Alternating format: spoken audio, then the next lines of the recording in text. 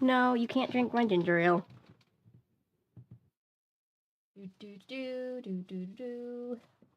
Hang on. Whoop. There we go. No, you guys can't hear us. You guys can't hear us. Can you? Can't you? Hello? Yay! Oh, hi guys. What's happening? We can see and hear. That's good. For a second, it looked like I wasn't getting any levels. And I was very concerned.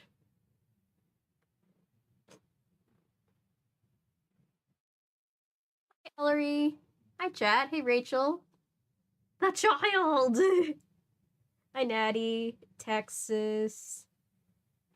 Laser. Daniel, hi! Good for Animorphs tomorrow. Not sure if you... Oh, I'm sorry, I did not see your message.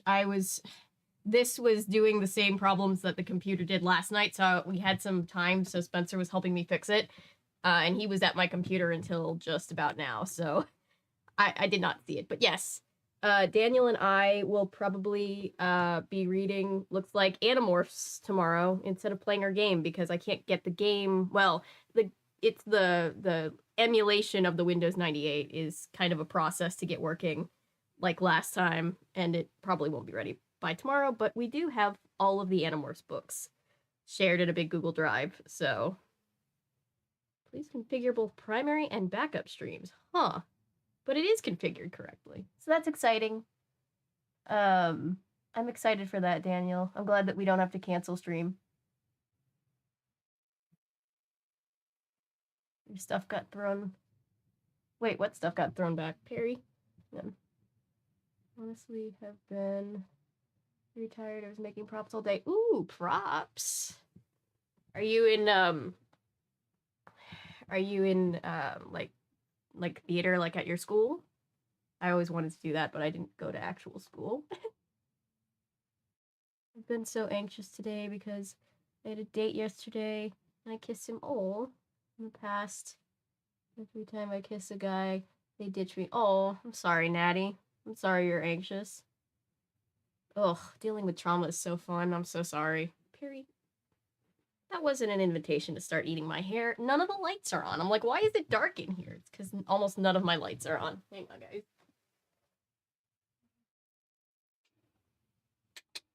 Aha! Light!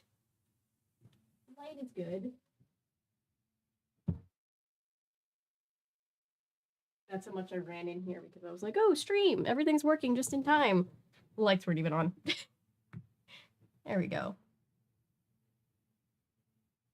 My school stage crew dealt with that stuff. Art club makes props for theater. Nice. Very fun. So yeah, guys, how are we doing? Right now, both cameras are working for now.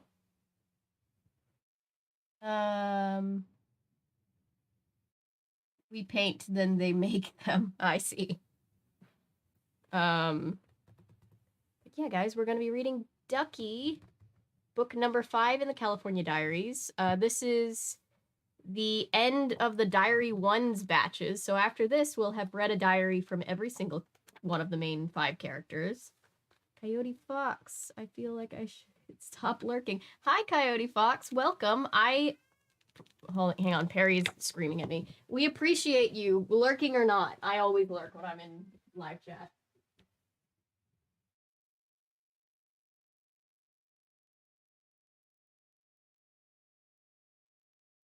I am the queen of lurkers, so I get it, and I appreciate you whether you're lurking or not. Thank you for being here.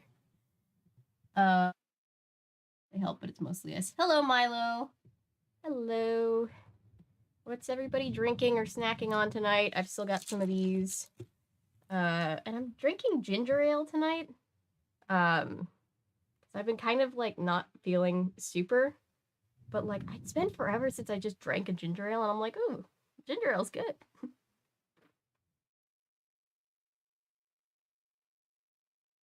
Chat is very friendly, Coyote Fox, but also lurk if you'd rather. We don't judge here. Yep, whatever makes you comfortable. We appreciate you just being here.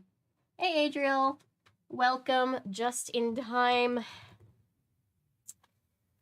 All right, the back of this book, by the way, oof, I don't know why they did it. It's this brown on brown thing, and I had to stare at it for a second before when I was trying to read it, when I was getting ready. It says, "Am I doing enough? Am I doing too much? Where exactly do I fit into all of this? I don't know. I should know, but I don't." That is the little blurb that we have on Duckies. We're going to start off not on Code Level Kitten yet, but we might get there. We usually get there with these books. Also, shout out to Daniel, who acquired a whole nother batch. He sent me this batch of California Diaries, so that's why we have them to read in the first place, and he acquired another batch. And I managed to find the other Dawn books, and I think, yeah, and the last one this morning. So I think we actually have secured the whole set. I want to try reading 2 tomorrow. We can. I've never read an Animorphs. If it's short, then yeah, we can totally read 2. If we think that 1 won't be enough for 1 stream, I think that'll be great. Works for me. This one looks, if you look at it on the shelf, Ducky's diary looks thinner than the other books, and I'm like, why is Ducky's diary thinner? But then you look in it and you're like, oh, he writes real tiny, and he writes all in caps, and it's a lot, so I'm probably gonna stumble, so heads up for that, guys. Ew, Dawn. I know, but we have to read all of the books if we're gonna get the full picture. I do like how we get these little glimpses into the other characters' lives from the, like the way that the other characters just kind of reference them. Once you know what's happening in their storylines, you can kind of be like, oh, that's probably happening. I just think it's interesting. It's an interesting way to write a series. Code Red is still my favorite soda. I don't know if I've ever actually had Code Red.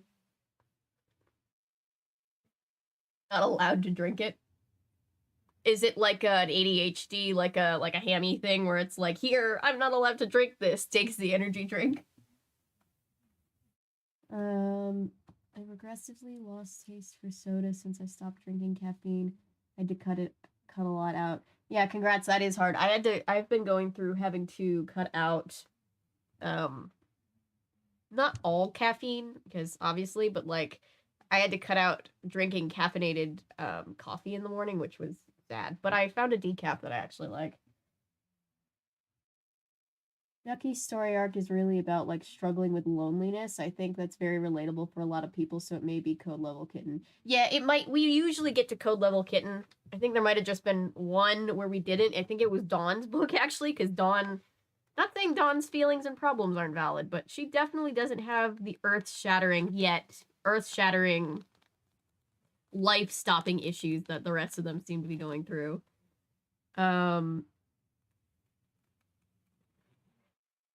My husband has decried. He's been like that since my kidney tried to kill me. Ah, yeah. I can understand the worry. That's frustrating, though. Dawn doesn't really have any problem. Dawn has, like, normal... She has feelings, and all of the feelings might not all be positive, but really, she's got no... Like, her main problem is she has a stepmother, but the stepmother loves her. Like, I don't know. I don't know.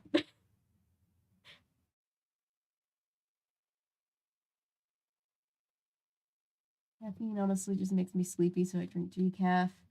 Sometimes that happens with me and not coffee. Yeah, that's that can be a symptom of ADHD, because like, caffeine calms me down, and when I went and got diagnosed, my doctor was like, yeah, that's a symptom of ADHD, because it's a stimulant. So if the stimulant is making you calm, that's the first sign that your brain might be wired a little differently. Maggie's wasn't Code Level Kitten. Right, Maggie was... I think Maggie's next books will be Code Level Kitten, because we're going to get more into her, like, ED issues. But yeah, that one didn't really get there, which was nice. I am diagnosed, so that might make sense. Okay, I never want to be, like, making it feel like I'm trying to, like, diagnose on the internet, but that can be a symptom. I'm not a doctor, and I do not play one on the internet. I had a level 9-10 migraine for 6 months. Oof. Yikes. Yeah, my mom has I deal with migraines, but much less frequently than my mom. My mom really has dealt with them for a long time, and she one thing that always triggered hers was like MSG. Like she had to cut out anything with MSG in it for a while because it was just really setting her off. Her main issue is that she refuses to relate to her stepmom because Dawn sees that as a betrayal of Sharon, her real mom. Which, like, dealing with divorced parents is a very valid thing that 13-year-olds, especially, are probably feeling a lot of emotions for. But Dawn is such an sympathetic character. And Dawn is just like, all of her other friends are having, like, all of these other problems, and she just is completely blind to them. She's like, but guys, what about me? Definitely really heavy focus on her ED struggles. Yeah. Distracted by chat and almost stuck my takeout drink straw into my waffle fries instead of the beverage. I mean, you figured it out. You didn't almost stick the fry into the drink though. That would be worse. On top of my ginger ale because I am kind of behind on my water quota today. We have the old Project Hope bottle. Say it with me, people. Therapy. Yeah. Mine have almost disappeared since I started tea, which is very validating, to be honest. Like, clearly my body agrees with me about what hormones it should have. Yeah. Mm-hmm. Yeah. Well, I was talking to somebody about this the other day. Like, I don't understand why people make hormones out to be so controversial because, like, I'm a cis woman. I have to take Spiro because of PCOS, right? Like, it's just sometimes your body has a balance of hormones that is not good for it, and it's like, hey, yeah. So, like, yeah, what you feel and what you know best is probably what's best for your body always because you know better than everybody else.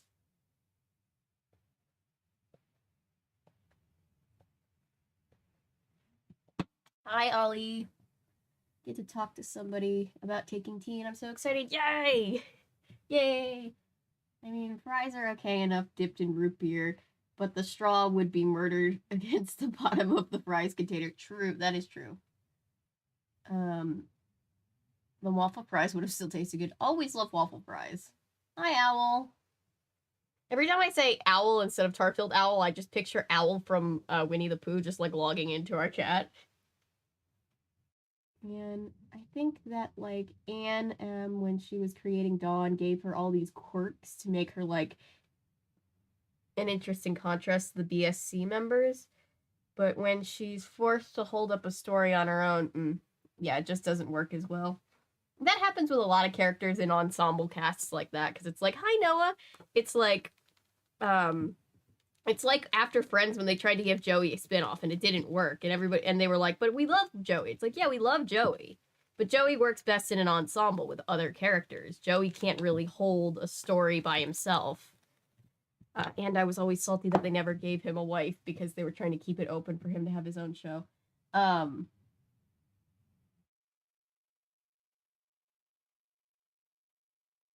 So happy for you. Yes, we're also happy for you, Ollie. Sorry I've missed so many streams. You're good. I've been tired lately. The reading has been like ASMR and put me to sleep. I mean, that was originally what it was devised as. I keep jokingly, but not really jokingly, floating around the idea of having a second channel where we just do quiet readings and like more ASMR type content. So, because I do feel bad when some people put on the read streams to try to sleep and then like we get really, or I'll take responsibility. I get very energized and then I'm like, I'm probably waking people back up. Guillermo del Toro is doing Frankenstein movie with Oscar Isaac as Victor Frankenstein and Andrew Garfield as the monster. God, I hope that's true. I will go and see that in the movie theater. And I don't go to see a lot of things in the movie theater. That sounds like just something, like some dream movie off of like my Tumblr days.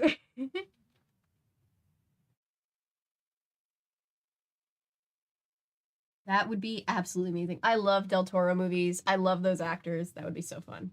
Um, Plus, like, a lot of Dawn's quirks that came across, like, funny, charming initially become less charming later on. Like, her health food obsession, which borders on orthorexia. Her play by ear attitude, which comes off more irresponsible than anything. Yeah, it's kind of one of those things where Dawn, from what I remember, and I didn't read a ton of Babysitters Club as a kid, and the ones that I did, I don't really remember, so I'm really experiencing them all new with the chat.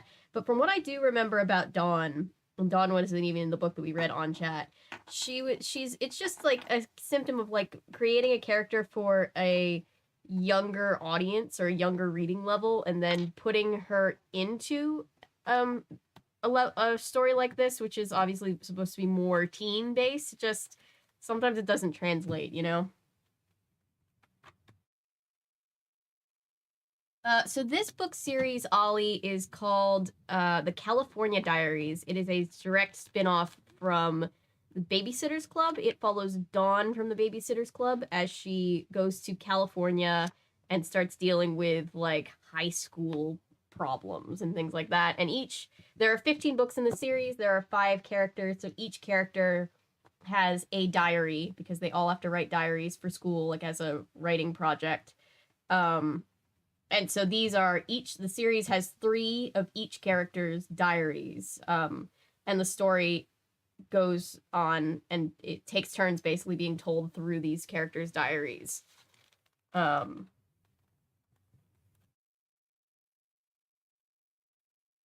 Realize how much dysphoria and how it went away. Can look at my... I'm glad that you're able to, do that and feel more comfortable, Adriel. We're all very, very proud of you and happy for you. Putting a Disney character in a Euphoria episode. Yeah, camera. No. No.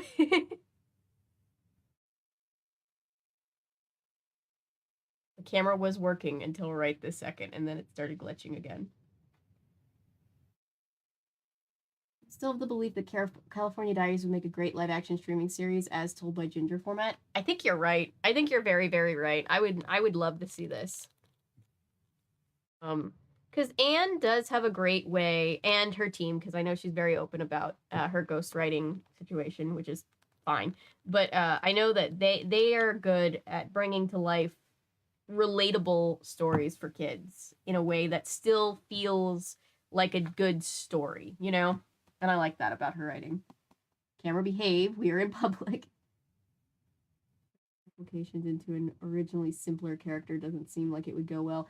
I mean, so far, I haven't experienced them giving her more complications, but she was written to be like California quirky and basically a SoCal stereotype, like veggie diet, beachy wardrobe, cares about environment, but it made her come off somehow equally preachy.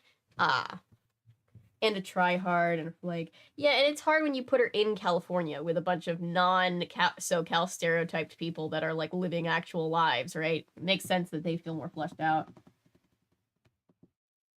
Somehow that feels worse. Not gonna lie, I'm sort of excited for like why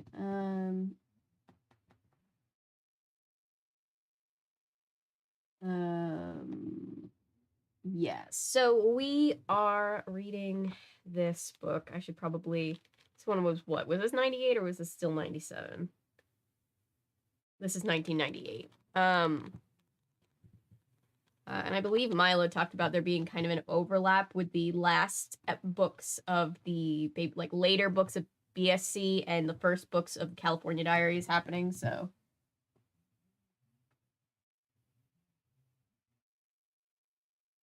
Oh my god, when I started taking Spiro for my PCOS, my skin cleared up, and I was like, you're telling me that that's why I've had adult acne my entire adult life and all of my high school experience?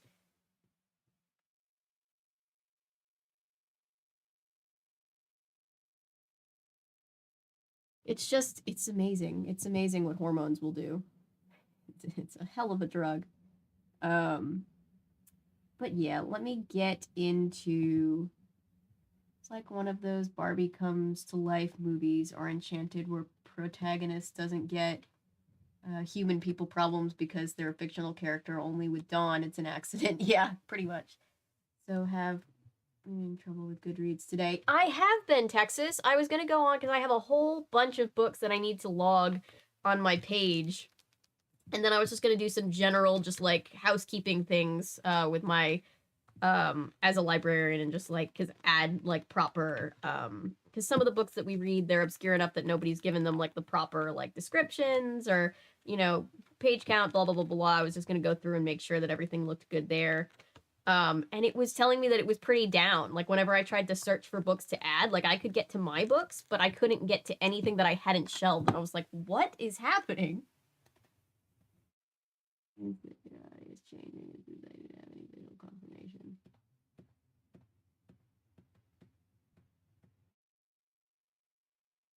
I had going for me. Oh, I'm sorry. It's because of horrible acne. I've had terrible hormonal acne my entire life.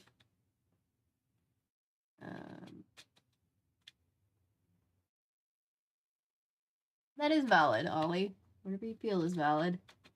I get 3 new books. I got 3 new books and I can't add them. Yeah, I'm like, I have to put these books away, but if I put them away before I log them, they'll never get logged. Time is firing. We're not quite at code level kitten yet, but we'll probably get there at some point. We're biding our time.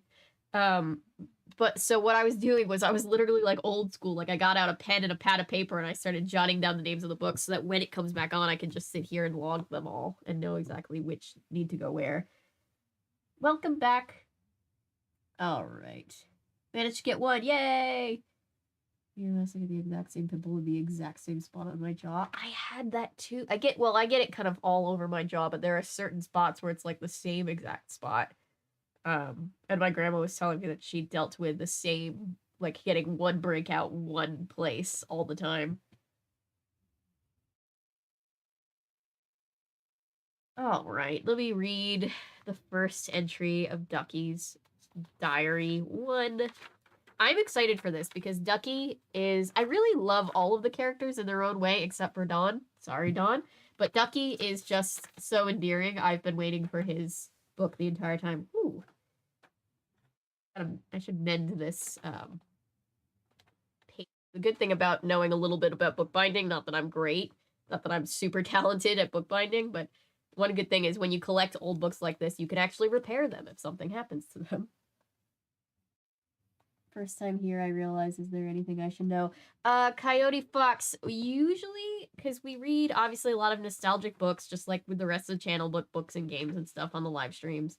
The only thing I would say is that these books have... I always put a somewhat mild content warning because they're a little bit more teenagery problems. So there is a 13-year-old in chat, so we're all keeping the chat PG as of late, which is probably good for all of us anyway. But these books are, like, depending on whose diary it is, they can get really, really heavy with, like, one of the characters' moms has cancer, one of the characters is dealing with an eating disorder, one of the characters is, you know, dealing with drugs. Like, there's different things going on. This one, like Milo said, this character mostly, his big thing is a lot of, like, loneliness and not feeling like he knows his own, like, identity and where he belongs, it seems. So we're not starting at code level kitten, but we might still get there. So just, I always give everybody the warning that, like, if at any point you feel like, oh, I don't feel like dealing with this particular subject matter right now, totally fine. I won't be offended if you leave.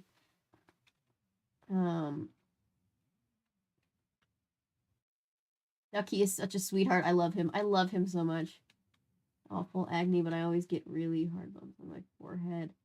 Small painful ones around my nose and corners of my eyes. Yeah, I literally would get, until going on medication, I literally would get like cystic acne. It, like, my mom dealt with it too, like, in high school. It's just... Guess I'm also a child in chat. Okay, cool. So we're keeping the chat the main things are we just keep the chat a kind of safe space as much as we can for everybody, you know? Jill and Kay got it. California Diaries tends to send us to Code Kitten, aka we pull up a Shelter Kitten stream for emotional support, and Goosebump streams are chaos. Yes, that's Ellery said it best. And shout out to Ellery, Knight of the Bot table. So yeah, those are the important things to know. It's a chill stream. We just read books and cover them in real time together. Why am I flipping through it like I'm looking for something? I'm not. Anyway. All right. The author gratefully acknowledges Peter Laragnes, I probably said that wrong, for his help in preparing this manuscript. That is Anne M. Martin's way of saying this was ghostwritten. She's, like Milo was saying a couple weeks ago, very good about acknowledging her ghostwriters and appreciating them, which I think is very sweet. Of a series, and it will reference previous events and characters, but you'll probably be able to follow most of it anyway. Yeah, this one is the only, like, main character who's a guy, and the other characters, his 4 friends who are the other main characters, are all girls. So you've got Dawn from the Babysitters Club. You've got, so she's just moved from Connecticut? Isn't that where the Babysitters Club takes place? And then you've got Maggie, who's got a really famous producer dad. They all live in Southern California. And then Sunny is the one whose mom is sick. And then she's kind of going in through her wild child phase. And then Amalia is their friend from, like, particularly knowing Maggie through music and stuff. And she dealt with a lot of boy problems. Let's just say that in the last one.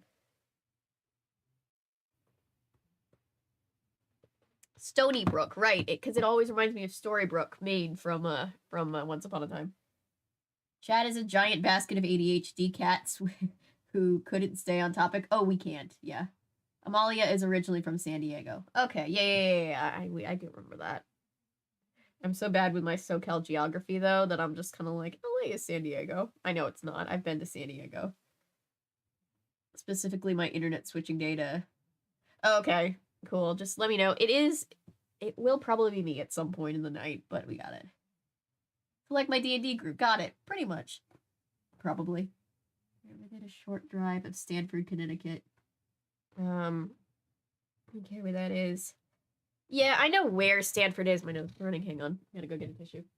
I know where Stanford is, but I've never really been there.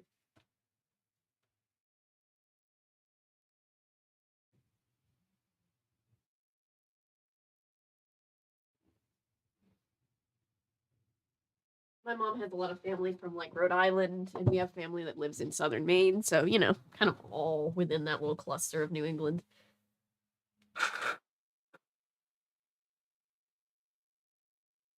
Jessie takes ballet classes at Stanford.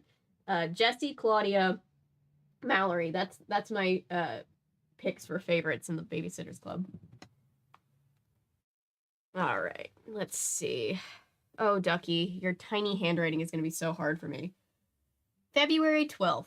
Saturday is Valentine's Day, so we will be allowed to celebrate it at school tomorrow, Friday.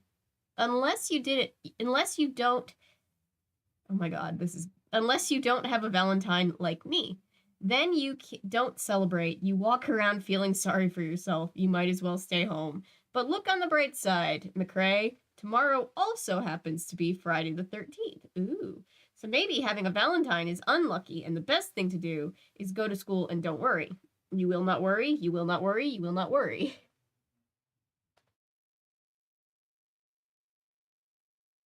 Bye, Sad Lump. Everybody remember to take your PM meds.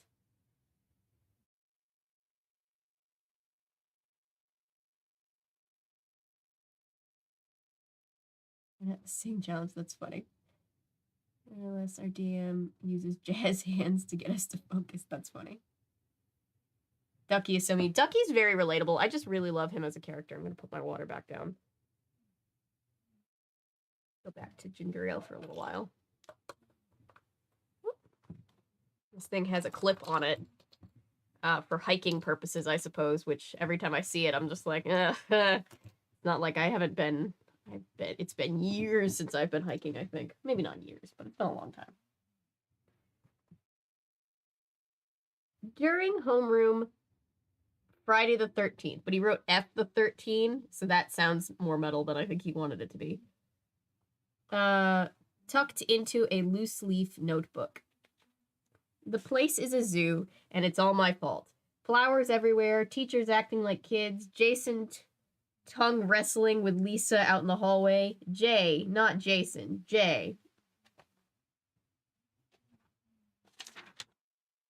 Jay, is this like when Andy came back from anger management in the office and was like, "It's Drew. I'm Drew now." I hate this. You know somebody for years. He spent a whole lifetime with one name, and all of a sudden, boom, he decides another one is cooler. Well, maybe he just likes that one better. So now you have to think every time you see him, and then you have to call him a name that doesn't fit, sort of like calling a telephone a toaster. But God forbid you don't, because he'll get mad at you. And of course, it would never occur to him that anyone else to wonder if you mind being called Ducky, a name you didn't choose because you've always been known as it, and because it's better than the name the Cro Mags used to call you, Bambi. Bambi. And hey, Cro Mag is a nickname you throw around, but that's just a description because those musclehead jocks, DD, do act like description because do act like prehistoric Cro-Magnon cave people. Plus, when you think about it, Ducky fits anyway because it's weird and funny, and so are you. Anyway, congrats, McCrae. You did V-Day right this year. You did not.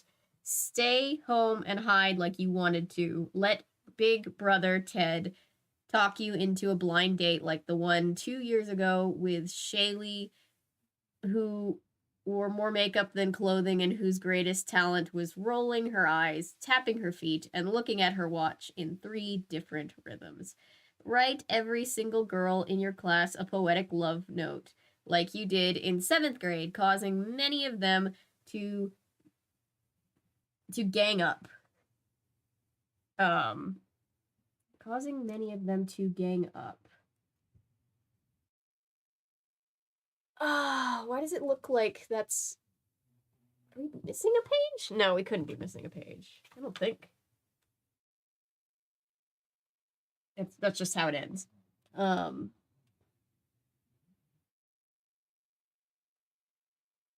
was shaving makeup and having skin showing. He's having a very bad day. I feel Ducky would be more understanding of trans people than people who randomly change. Oh no, Ducky's super cool. Like, Ducky is not, I don't think you're trying to be like, oh my god, you can't change anything about, you can't, like, express yourself like that. I think he's just having a day because it's more about the friend distancing himself from Ducky, and I think it's just coming out in he doesn't know exactly how to put it, so he's just kind of venting in the journal. As if the name is the important part.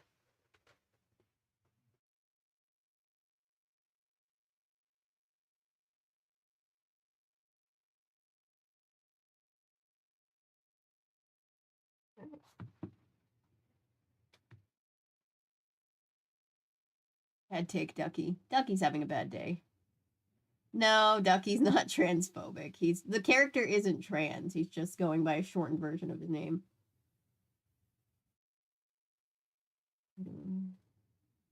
Phone added that emoji outside my consent. Ducky is a great character.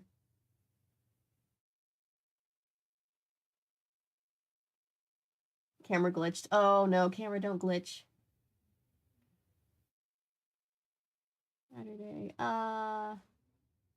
Saturday because it's what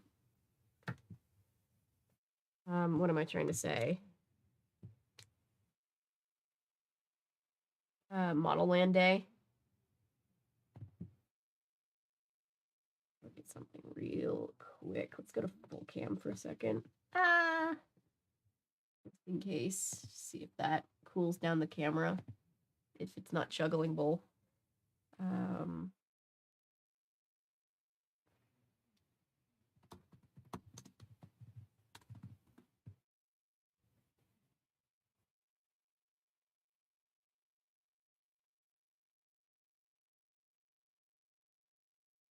Do.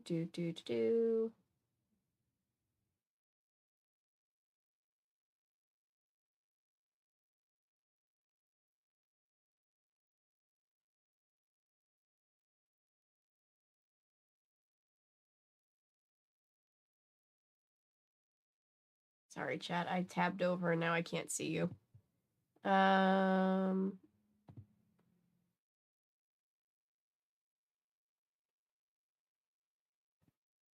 looking something up so I don't get distracted by it again.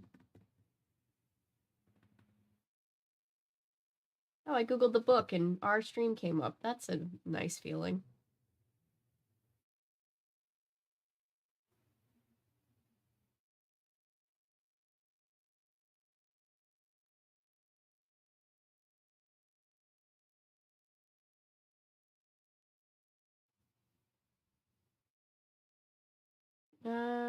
Sorry, I feel like I'm getting very quiet and now I'm just like, ah.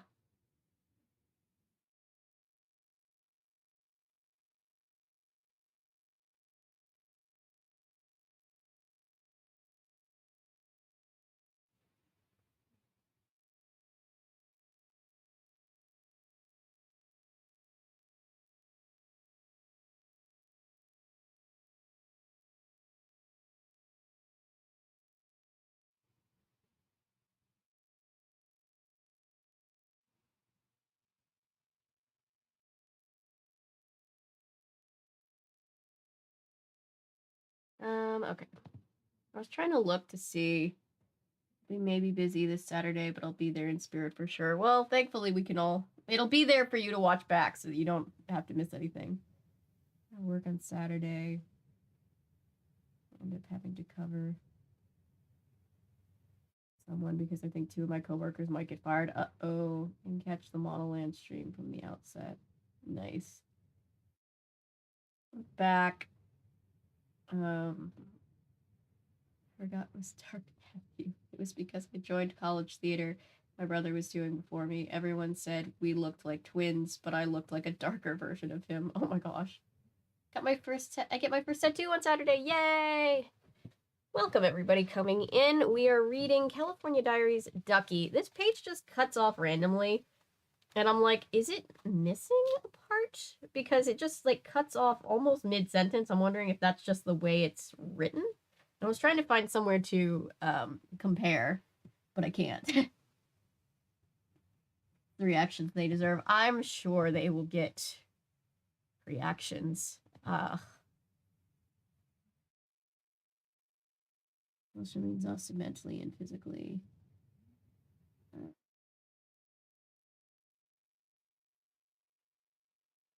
Birthday party. Oh no. Take my meds. No. Got some temporary hair dye. I'm excited. Yay. Got sent home because they got into a shouting match again. I read that as shooting match, and my brain was like, what? And I was like, shouting match is also not good, but different. Not as bad as shooting match. Half hour after. Oh, I'm sorry. That sounds awful.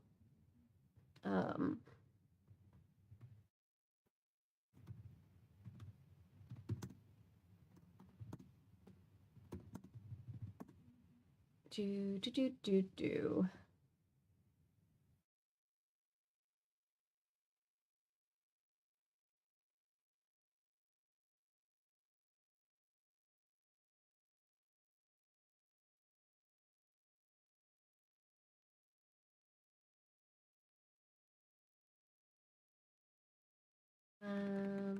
Here, let me move chat over here so I can actually see it. The audacity. I think you are missing a page. I think I am, but now I want to see what's on the missing page. Hang on. I want to find it somewhere so I can figure out what we're missing. Give me 1 second, guys. Do.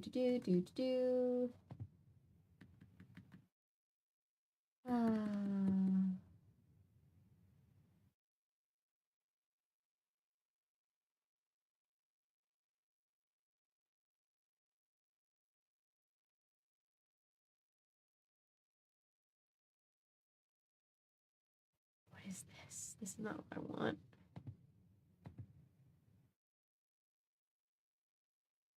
And I just finished the new season. I guess EJ is also a nickname, but it's my initials, so I don't count that. Came about because Starbucks barista. Oh, that's funny. Never had a nickname. Name just doesn't. My name doesn't shorten very well either. I have had people used to call me Pixie because I had really long purple, like it's kind of fading to red right now, but I had very purple long hair in high school and I was just kind of little and people called me Pixie. Season U shows just what it is. Yeah, the show is weird. My sister and her husband, so I get to play with their kittens. Yay, kittens are so cute. All right, sorry guys, not to stall. I just want to see if I can find. I just wanted to see if I could find anywhere where we could figure out the missing page because I feel like we're just in the middle.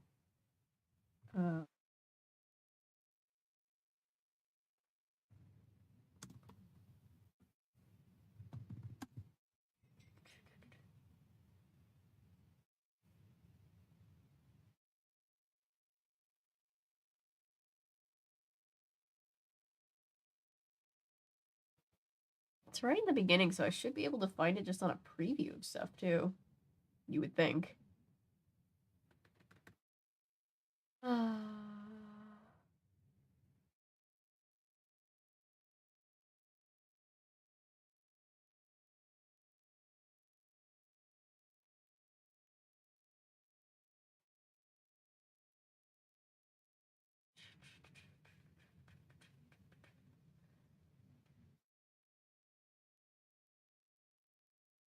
KK and Kate. This receptionist put paperwork. My childhood. Oh no. Jay now. Oh my god. So presumably it's not you. Couldn't be Ellery. The name I used before. She was like, you're always blank to me. Ugh, gosh.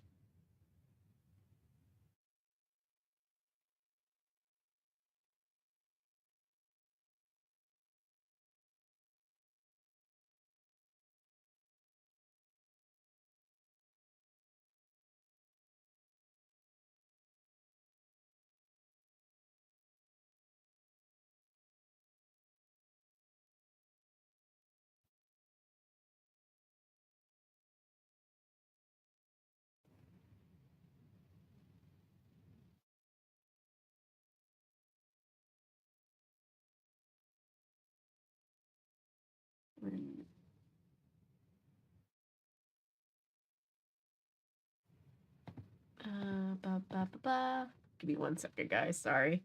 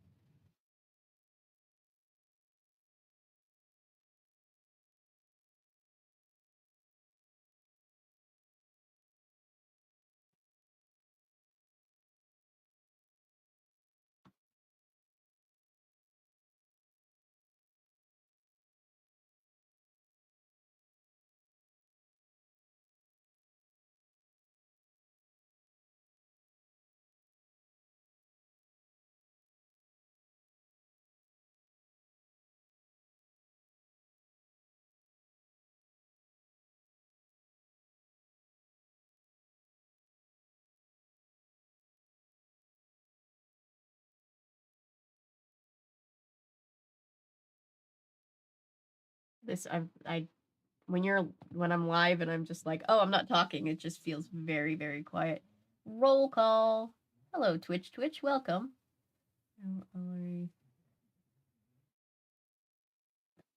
School with because I'm not in prison and two. I wasn't a guy or EJ yet when I was in school. Yeah, that is a lot, Texas.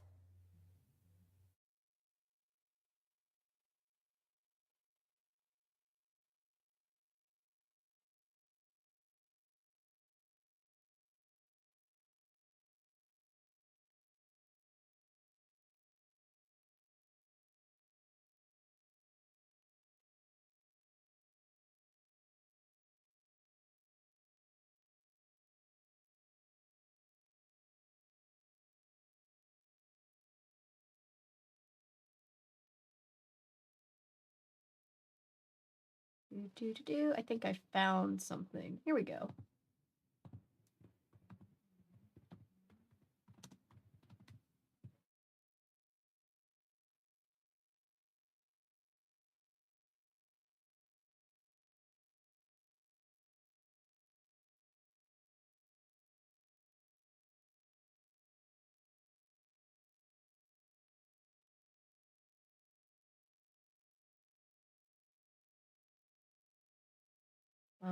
Yes, I want to. Nope, I don't want to read that one. That's diary 2. I want diary 1.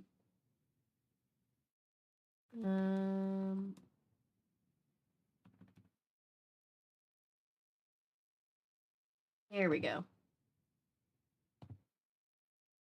All right. Here. I found it on Scribd. I'll get a replacement copy if it looks like we are actually missing something.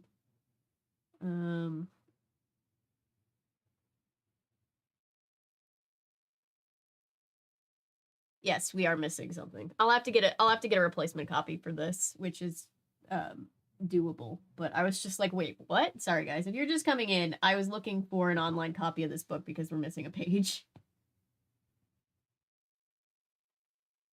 Have you taken a peek at the trailer for the movie The Piano Teacher? So disturbing. No, I haven't.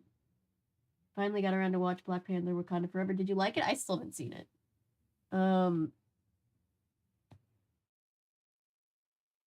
Tonight's stream, we get to see behind the scenes Avery doing research. Sorry, we're missing a page for the book, so I had to like pull up somewhere to just read the missing pages. I'll get a replacement copy for this, but I was like, damn, I was wondering when the day would come.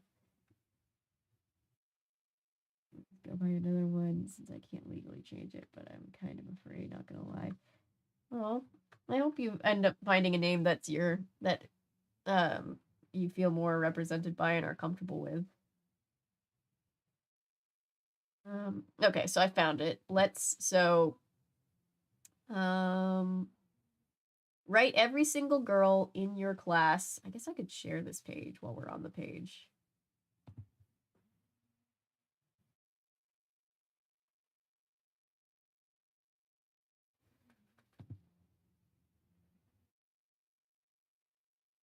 Oh, nope, hang on. We're going studio mode. Sorry, I know it's very enthralling to watch me do live research. Back to what we were doing.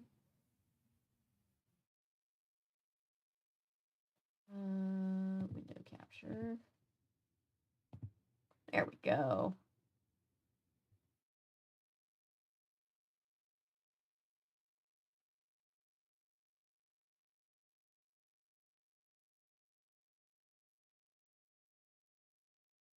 Cool. All right, you guys see this? Yeah, there we go. Let's see. Write every single girl in your class a poetic love note like you did in 7th grade, causing them to gang up against you on the playground, and 3 parents to call mom and dad complaining you'd broken their daughter's hearts. Oh, make mom a Valentine's Day card with so much glue that it gets stuck to the kitchen table, and she got mad at you. So you flushed the chocolates you were going to give her down the toilet and clogged it up, ruining the whole day for everyone that was 4th grade, I think. Nope, Ducky old boy, you've learned the hard way. You don't need a special someone. Today, you were everyone else's special someone with style. The fake halo made of twist ties, the bow and arrow slung over your back, the big basket of carnations, brilliant. And that all that was missing was a marquee out front. Christopher Ducky McCrae is Cupid.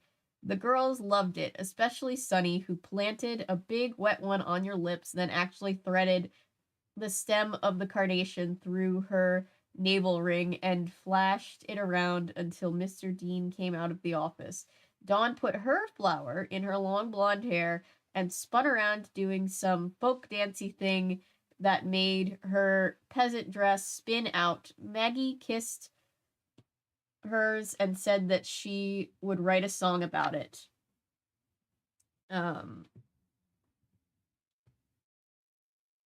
Giving flowers to the teachers. That was the best idea of all. From the look on Miss Patterson's face, expect an A in math this semester. Okay, so not everyone was amused. Mr. Dean couldn't decide whether to throw you out or laugh, and Alex sort of looked right there, right through you, that 1,000-yard stare of Alex Snyder. And the Cro Mags, of course, had a field day, grunting and scratching and passing nasty comments to each other. You have to take the good with the bad. We're missing a couple of pages, it looks like. But here's another big change. A year ago, McCrae the Cro Mag comments would have killed you. A year ago, you worried about their opinions. You wanted them to be your friends. How many years did it take you to realize they were going to make fun of you no matter how hard you tried to be like them? If you ever could. So if you can't join them, do exactly what they hate.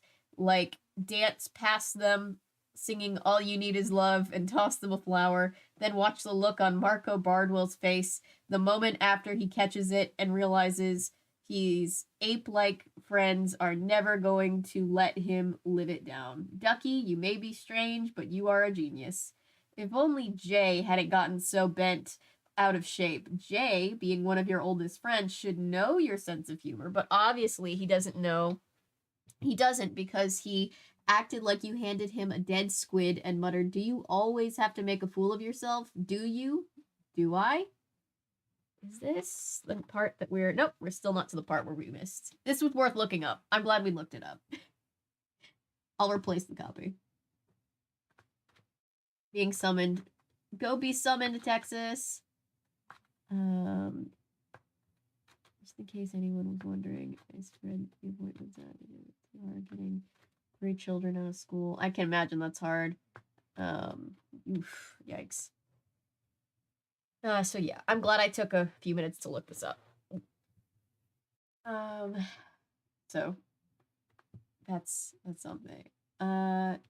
Even later that afternoon in math class, to be exact. Why do I call myself you all the time? This can't be normal.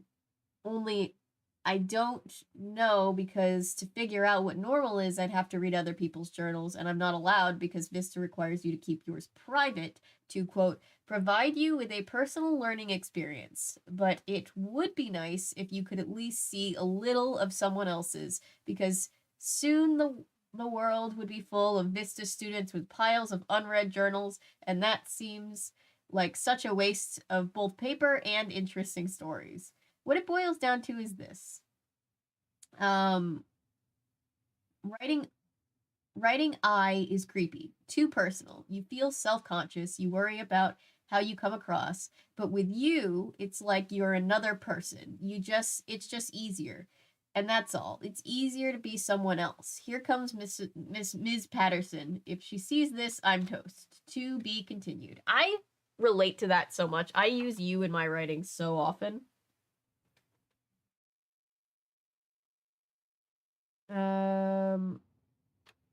Okay. No. We're back where we were. We were just missing that one entry, I think. So I think we're caught up. I think I can go back to showing you the actual book.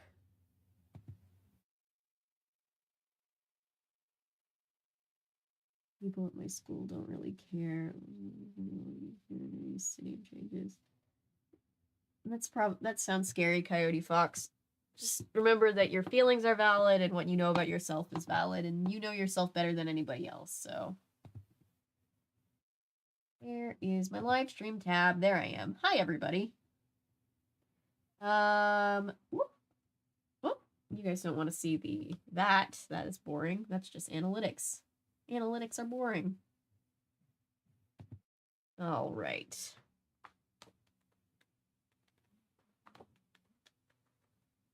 So yeah, I wonder... I feel bad for this book missing a page.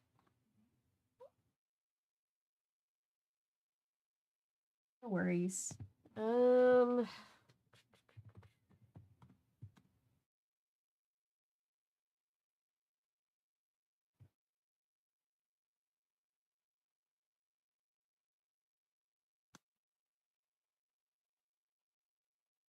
see.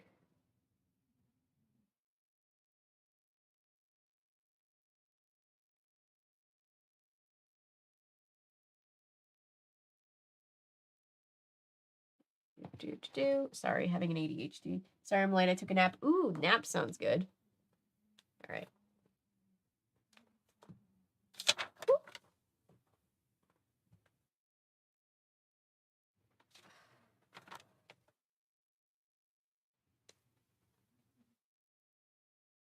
Home at last, still depressed. Oh.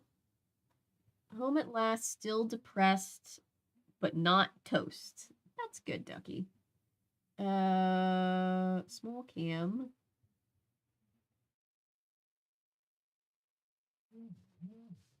Desk cam.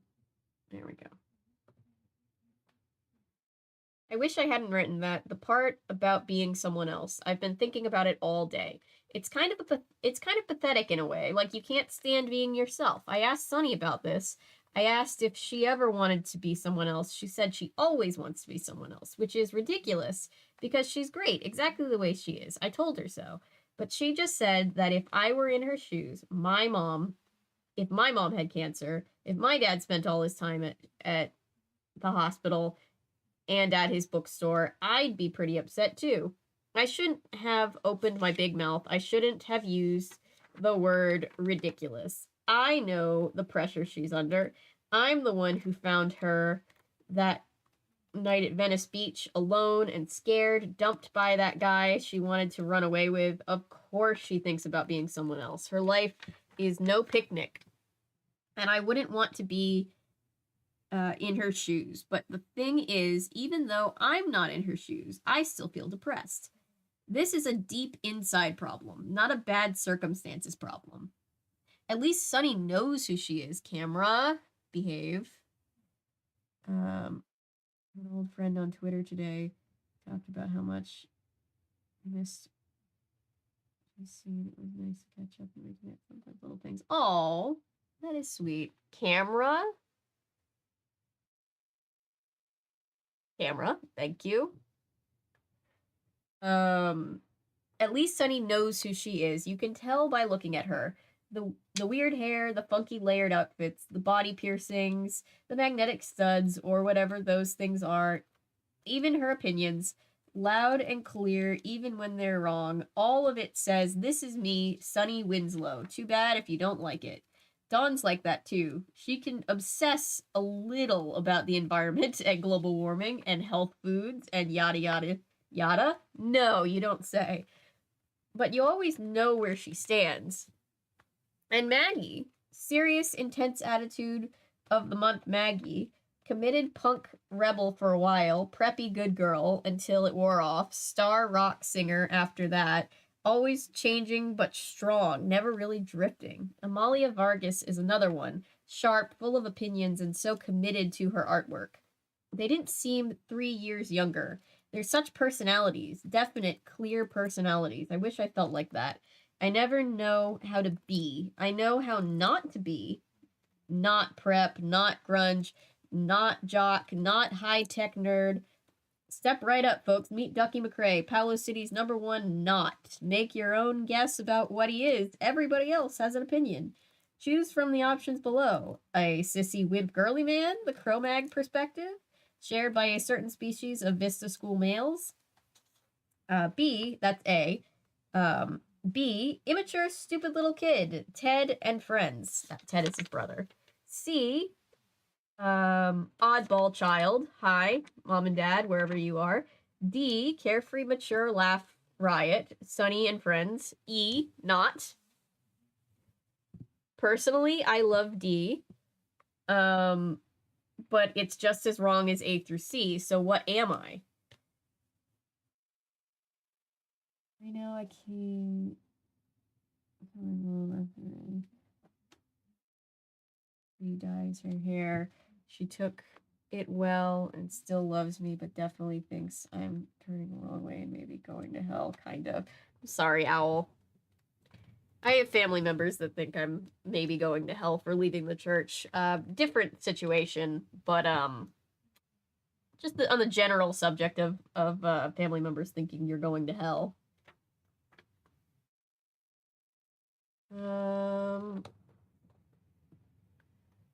Defining Ducky, a madcap confessional romp. Reel 1, take 1. The way he writes his O's are almost exactly the way that he writes his D's, and it's stressing me out. My guy, I love you, but please. Enter Ducky McCrae, a nondescript 16-year-old with a few pimples and nondescript brown hair, wearing nondescript pants and shirt bought from a vintage clothing store. He looks in the mirror and sees nothing. Ducky, I am a 16-year-old who hangs out with 13-year-olds. Robbing the cradle. That's what Jay called my friendship with Sonny and Co. I didn't know what it meant until Ted explained.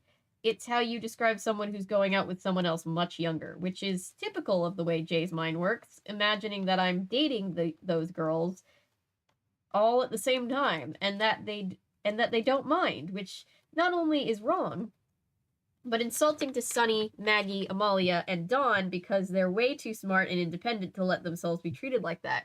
We stan a feminist Ducky. And besides, now that Jay is going to Cro Mag on me, and Alex is just fading away and has hardly said 2 words to me since New Year's, those 3 girls are becoming my closest friends, 13 or not, and that's that. Ducky, I am a virtual orphan. Oh, that's exactly the way I feel. Ducky and Ted's excellent orphan adventures. Bill and Ted reference. I need to do Bill and Ted videos. No parents, no rules. See the decorative piles of laundry in every room, gathering dust. Admire the food on the walls and floors, the dish sculpture in the sink, the 23 half-full boxes of cereal, the refrigerator full of soda, ice cream, and a carrot left over from last year.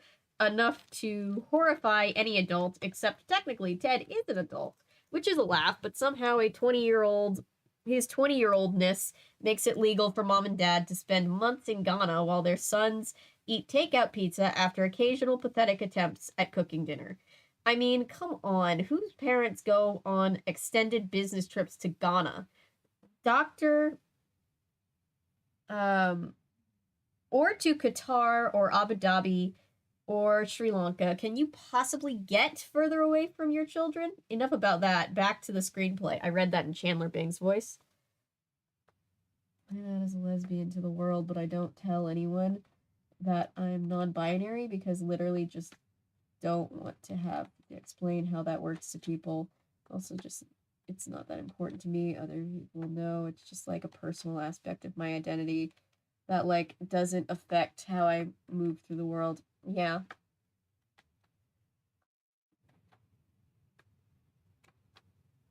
My family's, I don't know. I have a very simple name change. And change is scary, even if it's a positive change, you know? Even if it's one that's going to help you feel more true to who you are. I had a better word in my mind, but it left me. And yeah, Milo, you don't owe anybody an explanation, so if you're comfortable in who you are, nobody needs to know if you don't want them to. Well, I should add, I already know what name I would rather go by. Well, if you would rather oh, I saw a message and then it redacted. Never mind. Change my name legally. EJ. Yeah. And that's the important first step. Feel free to test out any potential name changes in chat if you need somewhere to test them out. Just let us know what they are.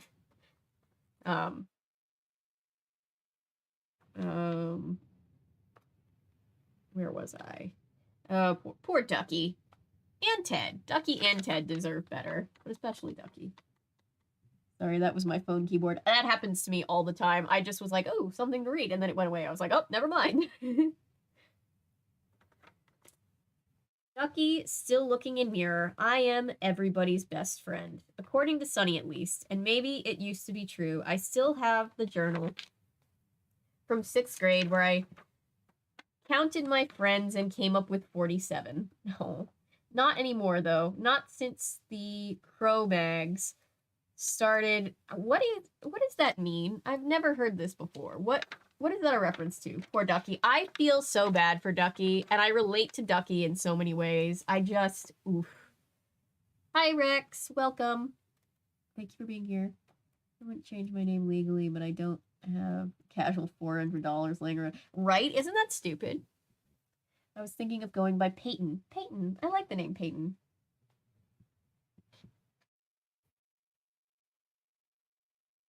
Not, and it's early humans. Oh, okay. I'm just uneducated. Sorry. I try to, when I learn things from like reading books, take it not as a like, man, I should have known that thing like I used to. I try to take it as like, oh, you learn something new every day. Now I can go forward with more information. You know, positive thinking and whatnot.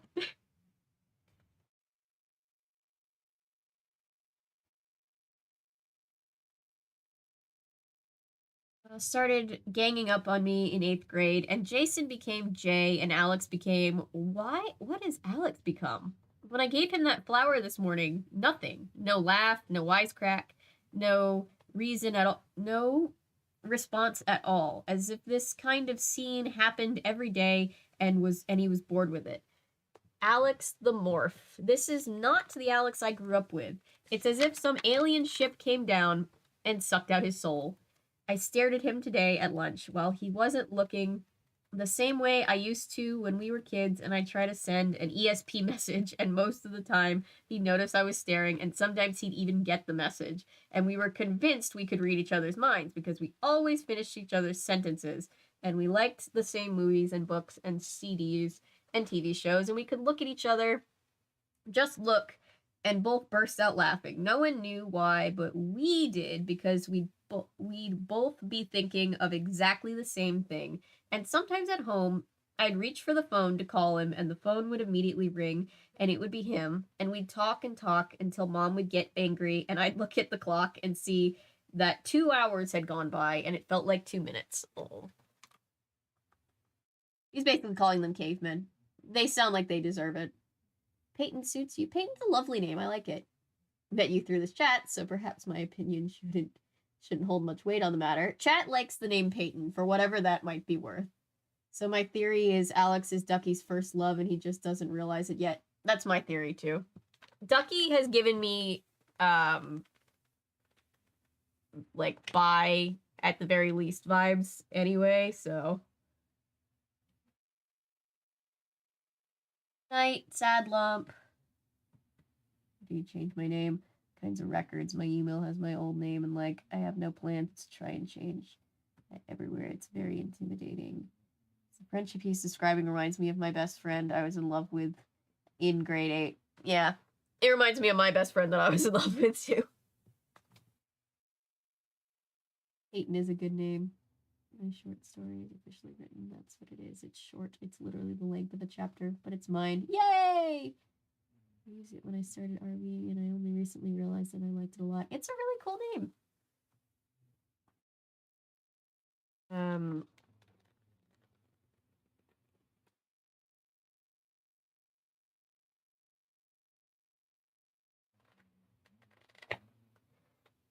Where was I? I used to do that, by the way. Do you ever try to send people ESP messages as a kid? I went through this whole phase as a kid where I was like, what superpower do I have? Because surely I am the character in one of the books that I read, and I'm going to find out that I have some kind of superpower.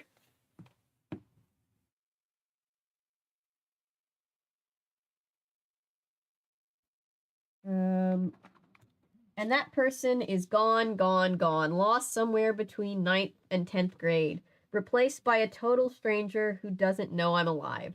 I keep saying to myself, hey, it's because his parents divorced, but that happened so long ago, and he did seem to bounce back. What's going on now? I wish he'd tell me. He doesn't seem to actually hate me or anything.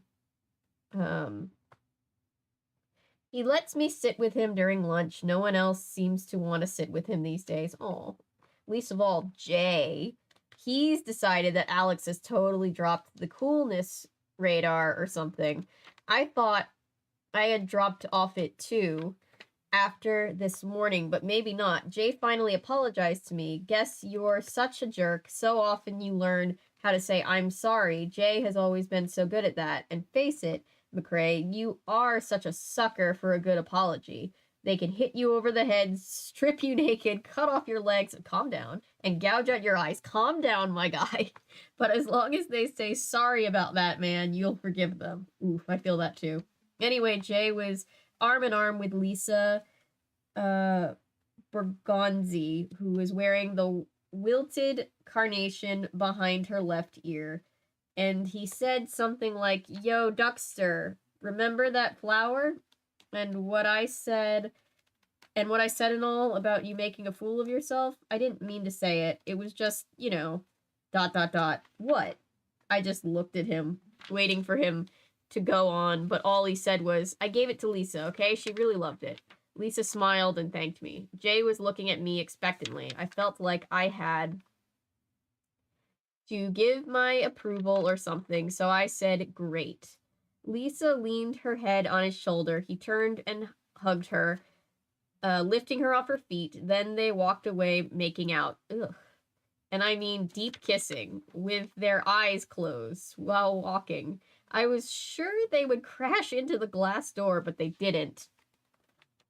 Must be some kind of technique I wouldn't know.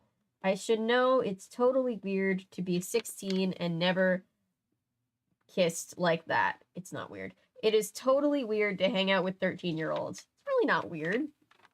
He just is kind of like a big brother to them. It is totally weird to live alone in a big house with your brother and your combined Phil. That is a little strange, but that's more on his parents, isn't it? Maybe that's the answer to what am I? Totally weird. Skies darken. The mirror becomes blush. Ducky's face sinks. He looks himself in the eyes. Ducky, but really, I don't know what I am. February. I don't even want to look at the clock. I hate this journal. Who is Miss Newell trying to kid back in the 8th grade when she said journal writing was good therapy? It's not. I feel worse than ever. Last entry, end of journal, and then he scribbled on the page.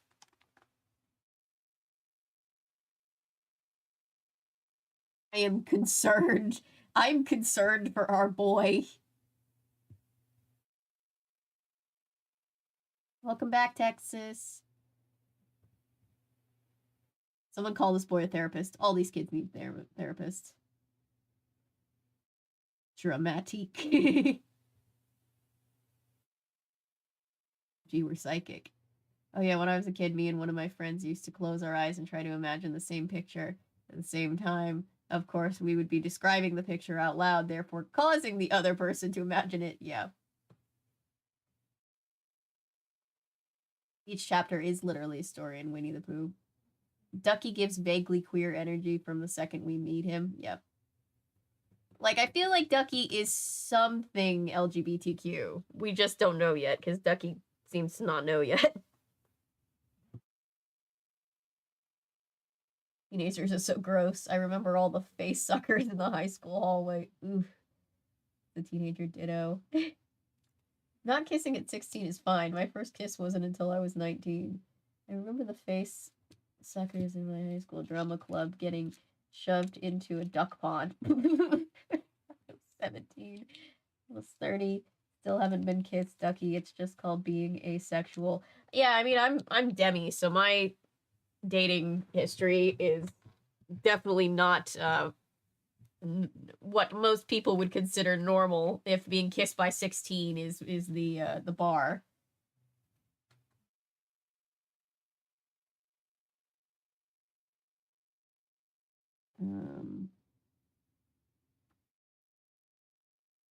Ducky is definitely written as gay. Yeah.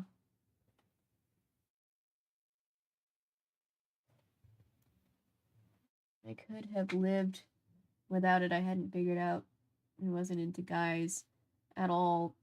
Attraction is something one generally feels toward their partner. Yeah, I mean, it's one of those things, right? It's going to happen for each person whenever it's going to happen.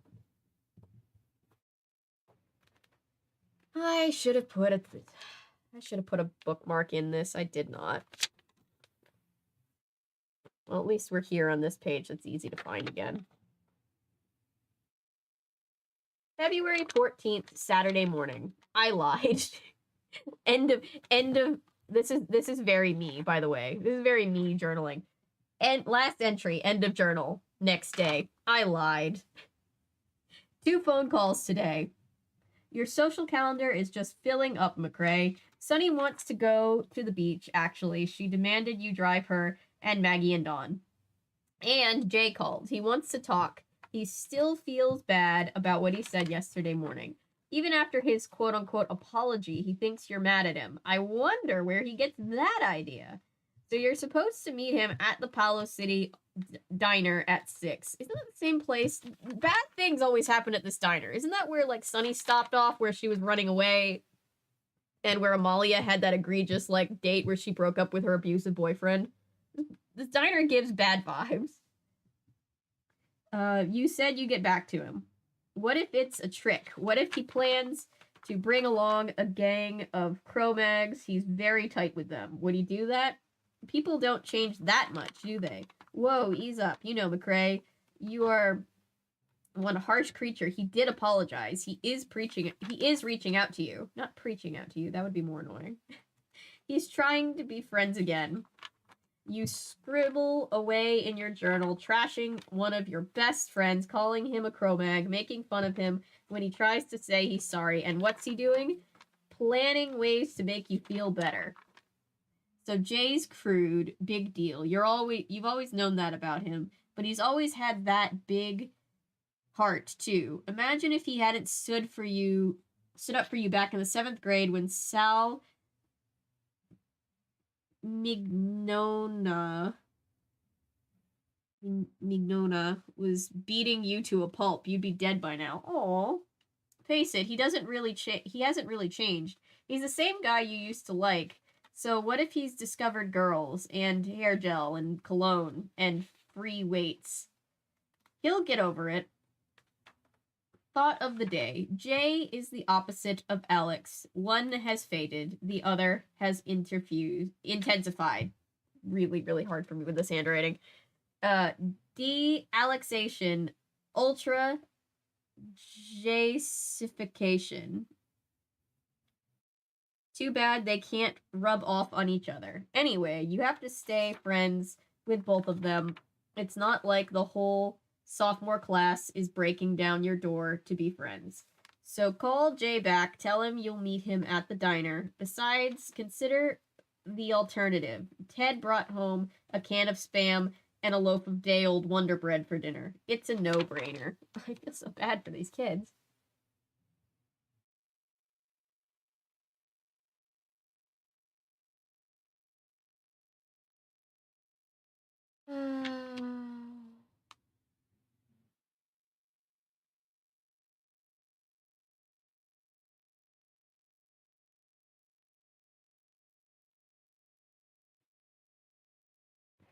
Malia's situation is that she still has to see her abusive ex-boyfriend at school and manage his band. Well, they kicked him out of the band. He's gone out of the band. The diner is cursed. Hey, Cameron. I missed a lot for sure. You can go back and watch the VODs. I always keep my VODs up. So you can go to the live stream tab or to the past live streams playlist or the Babysitters Club Extended Universe playlist or the Read Streams playlist and catch up if you want to know, if you want to be filled in. Ducky is questioning his or her sexuality. Yes.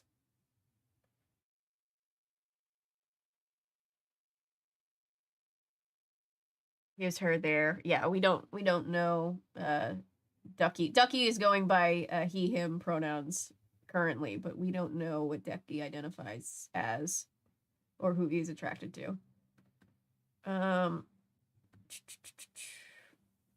This was the 90s and generally portraying that and stuff for tweens wasn't done, so it does have to be subtle and implied more than explicit. Yes. Oh, is that what about all the stuff that happened at the diner? Yeah, lots happened at that diner. I was extremely over affectionate before I figured out. I was ace, like I knew kissing was a thing people in relationships did, so I way overcompensated. It could be a fun story concept. A story about a cursed diner where only bad things happen. I like it. About a Molly situation. Oh yeah, for this series is about a friend group of 4 girls and 1 guy. One of the girls is currently dealing with her mom's cancer diagnosis. Another is immersed in an abusive relationship. A third is dating boys way outside her age group because she's not getting any attention from her parents, whose marriage is imploding. It took me a while to have my first kiss because I had low self-esteem and thought it was too unattractive. Aw, Noah. Hadn't yet accepted gay. My first technical kiss was actually on stage. Aw. I vaguely remember trying to read this 11 or 12 and my ADD said no. Pretty sure she has like... Oh yeah, they all have their own... They all have their own things going on. And yes, a lot of things happen. These books go from 1 to 10 real quick.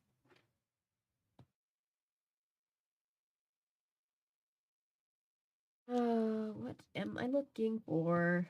I love. Don't you love ADHD? Where it's like you go to like look something up and then you already have forgotten what it was that you were looking for, and you're just like, dang it, brain, come on.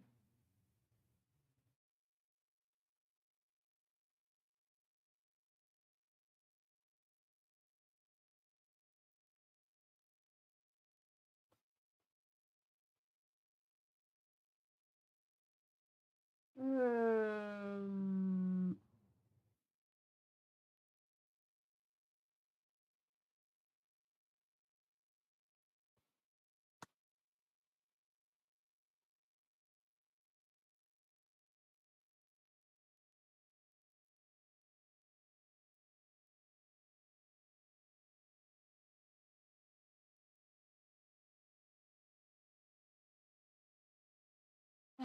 At least the probably adult heard her age and noped the hell out. He did, respectably. He was just like, "Oh, you're how old? Bye, get the fuck away." Happened to a girl in drama class. I felt so bad for her because the boy she had to kiss was like sort of weird too. Ugh. OG Winnie the Pooh. A. Milne rates each chapter a self-contained short story. Yeah, and that's the way the movie is too. I love how the movie.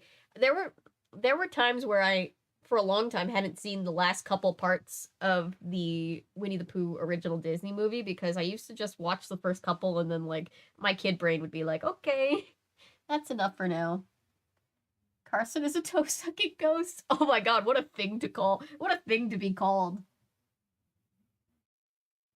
But you're right. Rain just goes, what about this thing we did a year ago? Yep. Christopher Robin Milne hated his father's work and was bullied at school about the his dad wrote about him. Yeah. Yeah, he was resentful because people bullied him. Hi, Toonie. With Avery in chat, I might change my icon to a pick crew of my D&D. Um, real quick, so don't be surprised when it changes. That's cool.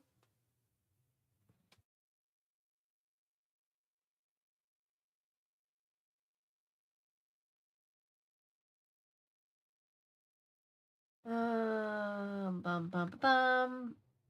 Stuff, you know. You know how life.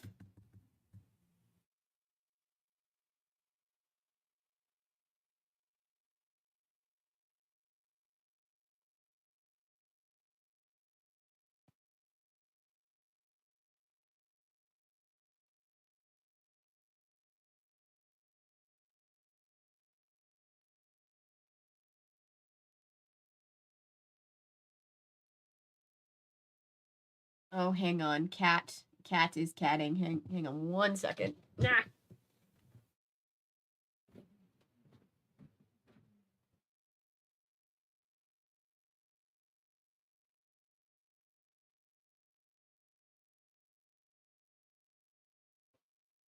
Back to this book. Welcome to chat, where it takes me 3.5 years to read another book.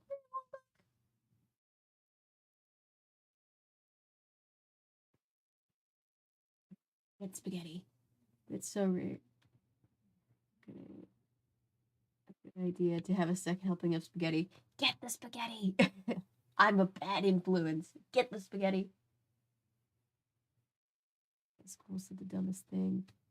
Where's White History Month? Oh, that'd be every month. That'd be every month. The way that our school systems work. I love it. Welcome back. I always eat way too much spaghetti. I love pasta. It's just my favorite thing. Peyton the Fox. I love the name change. Spaghetti is love and life. Yes. All right. Next part, it looks like Ducky's journal has been taken. Ducky, you are so pretentious. Love, Sunny. I think that word is pretentious. It takes one to know one, Maggie. It's just French, okay? Here. It's just French, okay? Here, in English. Oh, he wrote sur la plage. At the beach. Happy? And then he changed it. Are you happy now? Then she wrote Dawn was here. And then they drew the sunset. That's a sunset. Depends on the way you look at it. You girls are wild. Please keep your suntan oil off the page. And your fruit juice. I should not have brought this private journal to the beach. I get no respect. Neither do I. Home Alone again, 10 o'clock. Oh. I guess Ted ate the Spam. It's gone, and so is he. Too bad I'm hungry.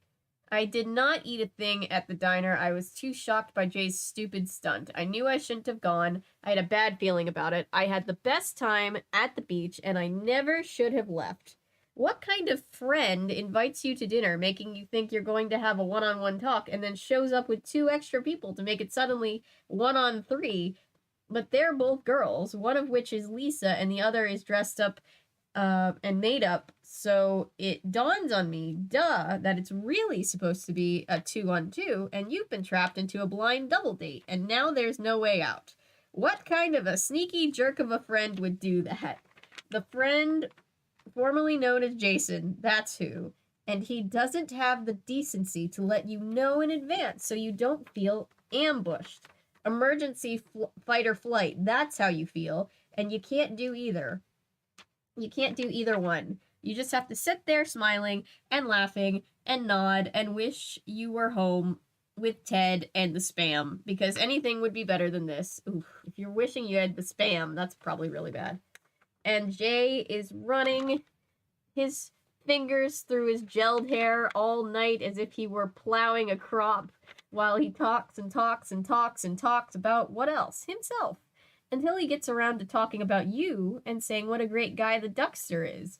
Really a natural athlete who doesn't even know his own strength. Not to mention a real brain, too. Don't be fooled by the wimpy haircut and Hawaiian shirt, har har. You wanted to kill him. What could you say? He wouldn't stop talking. Camera?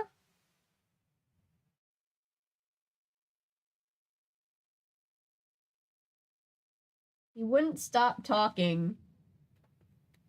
You told a few dumb jokes, some stuff about software and TV commercials and whatever, and you could tell you sounded like a total fool because the girl was just staring at you, her smile tightening by the second, and you know she was thinking, how did I get roped into a date with this turkey? And afterward, you had to drive her home because Jay hinted loudly that he and Lisa were going off in a different direction, so she and you rode silently to her house, and you could tell she couldn't wait to get out of the car, and you don't even remember her name. I will kill him. I was wondering what her name was and why we hadn't heard it. I would say the former friend known as Jason more than the friend formerly known as anything if he set you up on a date without your consent. Yeah, agreed. Spam is great in Hawaiian and Filipino cooking. Ooh, I've never had it in Hawaiian or Filipino cooking. If you know how to cook it, Spam is great. Apparently, I've just cooked Spam wrong. My mom also grew up eating it and hates it, and I don't even know when we would have had it around our house. I think I've just had it with other people. Spam sucks. Spam raw. We do, I forget how they call it. Yes. 9-year-old name. 35 minutes after you should have been in bed. Perfect time to come and whine to me. You need an eraser. Gosh.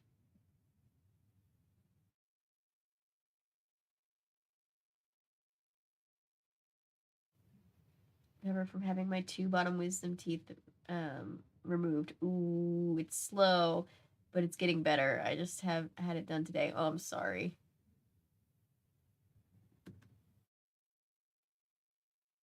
Do not steal other people's journals, even if you're friends. Yeah, they weren't reading it. They were just writing in it, which I guess is also annoying.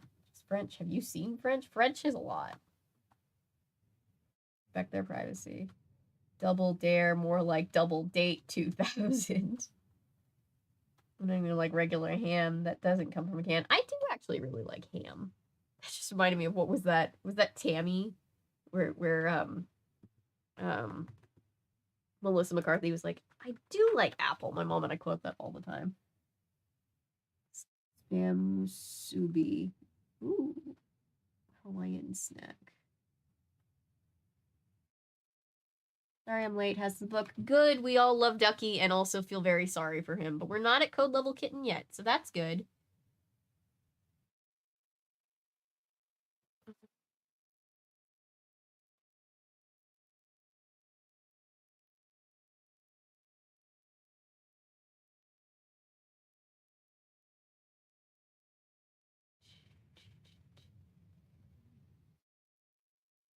What am I doing? Ah.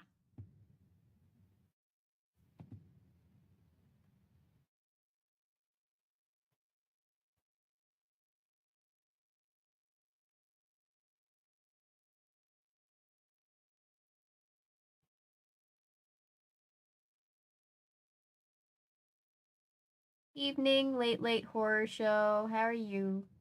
How's everybody there doing? My family and I went to Hawaii. Ooh, nice. Glue sticks.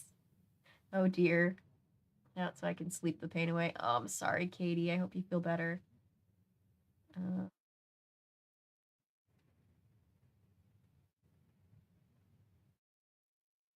It's ironic the kitten came as bad news. It's to balance out the sad. You know what I mean?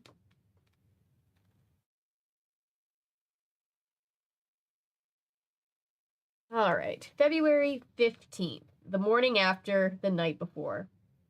How can he do it? I can't figure it out.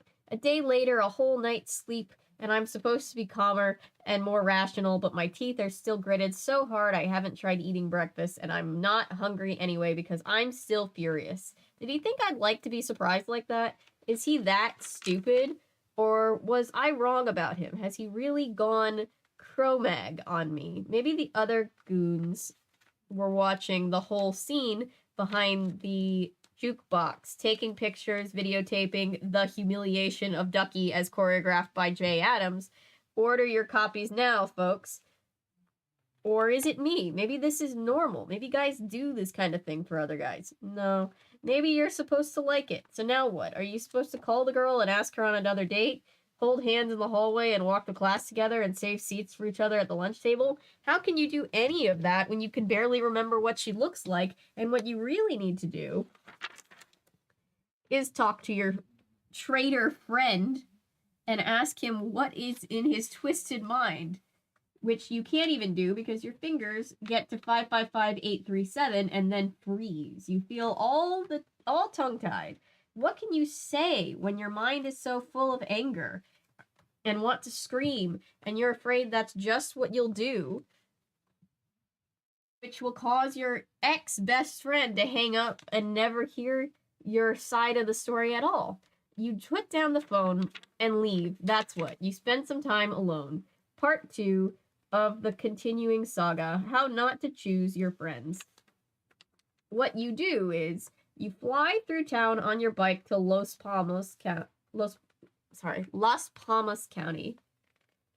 Park and hit the trail so fast you nearly run over a hiker who calls you nasty names and makes you feel even worse, if that's possible. So you slow down and you remember the place where you used to hide when you were a kid and you needed to be alone. The place hidden in the reeds by the bank of the creek near the old bridge, and you smile, remembering the summer days you and Alex used to spend there, just talking. And as you're gliding across that bridge, you see a mass of black pants and a flannel shirt hiding in the same spot, and you tense up, figuring you're going to be sneak attacked by a Cro Mag, or maybe he's strung fishing. Maybe he strung fishing wire across the bridge at neck level, and the pants and shirt turn out to be Alex. You skid to a stop, jump off the bike, and walk around the bridge, and you have a conversation that goes something like this. Ducky: "Hey, Alex." Pause, pause, pause. Alex, hi. What's up? Alex looks up, expression hardly changes. "Oh, nothing much." D: "Waiting for somebody?" A: "Nah." D: "Just like sitting?" A: "Yup." "Wow, just like the old days, huh?" Pause, pause, pause. "Well, nice day for sitting." A: nods, pulls grass from the ground, and tosses it aside. D: "Are you okay?" A: "Yup." D: "Okay, well, bye." Walks away. A: "Hey, Ducky, that Valentine's Day flower? That was cool." D: "Yeah?" A: "Nicest thing anyone's given me in months." Oh. Bong rings a bell in the cuckoo clock of your brain, and it comes a little, and out comes a little bird that says, "Deja vu, deja vu, deja vu." Here's where you see for the first time on this stage in many a year, folks, the person that was once Alex. Because you knew, somehow you just knew, that he was going to say that. And maybe you just knew he'd be near the bridge, and you haven't had those ESP-ish feelings in a million years. But you're not exactly sure how to take what he said. The nicest thing, your stupid little Cupid carnation that you gave to everyone? You must be joking. In which case, it's the first hint of humor you've heard from the new Alex. But he's not smiling. The expression on his face is very old Alex, and it tells you he's speaking the truth. And that's about the saddest thing you've heard all day. D: "Are you serious?" A: "Why shouldn't I be?" D: "Well, it's just that, not everyone felt that way. Jay didn't." A: "He's an ape." D: "He's just going through a stage. He's okay." A: "If you say so." Conversation freezes. Home you go. What a day. You started off ready to strangle one ex-best friend, then you end up defending him to your other ex-best friend, who is slowly flickering away like a doused campfire that isn't quite out yet. I thought it said fuckering, and I was like, what the hell does that mean, Ducky? So maybe you should talk to Alex again. Really talk. Maybe divorces do have a delayed effect on some kids. Imagine how you would feel if your parents were divorced. Of course, if your parents were divorced, you might not even know about it. Do they have divorces in Ghana? Jesus Christ. Soulmate behavior, yes. Fuckery.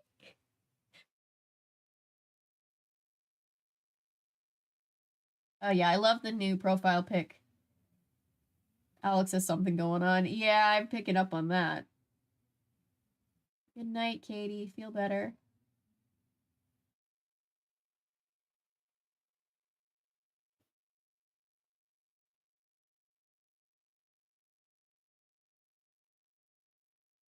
Well, that's good. Late horror show. Shoot, cat. Hang on. More cat-related happenings. I don't know if anybody else can figure that.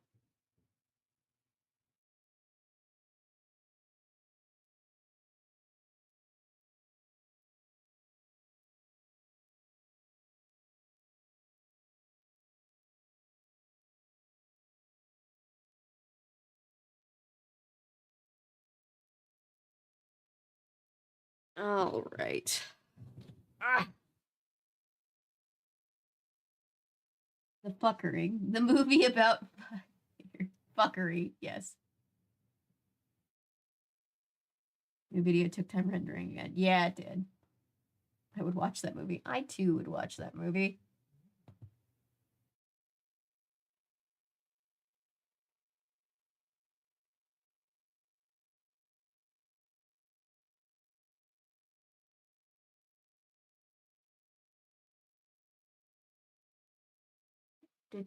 Do.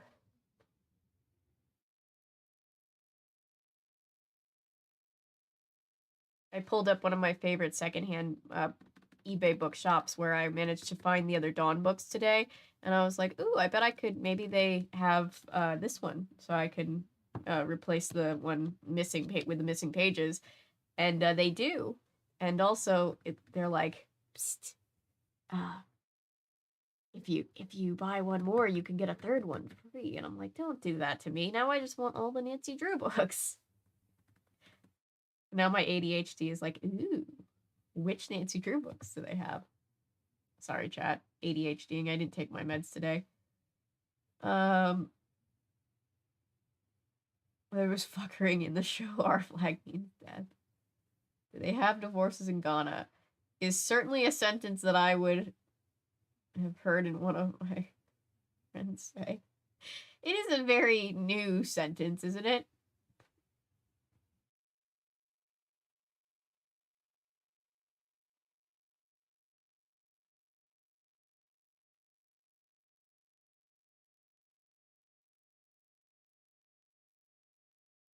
It is a quite new sentence.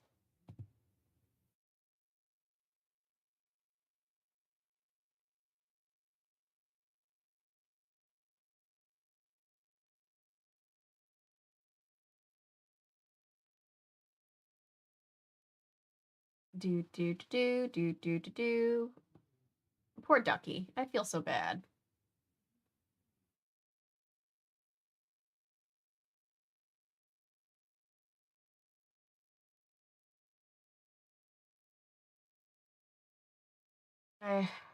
Ducky is my boy.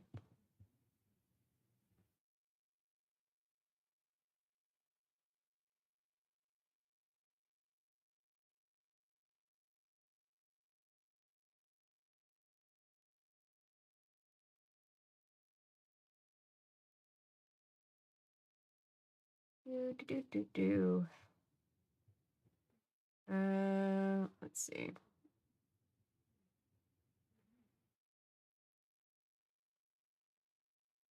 Take your meds, everyone. Take your meds. Quit fuckering around it. Part of the finale. What show is the Jaguar?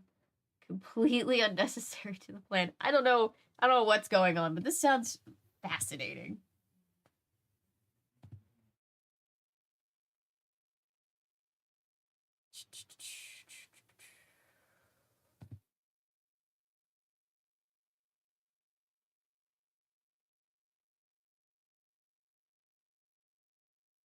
Sorry, my ADHD brain is doing an ADHD brain thing. Give me a second.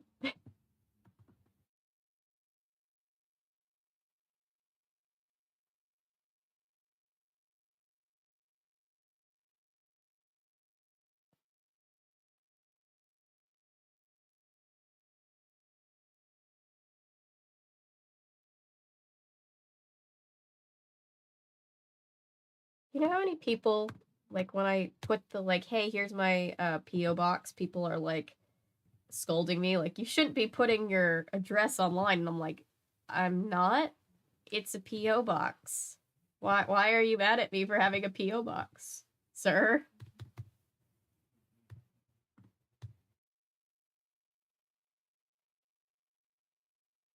That's what the P.O. box is for.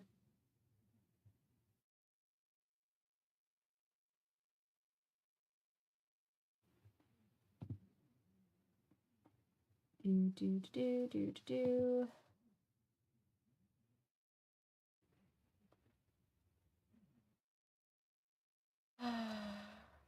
Three.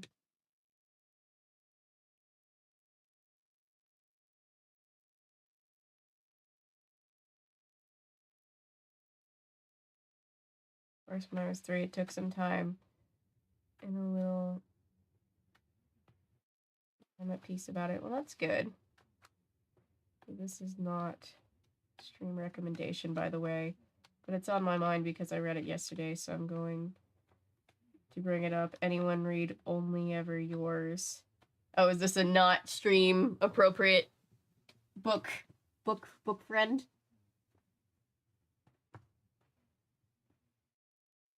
But what did they devour?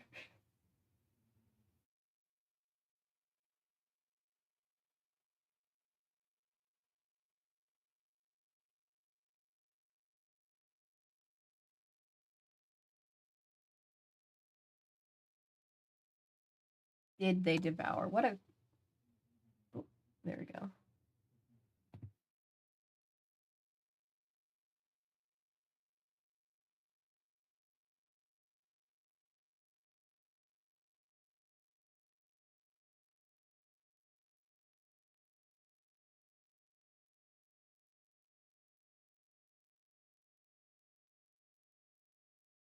For a second, I thought it was Wednesday, and I almost panicked. This week has been too long. It is. Can't do another weekday that's not Friday. Yeah. Yeah, I know that.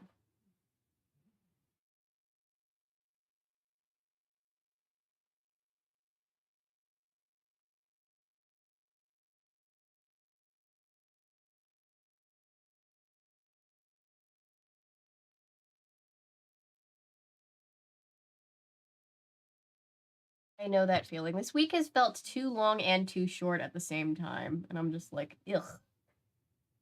What's happening? What day is it? Where am I?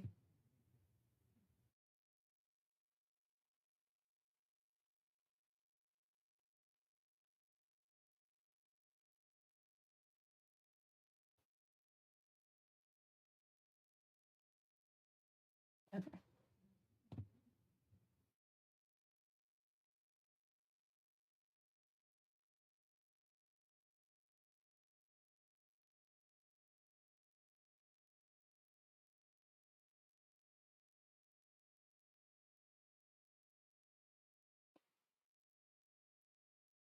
Back on track, brain.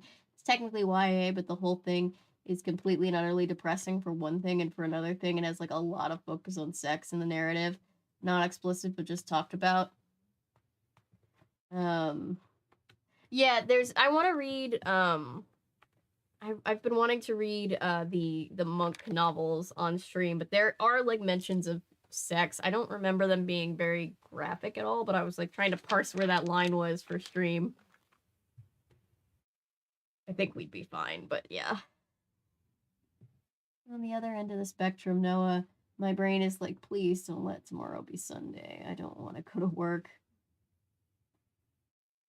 I have not watched vids on the game wave yet, but I will this week, and I just want to go to bed till 1 p.m. I know that feeling. All right, where were we? Have divorces in Ghana. I have not... Well, this book is shorter, but it feels like I haven't made that much progress. But I'm getting there. A phone conversation in which Sonny's law... Wait. A phone conversation in which Sonny's law of gender conduct is discussed. Sonny says call Jay. I say she's nuts. He should call me. Sonny says I'm a guy. He's a guy. Guys talk to each other after they fight. They argue and explode and say things girls would never think of saying to each other. And then it all blows over and they play basketball. That's called supporting the gender binary, and we're not about that. But Sonny's only 13 and she hasn't learned that yet. I tell her I hate basketball. She doesn't find that funny. She yells at me. She insists that she's just using common sense.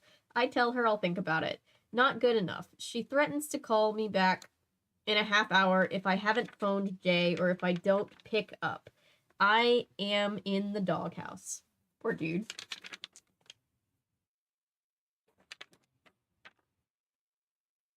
You know you want to read 50 Shades on stream. I wouldn't want to read 50 Shades at all. It's just it's not even a good written erotica book. Like,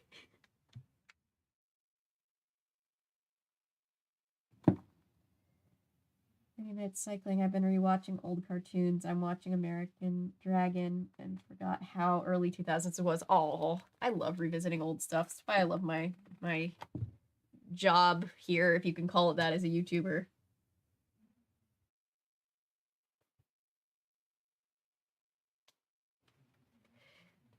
I bark. She hangs up. Okay, McCrae, now what? Because he was in the doghouse. You get it?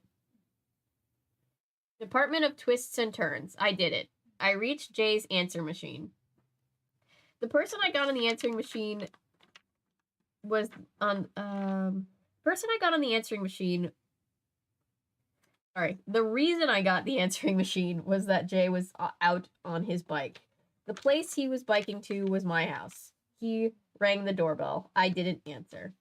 Half past answer, quarter to crisis. Love makes the world go round?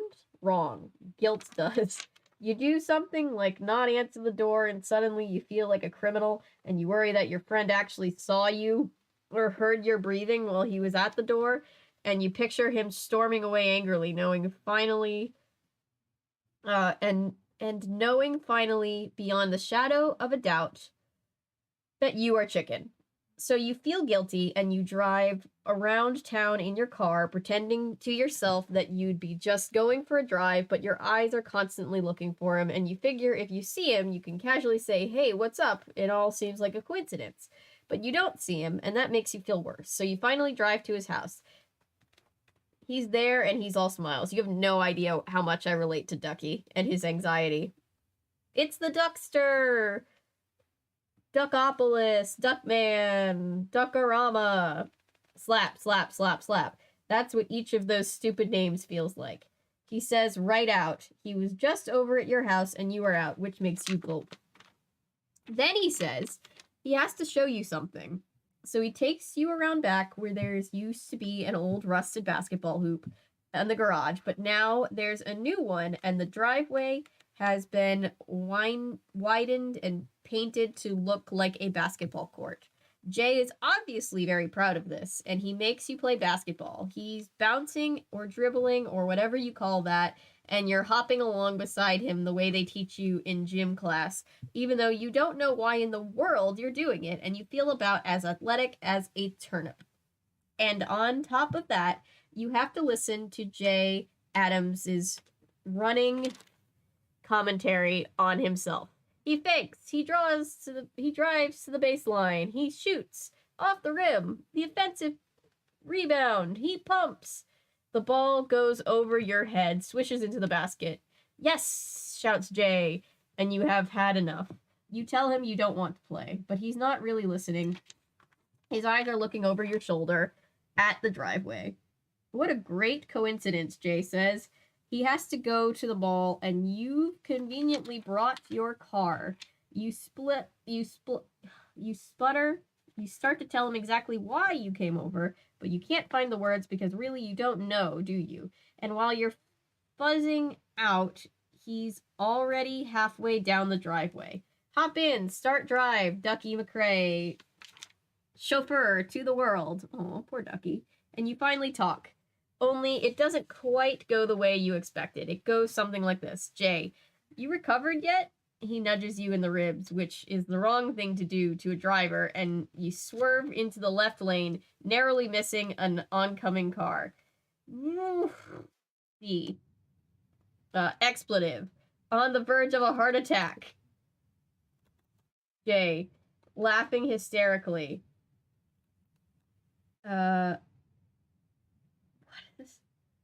DWI, driving well intoxicated. Okay, to answer your question, no, I haven't recovered if you're talking about the diner. Jay, Leanne, what a babe. Ugh. Who? Leanne, the girl at the diner? Hello, Earth to Duck-O-Matic? Oh, well, you know, I had an idea. Jay, surprise, you could have seen... Oh, sorry, let me try that again. It's... Boy, the handwriting. D. Oh, well, you know, I had no idea. J. Surprise! You should have seen the look on your face. How was the ride home? Har har. Did you have a good time? D. Okay. You want the truth? J. No, just the details. D. As a matter of fact, it was miserable. So was the diner itself. I felt humiliated and awkward and trapped, and I can't believe you did that to me. Dead silence. J. Deep sigh. You blew it, huh? D. What? J. Duckmeister, if you want the girl, you have to make conversation. You can't expect to score if you don't play the game. D. I wasn't playing the game. I was having dinner. J. You know what I mean. It's like a game with rules and penalties and fake outs and long shots, just like basketball. You have to talk the talk, walk the walk. I can already see this kid becoming a 40-something-year-old basketball coach or like a gym teacher because he's already doing all basketball metaphors, and it's a lot. D. What you did was wrong, Jay. You should have told me in advance. I thought it was going to be just you and me, not you, me, Lisa, and a total stranger. She's not Jay, she's not a total stranger. She's one of Lisa's best friends. D. I don't care. Okay, so you didn't like her. It didn't work out. Whatever, it happens. Now look, there's this other girl I know. D. Jay, hello? Do you understand a word I'm saying? Jay, I understand a lot. You don't have a Valentine, dude. I'm concerned about you. Plenty of ugly guys have Valentines. Why shouldn't you? Oof, this guy is... wow. You just have an inferiority complex or something. That's all. Nothing that a real girlfriend wouldn't cure. Anyway, her name is Barb. D. Is that all you can think of? Girls, what is with you? You never used to be like this. J. I'm trying to help you. Duckovic? Most guys would be thanking me. You think it was easy getting a babe like Leanne to go out on a blind date? I had to talk you up. I said you were buff. Did you ever think you may be the one letting me down? There's the mall. The gate to the garage is in sight, but you have no intention of going, so you pull up to the curb and nearly shear off your white walls. You are missing the whole point, Jay. J. You're the one missing the point of life. D. Get out. Huh? J. Huh? D. You heard me. J. Unbuckles, opens door, steps out, slams door. You step on the gas, you are out of there. Whew. Wow. That's a lot. Hi, Kellen. Welcome. I gotta go back. I've missed a few things in chat. Sorry, chat.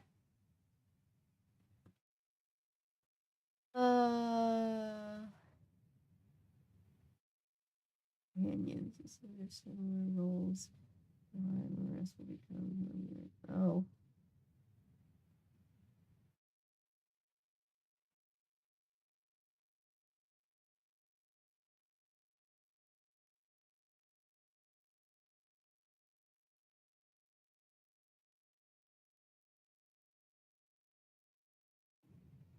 Ooh, my jaw just popped. What did I miss in chat? I missed something in chat.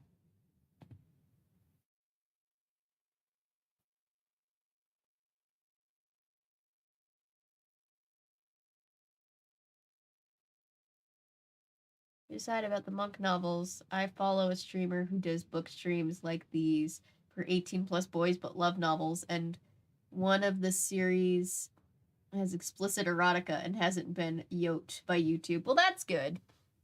I don't think YouTube will yote us. I just want to make sure chat's okay with like mild mentions, because it's like nothing graphic. There's no like sex scenes in the Monk books. It's very much like Monk the show, but there are like mentions of things here and there. Very of its era. Technically, Katara and Zuko get together in different dimensions because Jake and Rose are voiced by the same actors. I like this theory. Ducky, your duckness. El Duckerino. Ooh, Avery calling sports. About damn time. I'm reading the transcription of somebody who knows about sports talking about sports. I forgot how anyone could have fun playing a sport against someone who doesn't know how to play. It's so boring trying to play with people who aren't good at the game. Yeah. My phone decided to disappear into the chaos within. It died. Thankfully, my laptop was charged. Hello, we're glad you're still here, Peyton. Hour, and we haven't gone code level kitten yet? Surprisingly not. Can you believe it? We'll probably get there.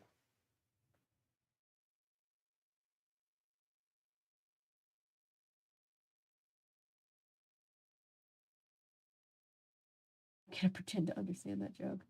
Why would you do this to me? Not the game.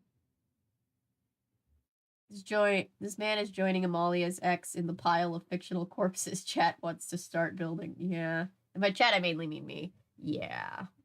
You mess with Ducky, you mess with Amalia, you mess with all of us, really. This guy feels like those friends in college when you're having a hard time dealing. Tell you just need to get laid when you're having a hard time dealing. Yeah. Mm-hmm. I'm sure you're not ugly, Paulo. I hate when people call people ugly.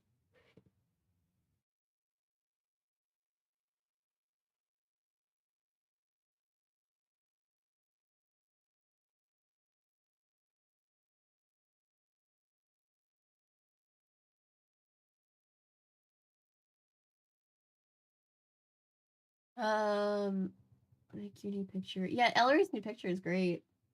The amount of euphoria that is being called Peyton is crazy. That's great. I'm glad. I'm glad. I like the name. Right. Hi, Cameron. Gosh. This is the hardest handwriting. I'm so sorry I complained about, I think it was, Sunny's handwriting. I'm so sorry.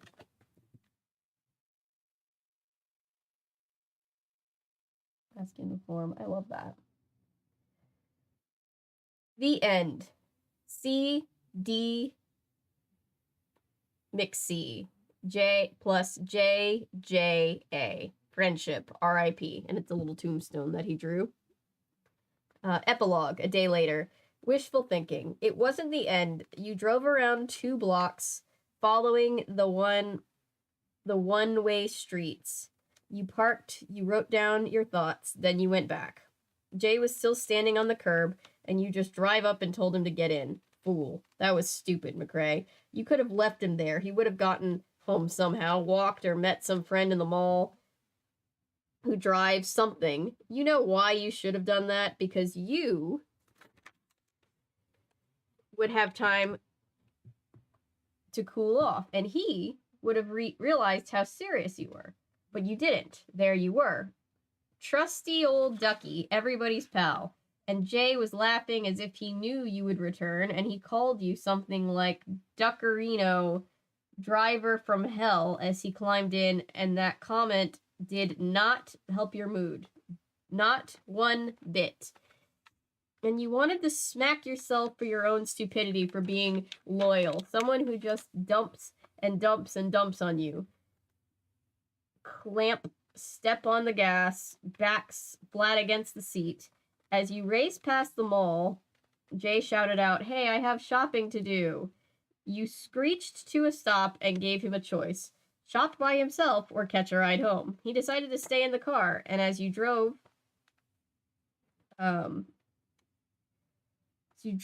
he kept babbling on, sort of apologizing, sort of not, saying things that you had to tune out or you might drive off the road. Hey, I don't mean to upset you. Next time, I'll let you know. You should loosen up, Duckerino. Have some fun. Barbara is just your type, really. But I'm not going to force you. What about Sunny? I can tell she likes you, but she's kind of out there, huh? Not getting it at all. By the time you pulled up in front of Jay's house, you wanted to plant your foot in his side and kick him out the window. As he opened the door, he had the nerve to ask, "You still mad at me?" And you discovered what you do when your brain starts flashing murderous thoughts. You say nothing, and the guy you just went out of your way to drive home shakes his head and mutters, "Some friend, you're just like Alex." That's the thanks you get.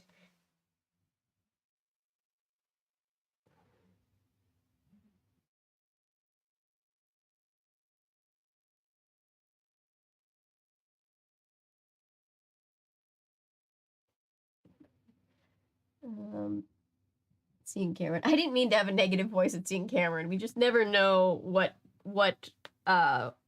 if we're gonna get Chaos Cameron or not. I am happy to see Cameron. So our first married Valentine's Day just happened to be since my husband came home with a vet. We didn't have one. He claims Happy Valentine's Day as he walks in. I was so happy to see that stupid thing. That's so cute. Hi, Chris. Duckerino is throwing me over the edge. Wasn't my gift. His sister had a fit about it when I told them the story. Well, you don't get it. I was totally okay with this. We needed that vacuum.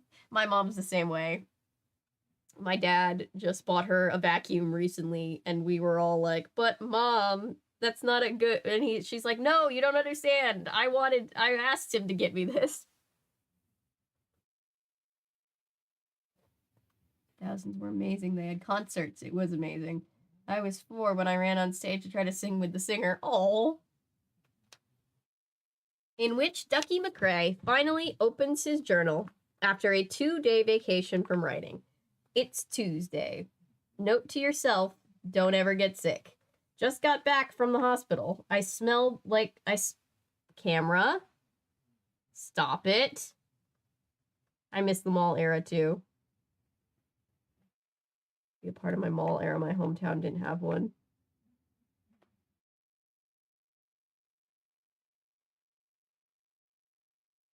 Camera. I really don't want to have to go to the baked-in webcam, but I might have to.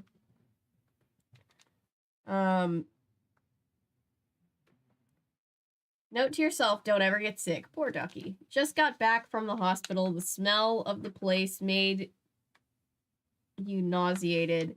Not to mention all the white uniforms, white walls, white sheets. It all gave you a headache. But when Sunny Winslow says, are you coming to the hospital with me after school or what? You go with her. Oh, he wasn't in the hospital. He went with Sunny. Oh, that's cute.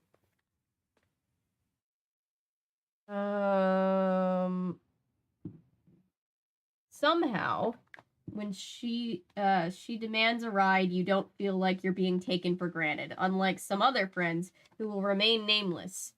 His initials are J. Adams. Plus, you know she's feeling nervous and upset about her mom, who has lung cancer. As you walked through the hospital corridors, she took your arm and muttered, I hate this. You tried to smile. We might be going kitten, code level kitten. Camera, behave. You're on Avery. Just need the camera to do... Like, my brother was trying to help me fix it, and he's like, it's weird. Like, sometimes it does it, sometimes it doesn't. It's like there's no specific cause.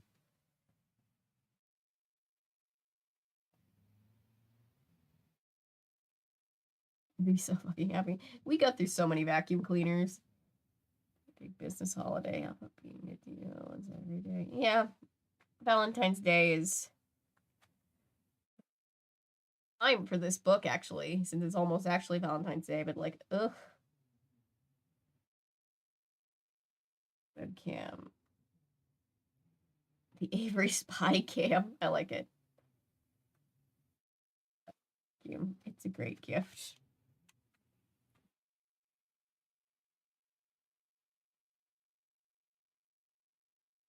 We were vacuum behind when we moved 7 years ago. This place doesn't have a carpet, so we never replaced it. Ah.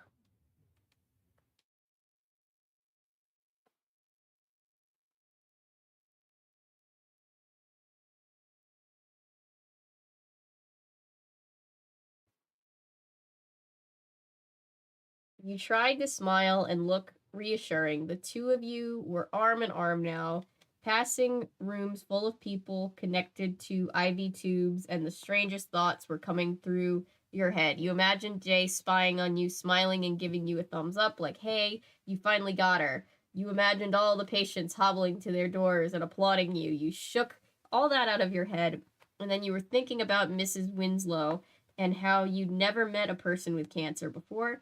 What would she look like? What would you say? What if she died while you were in the room? Oh, now I have to go code level kitten.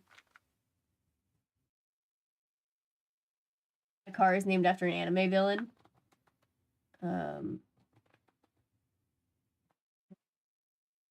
Managed to make my relationships implode before February, right? I've never really had a Valentine at all. To go to bed at 11. I haven't even called my meds in. That's funny. I've been sucked into Sims 4, not Sims 4.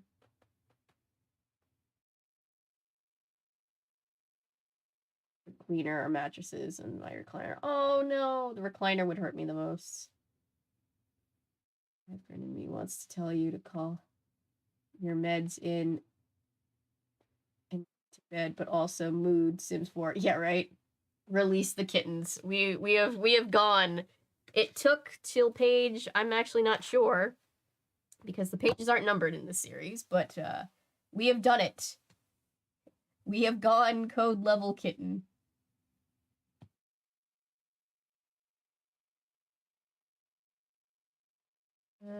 Bum, bum, bum, bum, bum. Put this up on the TV.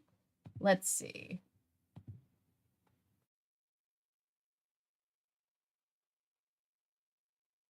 All right.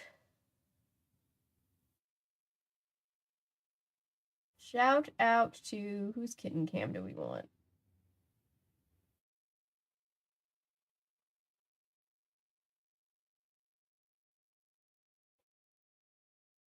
Periwinkle and her 7 tabby kittens. 7? 7.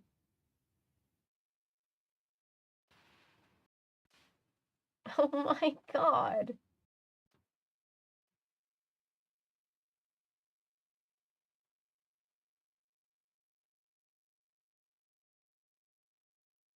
Oh, the Puppy Bowl is this weekend. Thank you for reminding me. Fun Kitty Palace. Let's see how fast I can get ready. Not fitting everything in the truck. Code level kitten. Perry sips a martini. Yeah, right. Rest up and take care of yourself. Yeah. Good night, Adriel. Look out for yourself. Oh my goodness.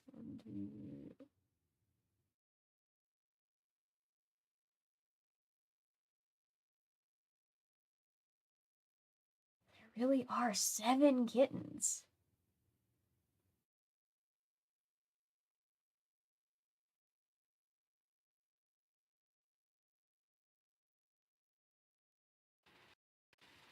My mama's down there just chilling. I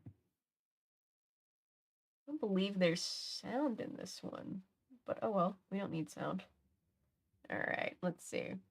Hang on, we're going kitten cam. I know you can't see the cats. I was just making sure that this was the one I wanted. Is kitten watch. Shout out to Michael Seldrake. I hope I'm saying that right. Periwinkle and her 7 tabby kittens.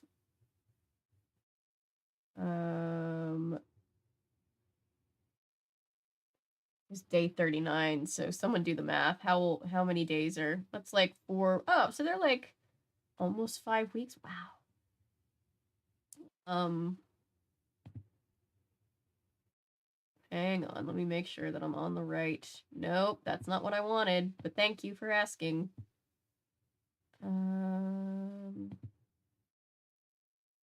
There we go.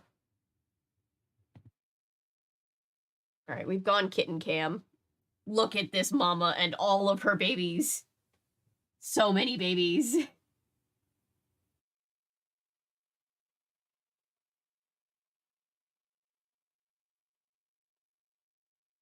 Just a pile of kittens.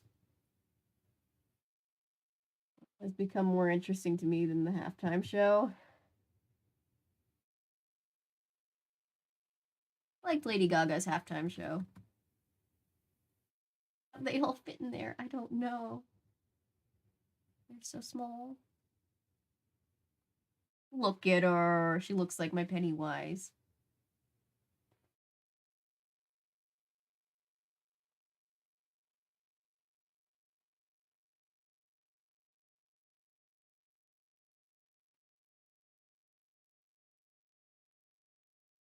That's code for kitten cam. Release the kittens.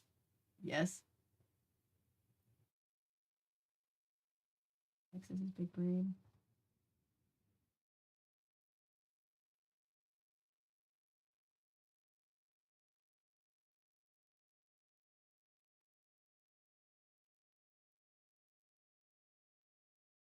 Oh, we're missing things. Calico one. It's been a while. We hit the bots? Sorry, I didn't even see. Thank you, mods. Appreciate you. Nancy Drew and the 7 kittens. Nancy Drew in the case of the missing mods. Oh, last year's halftime show was good too. Honestly, it was really fun.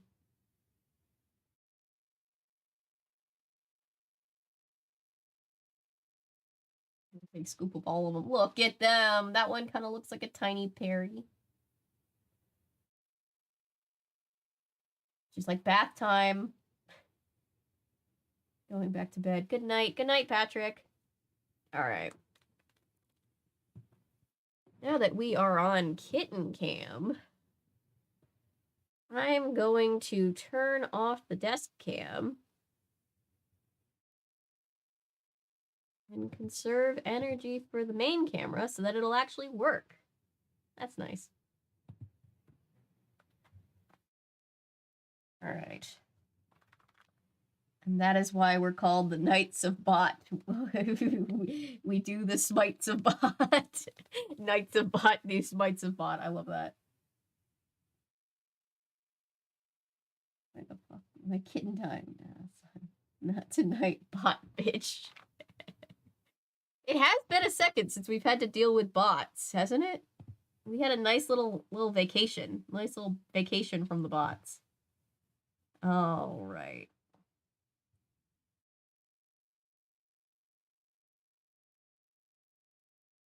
And just says the bots are a good sign because it means the chats, the stream / channel is getting bigger because they feel like the bots feel like we're worth being botted. And I'm like, I don't know how that works, but I'll take it. All right, where was I? Oh, right. We were in the hospital.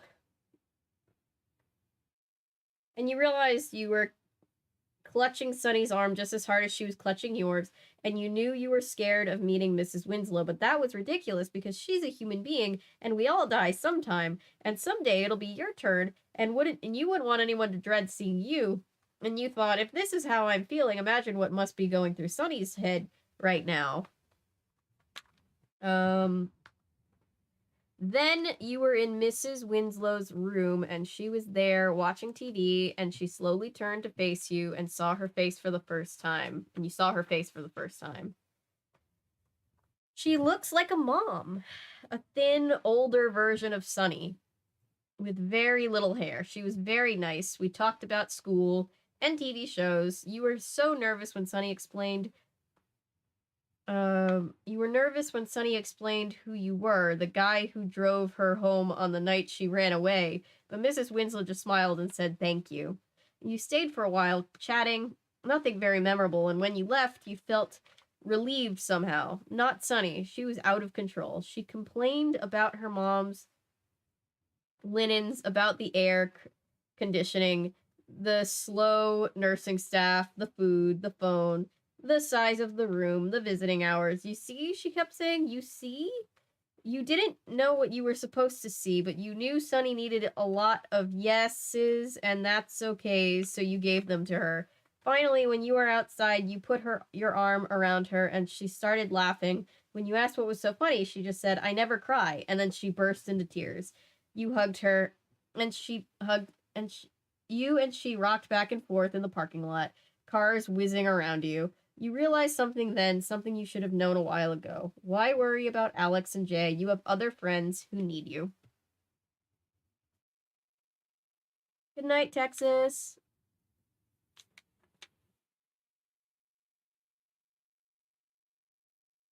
This one just came up. Hey, poke, go to bed. Oh.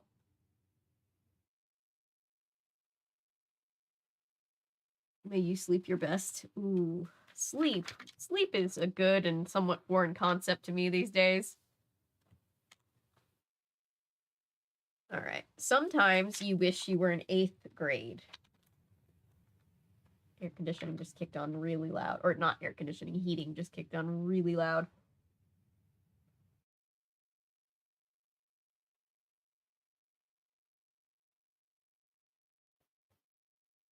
This little girl's going to bed. Night, guys. Yeah, this kid is having an existential crisis. Sometimes you wish you were in 8th grade. Ugh. Sorry, I'm having sinus issues. Because if you were, then you would be able to actually have a decent conversation at lunch with Sunny and her friends instead of walking past a table of Cro Mags who still call out, "Do you have a flower for me, Ducky?" and throw you kisses. Which makes you vow to drop your milkshake all over them sometime, even though it may cost you your life. And you're supposed to meet Jay, but he's not there, so you end up sitting with Alex, who is reading a horror novel and not eating. And he doesn't look up, so you ask him how it is, and he says, "Okay, I don't really know what it's about." And the only response you can think of, "Then why are you reading it?" seems nasty, so you shut up and eat. And that's when you see Jay halfway across the room with a hot lunch tray. You wave to him and shout, "Over here," but he just glares at you. And you finally have a conversation with Alex, the silent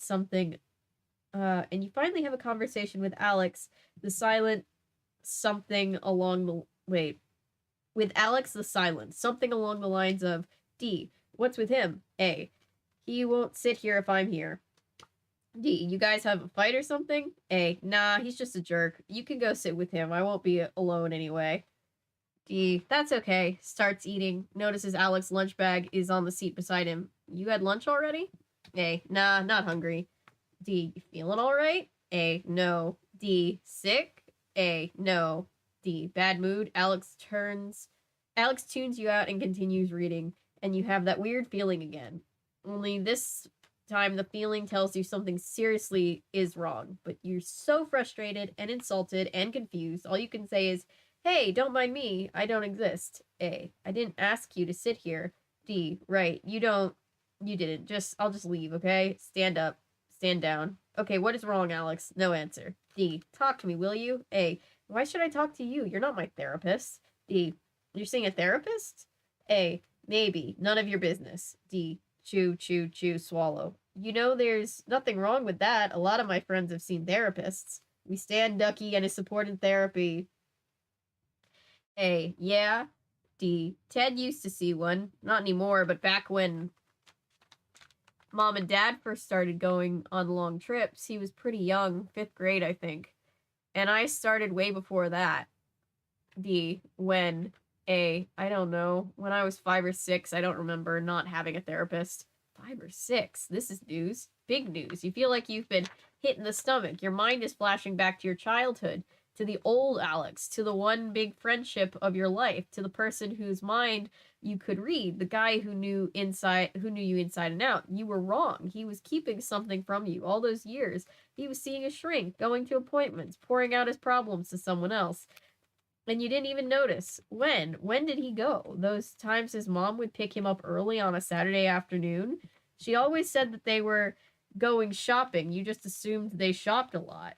And what problems? Except for those 5 months after the divorce, he always seemed pretty happy. Or maybe he was just a good actor, covering up sadness, fooling you completely. You didn't know your best friend after all, so you're thinking about this and not saying anything, and Alex is looking at you weirdly, and you're thinking maybe you can still read your mind. Maybe he can still read your mind, and you're embarrassed as hell, and all you can think to say is why, which is not the right question, because Alex looks like he wants to cry, and he grabs his lunch and says, "Because I'm a psycho, I guess," and leaves. You should run after him, but you're too stunned or something, which is too bad because who should sit next to you but Jay? He's grinning, and a shy-looking girl is with him. Her name is Barbara, and he's told her all about you.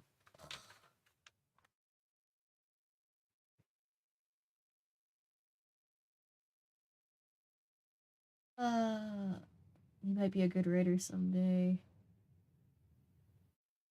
phrase, he might be bi like Slappy, have any rational context. Ducky's journal gives serious good use to the whole second person tense, you and your pronouns. Oh yeah, absolutely wonderful. Which is a tense that we don't see very often. Elusive son of a bitch these days still exists. I hear stories of it. I'm told sleep still exists. You should, Ducky. You should run after him because he's your soulmate. Ever knew anyone who had an easy bake oven? No. I heard stories of kids that had easy bake ovens. I think Natasha might have had one.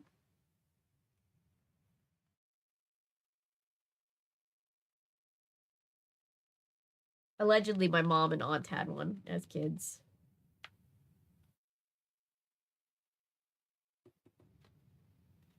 My best friend had easy bake, almost burned their house down. Oof. Maybe it's good that I didn't have one.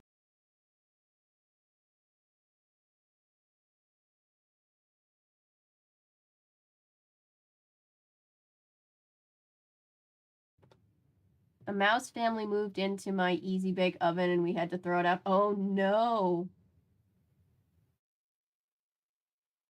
For the reasons fine. Not intended. Cousin had an easy bake oven. I think I tried cramming his head in it, so he says, drama queen. Oh, and I think someone the schools had one. That might have been the safer version. I had an easy bake oven, but I wasn't allowed to use it often because it was too messy. Oof. One day, Natasha and I will just find an easy bake oven in Goodwill and just be like, easy bake stream. This'll definitely not have any ways that this could go wrong. I didn't cook the mice, thankfully. My mom found droppings in it and tossed it. Ugh, yikes.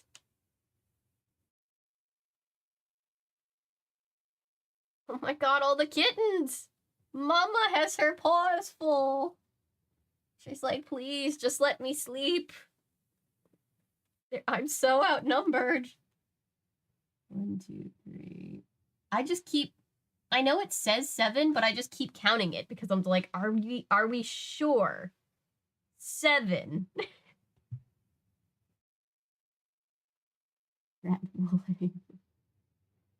Different meaning to ratatouille. I put a cereal box in the oven and almost burned down my childhood house. What? Oh my god. Why? Alright. Midnight musings. You will tell him off. Again, you were too chicken to do it over lunch. Not that you could anyway, with Barbara standing right there, smiling at you, and mine still on Alex and his secret life. All you could do was smile and say hi and try to act normal, because she seemed like a nice enough person. As you watched Alex disappear down the hallway. But you did tell Jay off when you got the chance. But you will tell Jay off when you have the chance. If you have to yell at him 100 times, you will. Ducky, you will not be dumped on. But first things first, the Alex department. Some progress. Talked to him after school a little. He seemed in a hurry to get home. Maybe he had a shrink appointment. Here's what I learned. He's depressed. He's been depressed his whole life. It gets better, then it gets worse. That's why he's in therapy. What is he depressed about? He won't say. The divorce? I mean, he could just be clinically depressed. Unfortunately, it doesn't need to have a cause.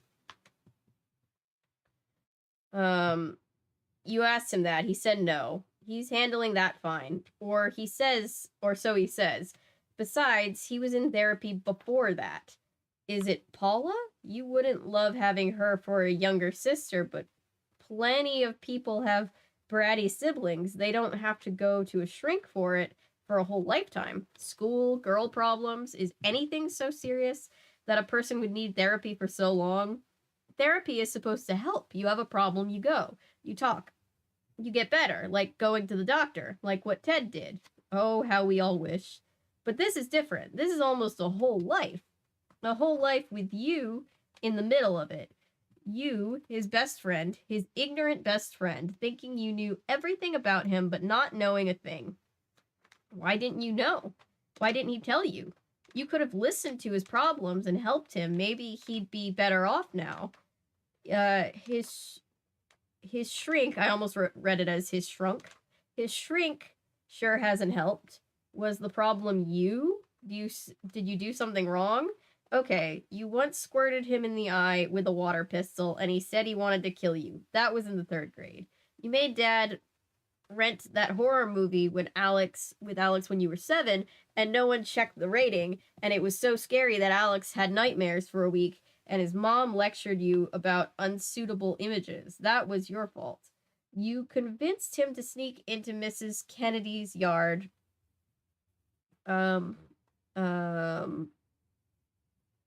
Kennedy's yard, and she caught him, but not you. And when she threatened to call the police and Alex was shaking with fear, you did nothing to help him. My God, you were a lousy friend. And what did you do during the Snyder's divorce? Nothing. You never wanted to talk about it. You didn't understand it, and you figured it wasn't your business. I mean, you were a kid, Ducky. How would you feel if you were a kid in the middle of your biggest life crisis and your best friend just abandoned you? You'd lose it. You'd probably be just like Alex. Ducky, chill. You're making a big deal out of this. At least he's talking to you. At least he's confiding something after a lifetime of keeping secrets from you.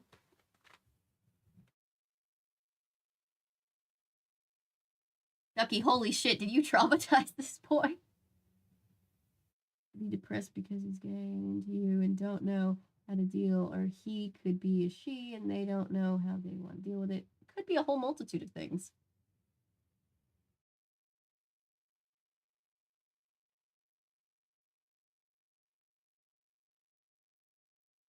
I'm a cat and 7 kittens. Look at them, sweeties.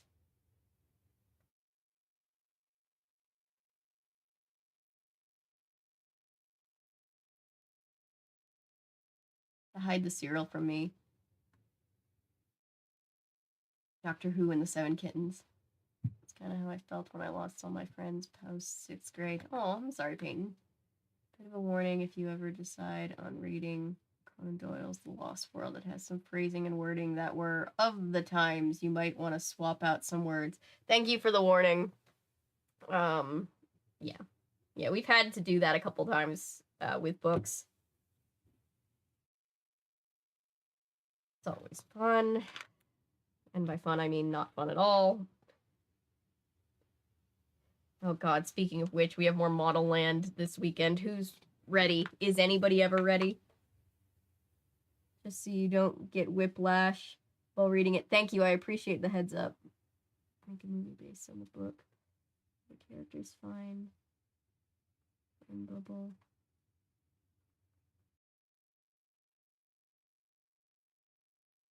Oh, Cameron hasn't experienced Model Land. Last Saturday, my friend Gabe and I we technically did 2 streams because we streamed all afternoon and then streamed again after dinner. And we read the first 162 pages of a book called Model Land by Tyra Banks. And it was worse than you could possibly imagine. I'll get the popcorn ready. No one is ready for more Model Land. No one can. Chat can try to fill you in, but I don't think anybody.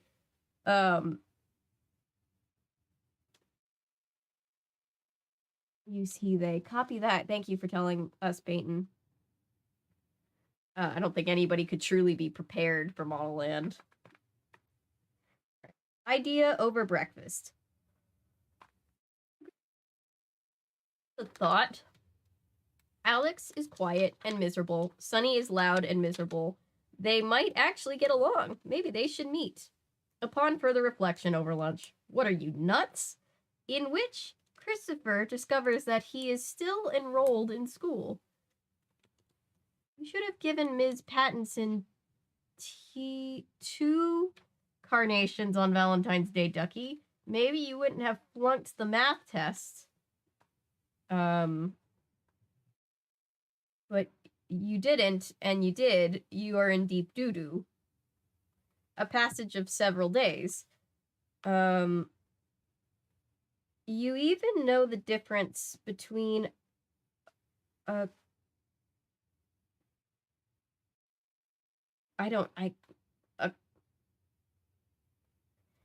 You even know the difference between a cosine and a sine?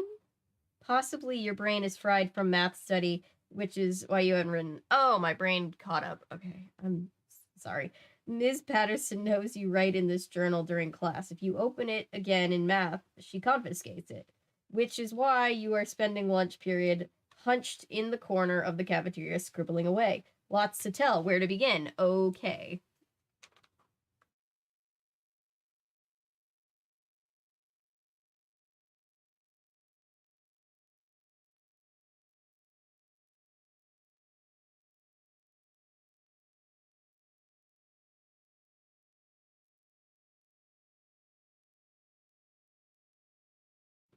Molland is a train wreck that cannot be explained or perceived, only experienced in a state of polite bewilderment.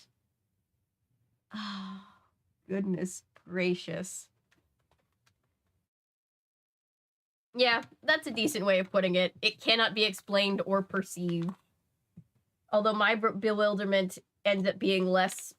Well, I tried to be polite, reserved bewilderment, and it ends up just being off the rails insanity. Part 1, Jay. Just when you think it's safe to make him your enemy, Jay surprises you. He comes to your house with a brand new chess set and asks if you want to play. Chess! By the time you pick yourself up off the floor laughing, he looks like a hurt puppy. I thought you liked chess. He says, so you reassure him that you do like chess and you invite him in to play, and he's the worst player in the world, but he loves it. And you teach him a defense or two, and he calls you a genius, and all of a sudden, you think he's an okay guy after all. And after you've beaten him a second time, he agrees to buy you dinner for no reason at all, and when you get to China Walk, you ask him why he's doing all this stuff, the unexpected visit, the chess, the food, and he says he's just trying to be friends again, and he tells you he's worried about you because you look mad all the time. Aren't we still buddies, Duckaroni? Duckaroni. And you have to admit, this makes you feel pretty great, even though you had to tell him you hate his nicknames. You explain you've been a maniac lately because of the math. You haven't really been mad, you've just looked mad, which is kind of the truth, but kind of not, because Jay Adams has not exactly been on your list of top 10 favorite people these days, not even top 1,000. Anyway, he seems relieved and he offers to help you with homework, but you say no because his help is likely to really sink your grades. And now that you're talking like human beings, you finally unload how you feel about his matchmaking, calmly, rationally, and he's sort of getting it, sort of not, asking you stuff like, well, what kind of girl do you like? When Sunny walks in with Dawn. End of conversation. Jay acts like he's never seen a more beautiful sight in the world than Dawn Schaefer. Oh boy, Dawn and Sunny sit down with us, and Jay asks Dawn a million questions. She's actually really friendly, probably just humoring him, but they're having a great time. And you're thinking, Dawn and Jay, you wouldn't have predicted it, but maybe opposites do attract, and in a funny way, you are jealous, McCrae, because life seems so easy for Jay, even though he can be a pig-headed goon. People like him. Girls like him. And why not? He's outgoing, he's friendly, he's funny. When you get past all the stuff that makes you crazy, you find a sweet guy. But that's not the worst part. The worst part is the thing you really envy, is that it takes so little to make him happy. The secret to contentment, according to Jay Adams, meet a girl. The secret to contentment, according to Ducky McCrae, worry about how you look in the mirror, because even though you can't bring yourself to wear boring conservative clothes, you don't want to risk setting off the Cro Mags, and make sure you don't bounce too much as you're walking into school, because Marco, the Cro Mag king, will say you're flitting, which makes everyone laugh If you survive that, you're off to a good start, and if you're lucky, you'll have a few laughs with your 13-year-old friends, the only ones who seem to appreciate you. And when you go home, you'll find that your brother has not left the milk out of the fridge all day and has actually bought a few groceries and maybe run a load of laundry with some of your stuff in it. That's contentment, and that's pathetic. So you're thinking this, and you're getting mad and frustrated at yourself for being jealous, and your friend Dawn, who otherwise has always been pretty sensible, seems kind of fascinated by Jay, kind of attracted to him. And then sensible is a generous way of describing Dawn. God bless Ducky. And then we all order food, and he asks for spare ribs and sweet and sour beef. Of course, he has no idea that Dawn is the world's #1 health food nut, who eats absolutely no red meat. Her face clouds over, her eyes narrow. She mutters, "Ew, does Jay leave it alone?" No, he asks questions, finds out about her eating habits, and looks at her like she's from Neptune. Then he says things like, "How could you not like a juicy red steak? And aren't you hungry all the time?" And Dawn doesn't want to make a scene, so she's trying to change the subject. But you can see her getting angrier and angrier. You no longer feel so jealous. But is that right? Should you be gloating because Jay is under attack? Why not? Finally, Sunny manages to get all of us talking about movies. Only Jay is chewing the spare ribs lovingly and saying, while looking straight at Dawn, who is not amused. I don't like that Jay is so hateable that he's making me feel a little bit bad for Dawn. Like, I don't like that.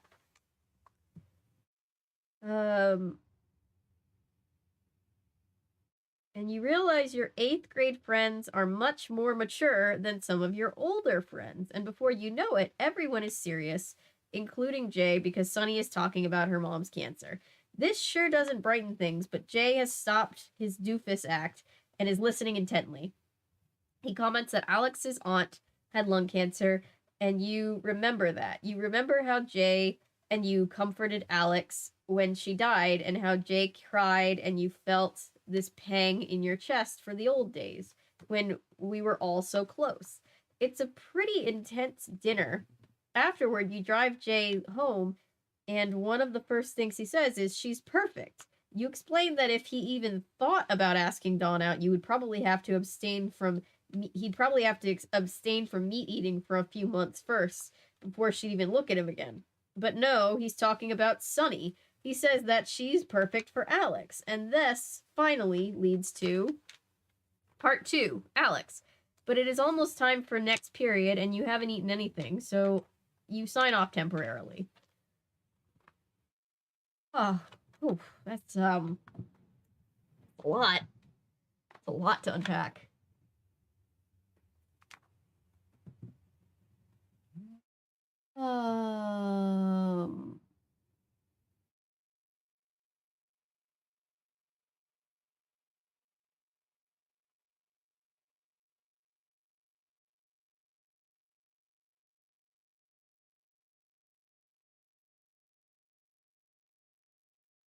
Yes, it's basically the book version of The Room, if that's... Actually, it might be crazier than The Room. My wish is for you to cover... be it the like of either Bungie or Walking with Dinosaurs.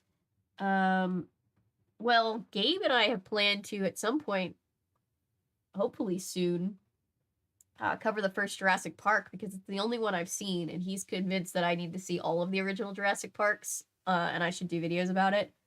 And I also want to start covering Land Before Time stuff. And we also have Dinotopia to read. Your bewilderment has been contained to an exclamation of "Tyra, why?" every few pages. Avier, I think that's unreasonably polite, given Monoland being Monoland. Fair enough. Thank you, Ellery. I felt like I was steering too close to the not polite edge, and I was really trying to remain polite.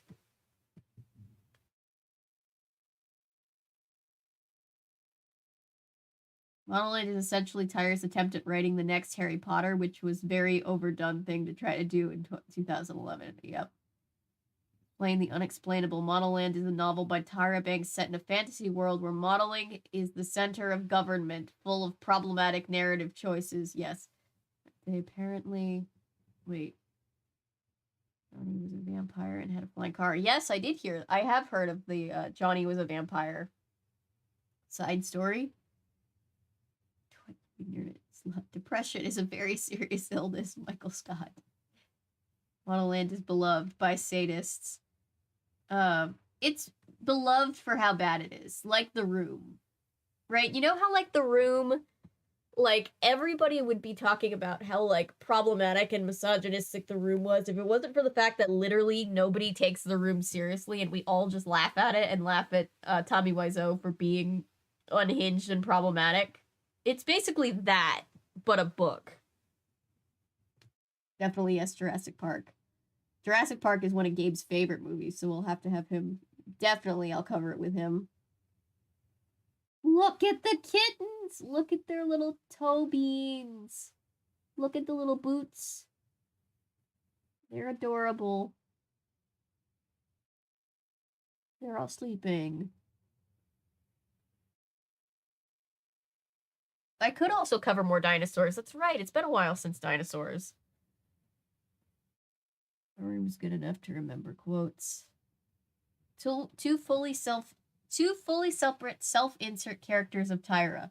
A book for young teens that has an intense focus on menstrual cycles and general body horror that I'm fairly sure was an accident byproduct of an attempt at whimsy, not to mention the poor handling of several triggering topics, casual ableism, and awkward, possibly accidental, but definitely present racism. And she used the slur in her acknowledgement section. That is an actual thing that happened. Favorite part of The Room is the fact that the characters will have the exact same conversation like several times. Yes. If you've never read, if you're a fan of The Room and you've never read the Disaster Artist by Greg Sestero, you should. And if you can get the audiobook where he reads it himself and you get to hear him doing his Tommy Wiseau voice, it's pretty great. More dinos. Copy that.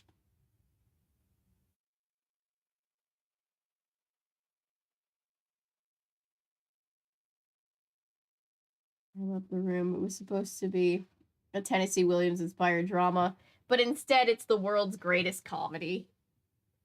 Accidentally.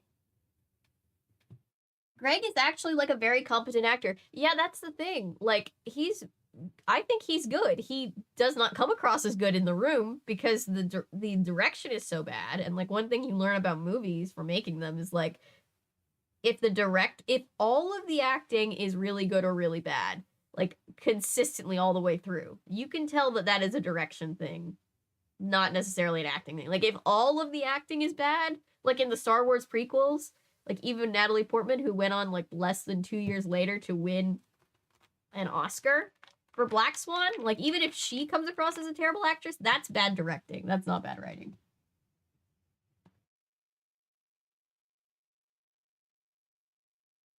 What, you ignorant slut. Depression is a very serious illness, Michael Scott. Oh, yeah. James Franco being a douche aside, the film. Oh, yeah. Disaster Artist is a very, very good movie. We don't stand James Franco, but he did a good job in that movie. Oh, I love Black Swan. I love it too. I hadn't seen it until I was in when I was studying at Drama Inc. I had to do a scene where I was the Natalie's character, the main character. And so I had to watch it and like study it, and I was like, this is such a good horror movie. I love it. I feel like Nancy would call either or both of the Hardy Boys ignorant slut. I feel like once Nancy and Frank Hardy are married and they get into like a minor argument, that's her go-to. I don't know why, but I feel it in my bones. Trilogy and not the actor. Yeah. Nina is so hashtag just girly things. Yes. Yes, she is. He's the one everyone would call an ignorant slut, not just Nancy. Yes. It's like his nickname.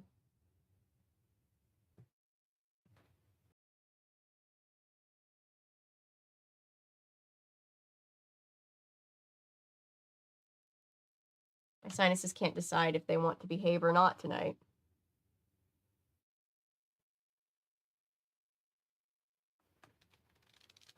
Ooh, speaking of sleep, I need to catch up on sleep tonight. I've had, like, today has been, like, the one rare day where I didn't have any editing work to do. I had all my client work done, and I had all of my work done, because the new video posted today. So I was like, I'm gonna film tomorrow, and I'm just gonna take the day and tonight to just catch up on sleep after I get off stream. Which I clearly need, because if you look, I'm starting to look like Bowler Hat Guy as a kid from Meet the Robinsons.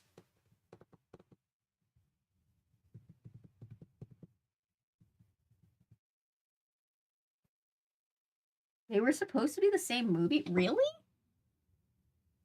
Interesting. Alright. No longer hungry, just bored with English class. So you pretend to be writing the great American essay, when in reality you're going back to where you left off. Yesterday? Okay, you're home from the China walk. You're thinking about Jay's comment. Matching up Sunny and Alex, it's so Jay, so mind-bogglingly wrong. But just the fact that he showed concern for Alex is a good thing. And that's what you're thinking. He doesn't trust Jay to have one good thought, and I think that's really funny. Jay deserves that at this point. And that's what you're thinking about. Maybe the three of you are not on 3 different planets. Maybe you can all be best friends again. And really, there's something about the idea that isn't so stupid. It might be good for Alex and Sunny to know each other, not in a dating sense, just in a hanging out as friends sense. Sunny is the only person who would understand the kind of depression Alex must be having. And Alex might just be the one to reach Sunny when she gets into one of her dark, angry moods, sorry. This is gonna go bad. This is gonna go very bad. So you figure you'll invite them both to hang out with you at the beach Saturday. You call them. Sunny doesn't sound thrilled that Alex is invited. Alex says he's sick of the beach and he doesn't like meeting strangers. It's not easy, but you twist their arms. You tell them both, it's important to me that you come, which is true, and they agree. Another good deed by Ducky. Saturday at Venice Beach. And what he didn't do was surprise them with it, because that's what you're supposed to do, Jay.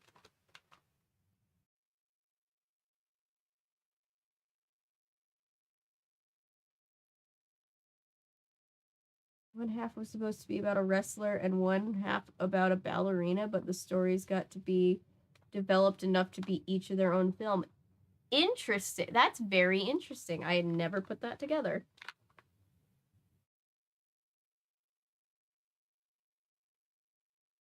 Saturday at Venice Beach.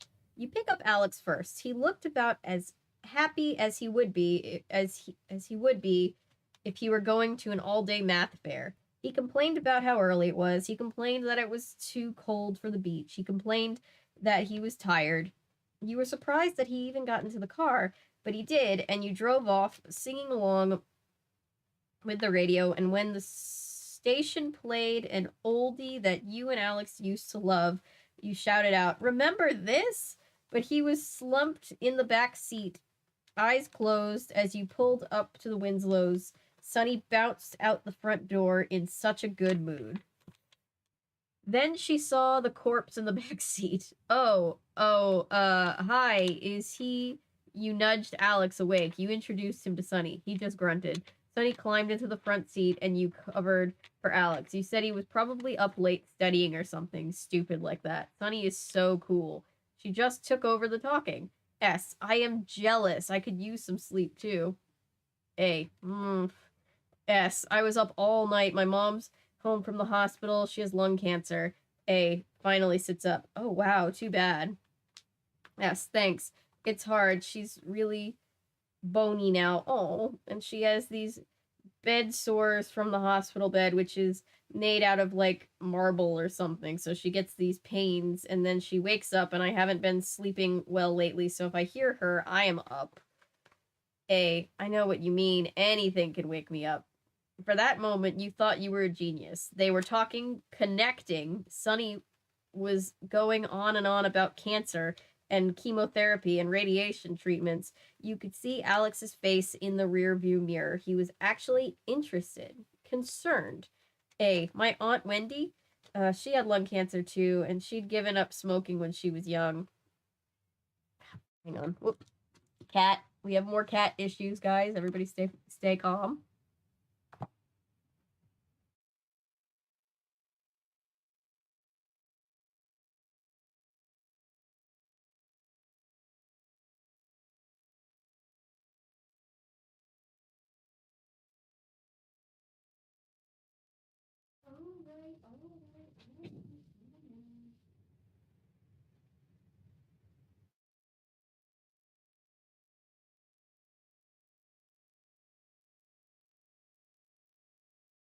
Oh boy, Perry, please don't lose your mind and knock anything over when you see that there are cats here. Come on.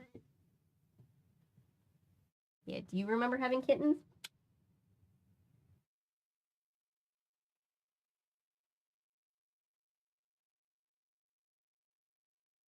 Beaches, though.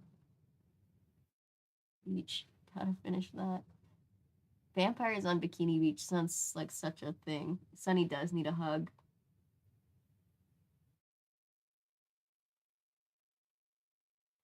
Harry, I can't demote the kittens.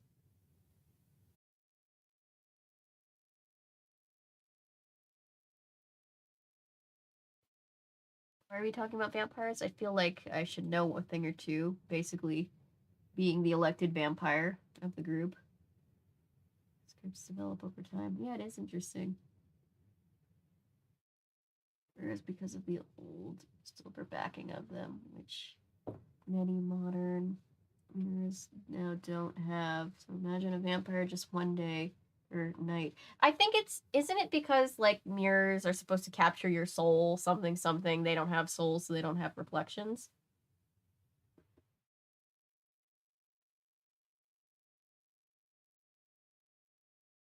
Hi, Perry. I know, Perry. Yes, we are streaming on your channel. Kitten is greater than all else. Yeah. Perry's great, but I'm not demoting other cats. Whoa.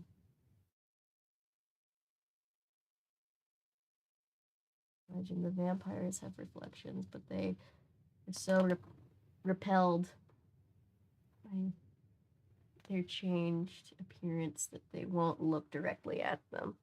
Forgot I Am Legend had vampires. Whoop, whoop, whoop, whoop. Thank you. Hi. Very high five. Whee!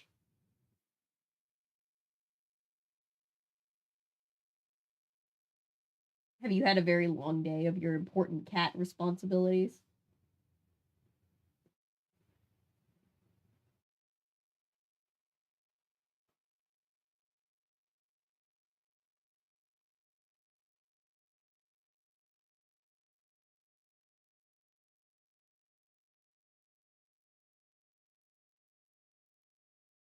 I wish the movie had just been called something else, because it had very little to do with the book. Imagine a vampire become it rarely reflects the exterior. It's rendering their flaw mute. Nice.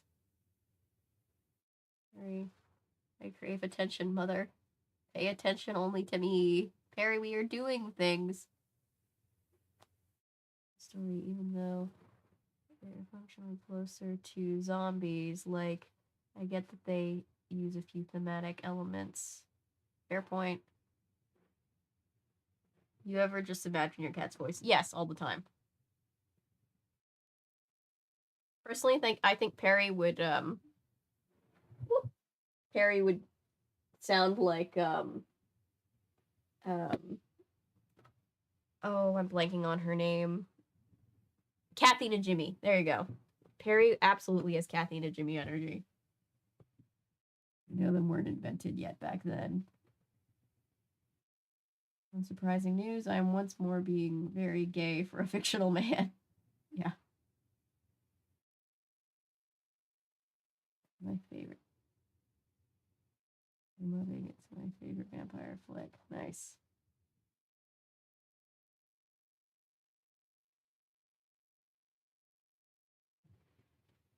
vampires were, yeah, very big at that time. The first ever zombie movie, Land of the Living Dead, was directly inspired by I Am Legend. Oh, that's funny. Didn't know that. All right, let's see.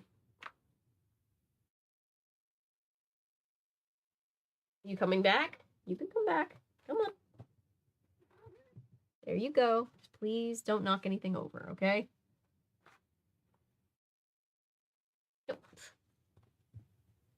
Oh, okay. Please. All right, whatever. Don't bite the computer. Old book used as inspiration for Night of the Living Dead, referred to as ghouls. Oh. Hey. You're sitting on my candy. Can you not?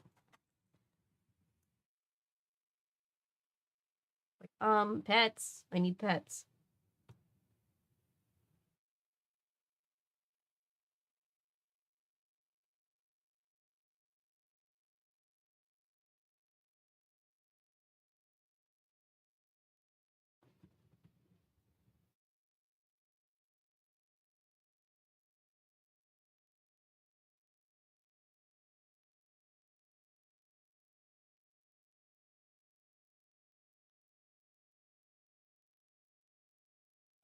I'm not demoting the kittens. We can see Perry and the kittens, so we have extra cats.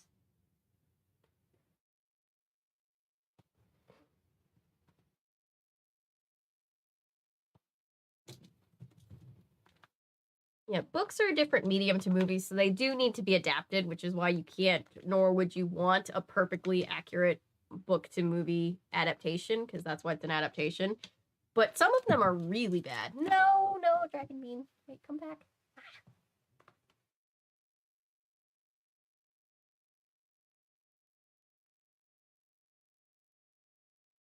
Asian Calvary. More cats, the better. Yeah, vampires have always been my favorite, much more than zombies. All right, where am I? All right, S. My mom too. Perry, give me a minute, please. She's like, I want to go out now. A. And Wendy had chemo and stuff. She lost her hair. S. How's she doing now? A. She died. No. The air in the car froze. S. Oh, well, you know, they've had a lot of success with combining the chemo and the radiation. Hey, that's what they told us too. But nowadays, Jesus Christ, nowadays they do it better. It's not like it used to be. Hang on one second.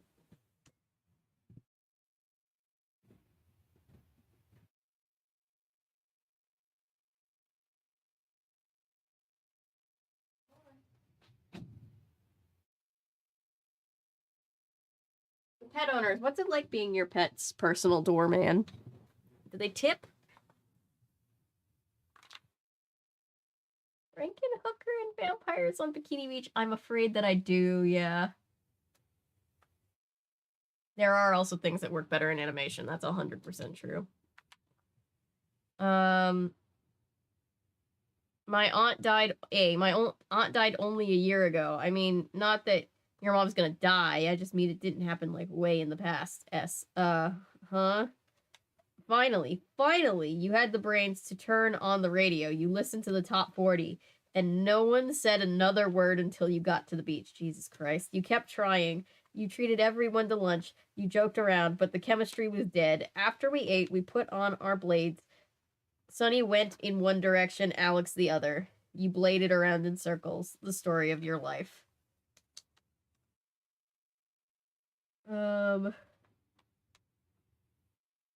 Ruby slippers. Oh yeah, we're talking about things that depict adapted. Yeah, the ruby slippers. I like Frankenstein, just like the general story of Frankenstein. Yes, we recently read Wishbone's Frankenstein on the channel just a couple weeks ago. And it was fun.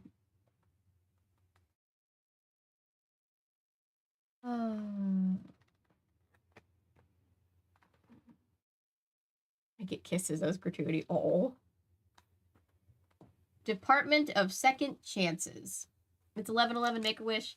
It's Saturday night, and your brother is having a huge party, which means drunken guys taking over the house, and girls with big hair and makeup and lousy music, and snide comments, and usually at least 2 broken appliances, so you are out of here.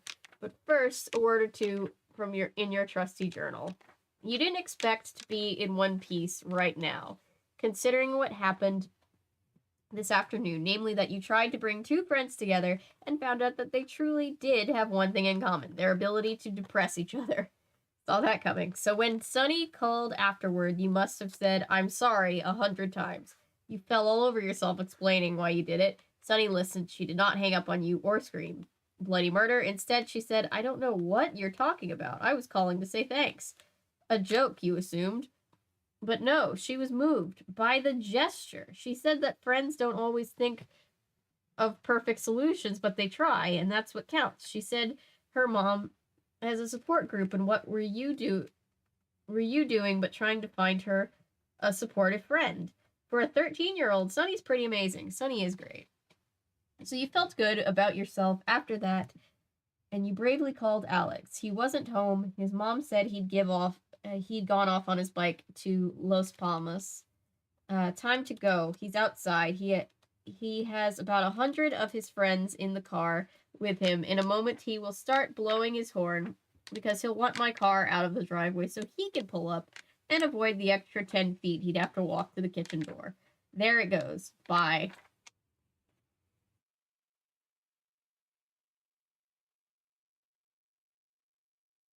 Like, Cameron, you'd probably like Gabe's channel too, because he does a lot of Jurassic Park related content. The babies are moving. They're cuddling with Mama. They are. Look at how cute.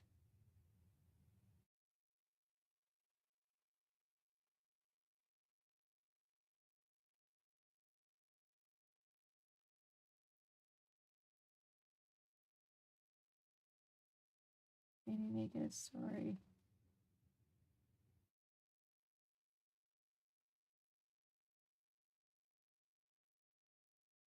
The Cheesecake Factory. I've actually never been to the Cheesecake Factory. My brother recently was out of town for a wedding and they all went.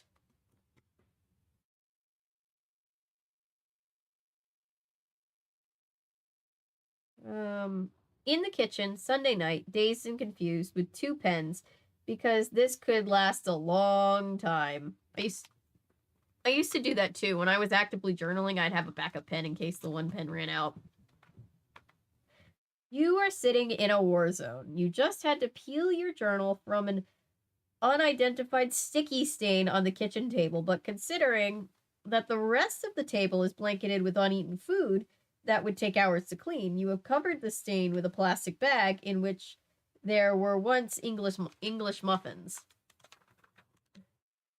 2 of the muffins lay swollen in a bowl full of water in the sink.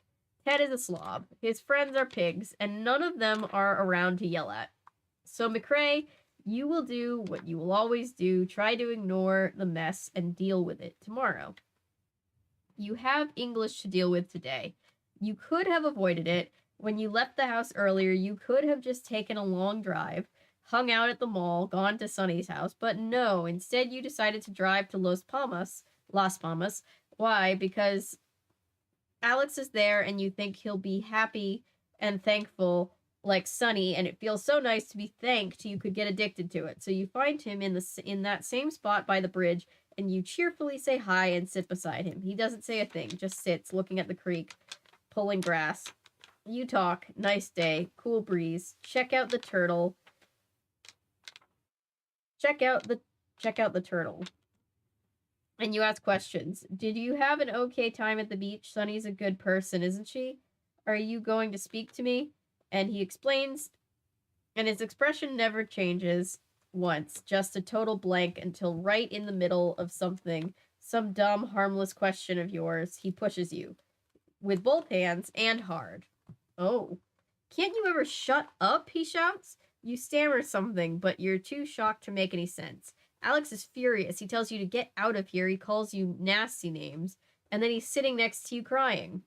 You ask if he's okay and he wants to talk. He's so upset he can't even answer. So you pat him reassuringly on the back. He doesn't react at all, and you both just sit there. Finally, he says that he felt you were ignoring him at the beach, like you brought Sunny along because you didn't want to hang out with him alone, which made him feel kind of like a charity case, and now you know. And now you know, you did hurt his feelings. You were a fool to think he'd thank you. But in a way, he'd thank you. But in a way, you're relieved because you weren't sure Alex had feelings anymore. So, you apologize, and Alex wipes his eyes, and you remember the time years ago when his gerbil died, and you both buried it in the park not far from here. I don't think you're supposed to do that, but okay, that's sad. And then Alex actually reminds you about that. He was thinking about it too. A moment. A real Ducky and Alex moment. The first one in what seems like years. You want to put your arm around his shoulder, but you don't.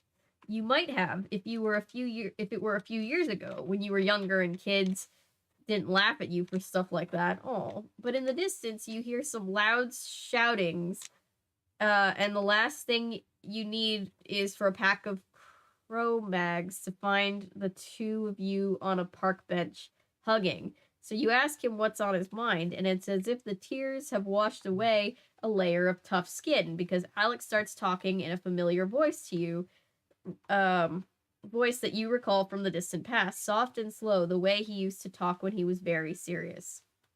He tells you he has trouble getting out of bed in the mornings. Sometimes his mom actually has to slap him or drag him up. He's always tired throughout the day. When he gets to school, he can't keep his eyes open in class. He tells you he's not done one homework assignment this year, and that his guidance counselor is almost certain he'll be left back, but he doesn't care because 10th grade, 11th, 9th, 4th, they're all the same to him.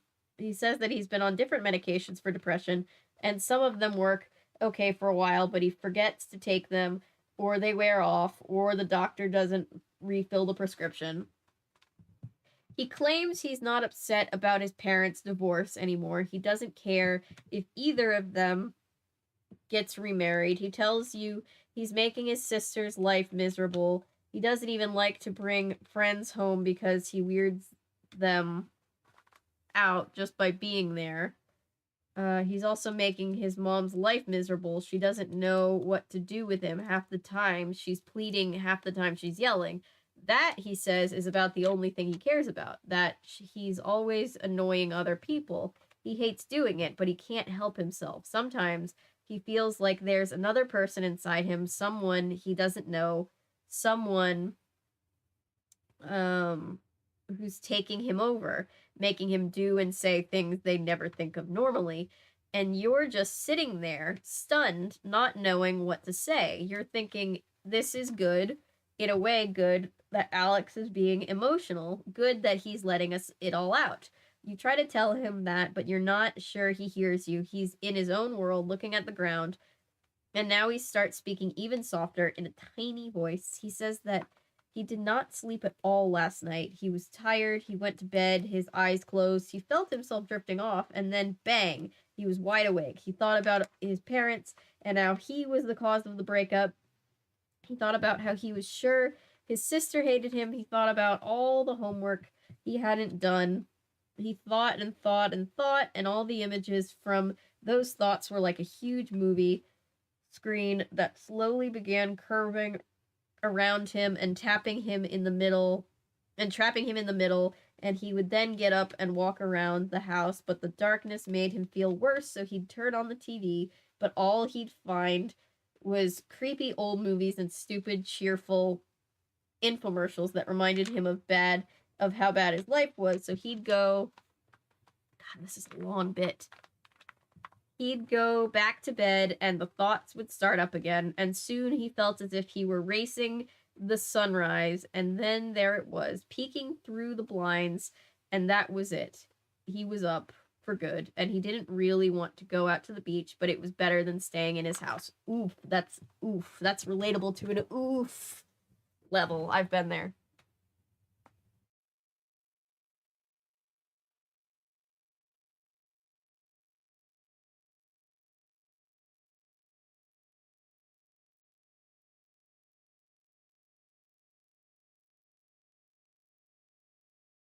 Gabe is my friend who's been on the channel. Yes, he's a nice new friend of the channel.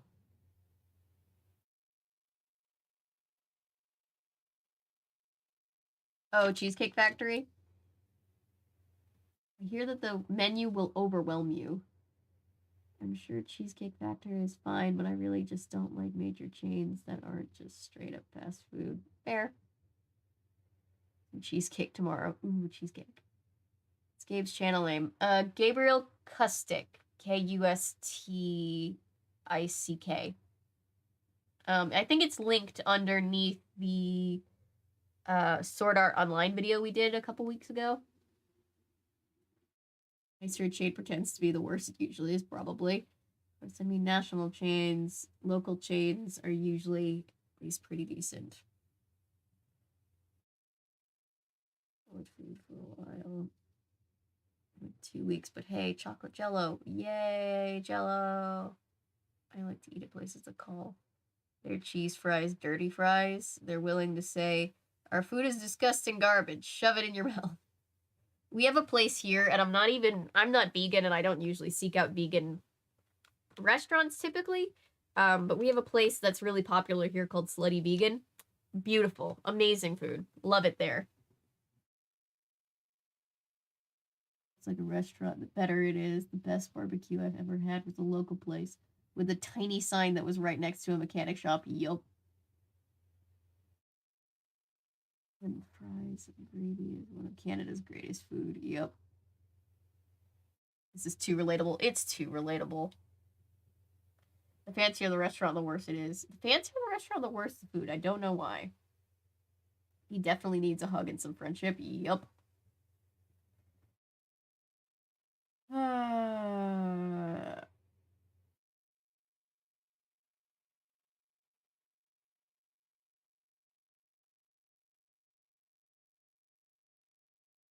Nobody be bullying Cameron.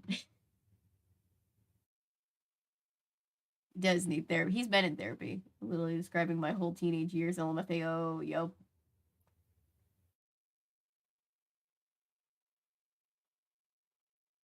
Teen and ice cream. Weird. Oh. Oh, wow. Yep. This reminds me of my teenage years, too. I adore Gabe. Everybody adores Gabe. I'm so glad you agree, Katie. Gabe is wonderful. We love Gabe.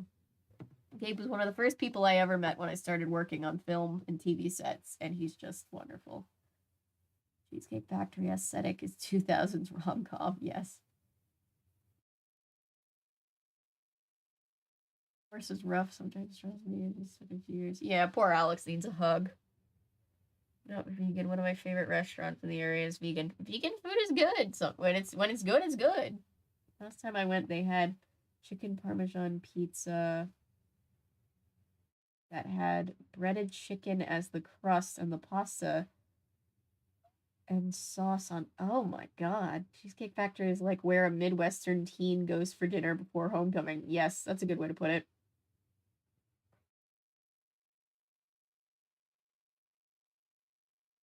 Routine and a milkshake.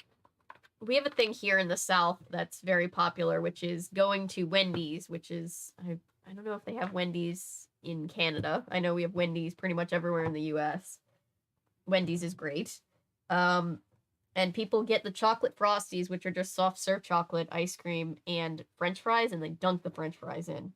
Sweet and salty, I guess. Classic fries in the Frosty. Yup. Yep. Kellen knew where I was going. Wendy's is in Canada. I figured, but sometimes I assume things are in Canada when they're not. Like when Anton was here, he had never seen a Three Musketeer. Wendy's, yeah.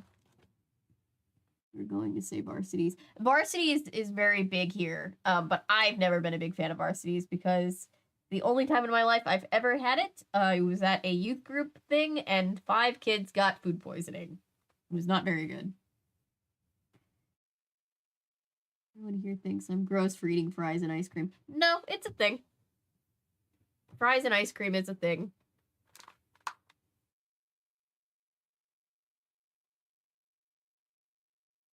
It's just that salty sweet thing. But yeah, Varsities The varsity is a big place. I've never been personally a fan. I also have never been a fan of Cracker Barrel. Ugh. Their biscuits are so overrated.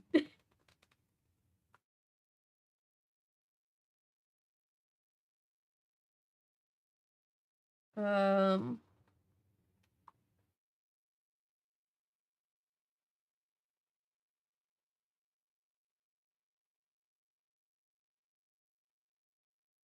so he got dressed and breakfasts and ate breakfast and waited for you, thinking he could talk to you about the dream, but somehow he'd forgotten that Sunny was coming along, and when he realized he wanted to go back home, but at that point he didn't care enough to argue because he was too weary, as if his entire body had been scraped and peeled. Oof. What can you say to that except wow and too bad and I'm sorry? And you try to think of other things, but they all sound ridiculous. Then you stop trying because Alex is ignoring you and his voice is all choked up and he says he can't spend another night like that. He can't. And if it ever starts to happen again, he'll just die. Oof. And you know, people will take pills to help them sleep, but you don't want to suggest that because his shrink's job is to figure that stuff out. So you ask if he's still in therapy, and he says, yeah, sort of, but he's been skipping a lot of sessions lately, and that makes his mom angry because she can barely afford Dr. Welsh to begin with, but Alex can't help skipping because he's bored to death with the sessions and they're not helping anyway. You can get a different therapist. Which sure doesn't sound promising to you, but you don't dare say that to Alex in his state. Instead, you just sit silently. You toss a stone into the creek. Fish scatter. A duck noisily flaps its wings, and a sunning turtle draws in its head. As the ripples guide outward, the animals settle down until you can't even tell a crisis ever occurred. Alex is watching this too. Neither of you wants to move. Neither of you wants to talk, and you stay like that for the rest of the afternoon. Oof.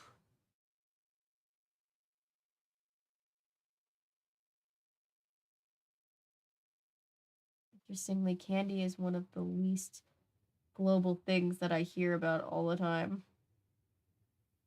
I like hot food and cold food together too. French roll cut into thirds with hamburger and mozzarella. Ooh, that sounds good. Ask if it's a salty sweet thing. It's a salty sweet thing. I'd say my combination of condensed milk drizzled over mac and cheese is a delicious yet gross combo. You'd probably like the time that my brother was making mac and cheese and he accidentally put in, instead of regular half and half French vanilla, coffee creamer, and all of us were horrified. Like, whenever I have soup, I need ice cold glass of water with it. It's a weird thing. Interesting.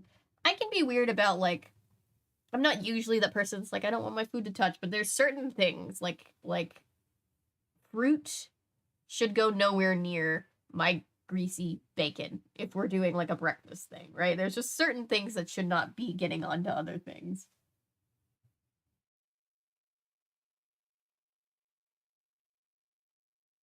Box mac and cheese or more effort mac and cheese? Both. All the mac and cheese. I could try. I could picture sweetened condensed milk being good on mac and cheese made with more aged cheese. Vanilla is my brother's favorite ice cream. Like, out of all of them, not just out of the chocolate strawberry vanilla classic choices. Interesting. In the same boat as y'all with the creamer. Yeah, it was not good. Cheese done by itself, then drizzle the condensed milk. Yep. Always eat my pancake last because I don't want pancake topping touching my bacon and eggs. Thank you. Yes, I'm the same way. Although I do really love I really love dipping my bacon in ketchup. Don't ask me why. Everybody in my family thinks it's gross. All right. In which school once again raises its ugly head? As if I didn't have enough to worry about. Now I'm flunking English. Is this ironic or what? I finally raised my math grade, but I'm failing the only subject I like. Did I know I was supposed to read Julius Caesar? Did I know an essay was due today? Where was I when Miss Turnbull gave out the assignment? Probably in class, but writing in this. I am in a foul mood. Sunny noticed this. She asked me if something was wrong. She's the only person who cares, I guess. I thanked her, but I don't want to complain. She has enough on her mind. So I just told her I was flunking English, that's all.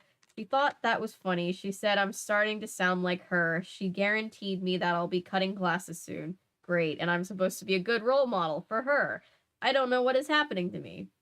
The Cro Mags think I'm a sissy bookworm. My teacher thinks I'm a slacker. My 8th grade friends look up to me and I let them down. My 10th grade friends feel betrayed. I'm trying to do the best I can and my life gets worse every day. I can't take this. I need advice. I need to talk to someone, but who? Not Jay. He'd just tell me I'll need a girlfriend. Not Ted. He doesn't have time for me. He's too busy figuring out creative ways to destroy the house. Mom and Dad are on the other side of the world, and Alex is halfway to Mars. Maybe Dr. Welsh has an opinion, haha. Maybe Dr. Welsh has an opening, haha. Anyway, enough of this. I have to study Julius. To be or not to be, or is that another play? Whatever. It is another play. That one is Hamlet.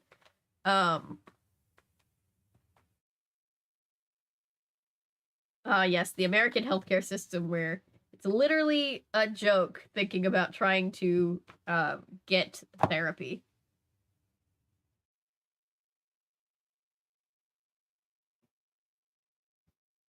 I used to put ketchup on my eggs, but I don't like it that way anymore.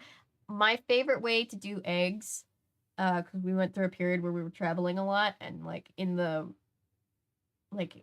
hotel when they give you like the kind of rubbery hotel eggs, I would put like 2 packets of ketchup and a little thing of cream cheese into my eggs and like let it all melt, and that's been my favorite way to do eggs ever since. Also, if I'm making eggs at home, I really love sauteing onions in them with the cream cheese. Very good. Bacon dipped in syrup. Bacon dipped in syrup is good. I'm not a huge maple syrup person, but it is good on bacon. Kermit the Frog. My life is a bacon-wrapped hell on earth. Oh, God.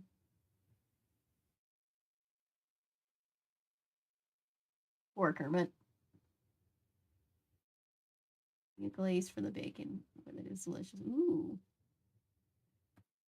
Damn, I'm hungry. Now I want to go. Now I'm going to get off stream and it's going to be like after midnight and my family's going to wonder why I'm making hash browns.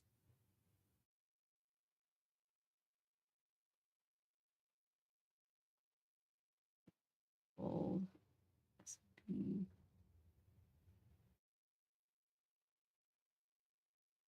We put salt and pepper on everything because my grandma can't cook. Oh, I'm a salt person. I don't usually do pepper.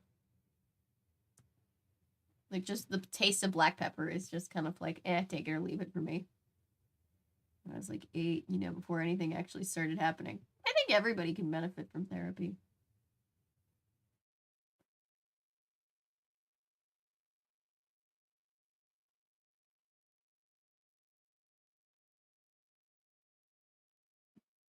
Though I'm trying to branch out with my seasonings and act a little less Caucasian. No, I really love you. I really love the like dill. I really love dill. That's my new thing lately. The Trader Joe's everything in a pickle seasoning is my favorite thing to put on popcorn. Eggo waffles.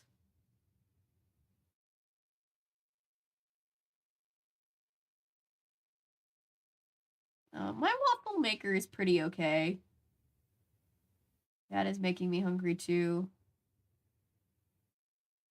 Campus can't actually cook anything. Could make myself rice in the morning though. Part Portuguese. Yeah.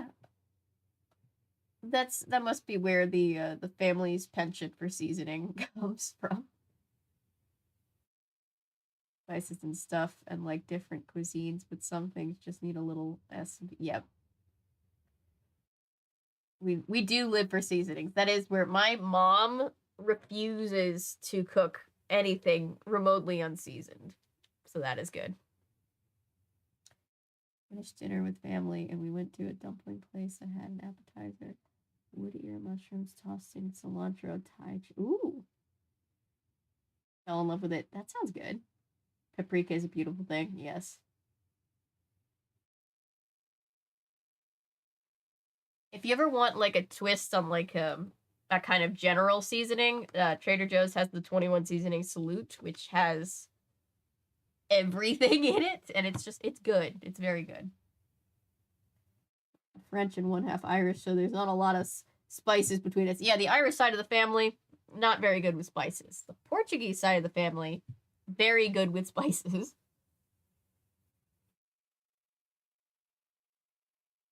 Chicken bouillon batter. Ooh, that sounds good. Yeah, everything should be seasoned. Not both sides, not just the lazy. Yes, season both sides, season everything. Be creative. There's a lot of spices out there.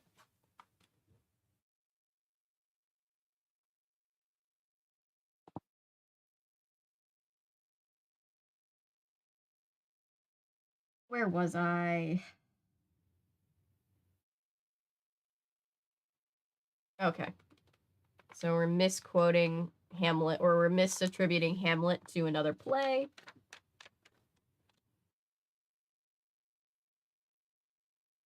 Salt and pepper, though. Sauteed. So, whenever cooking with oil, you always need your holy trinity. Onions, bell peppers, and minced garlic. Ooh.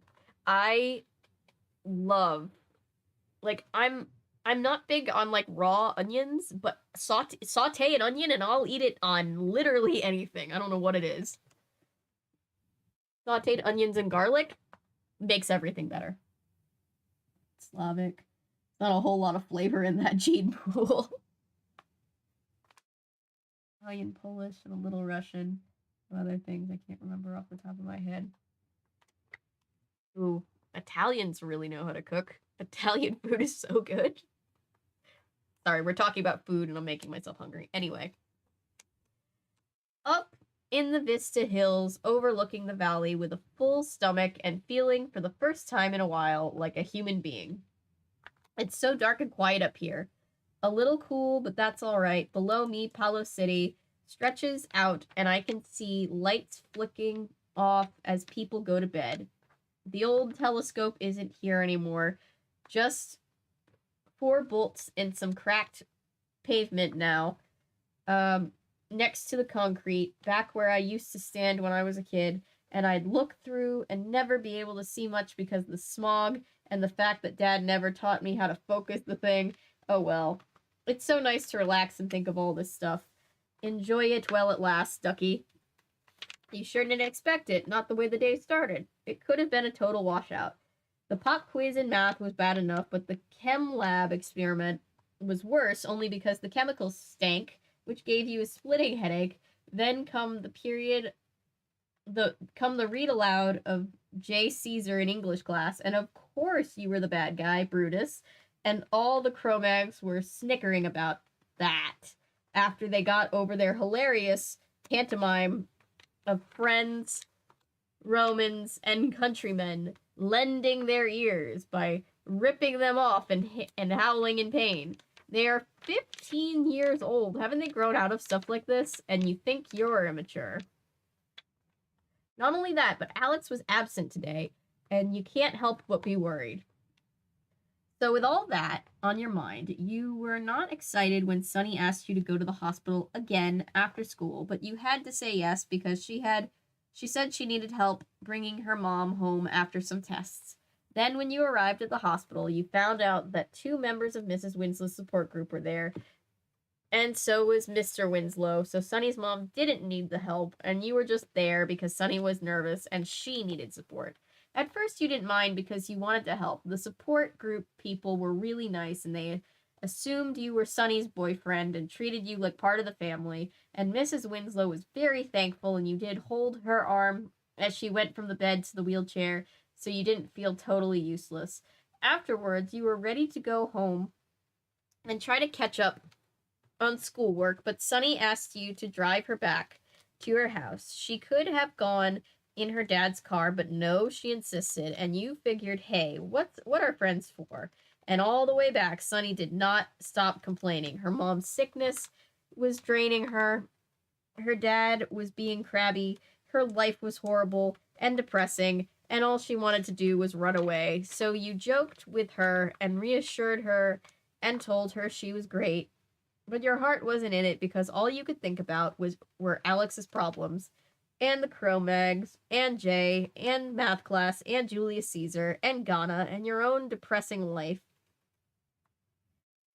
But you told yourself not to be selfish, and you listened to Sunny go on and on, being sarcastic and complaining about her poor, sick mom. And even though you don't mean to be rude, you said, at least your mom is around.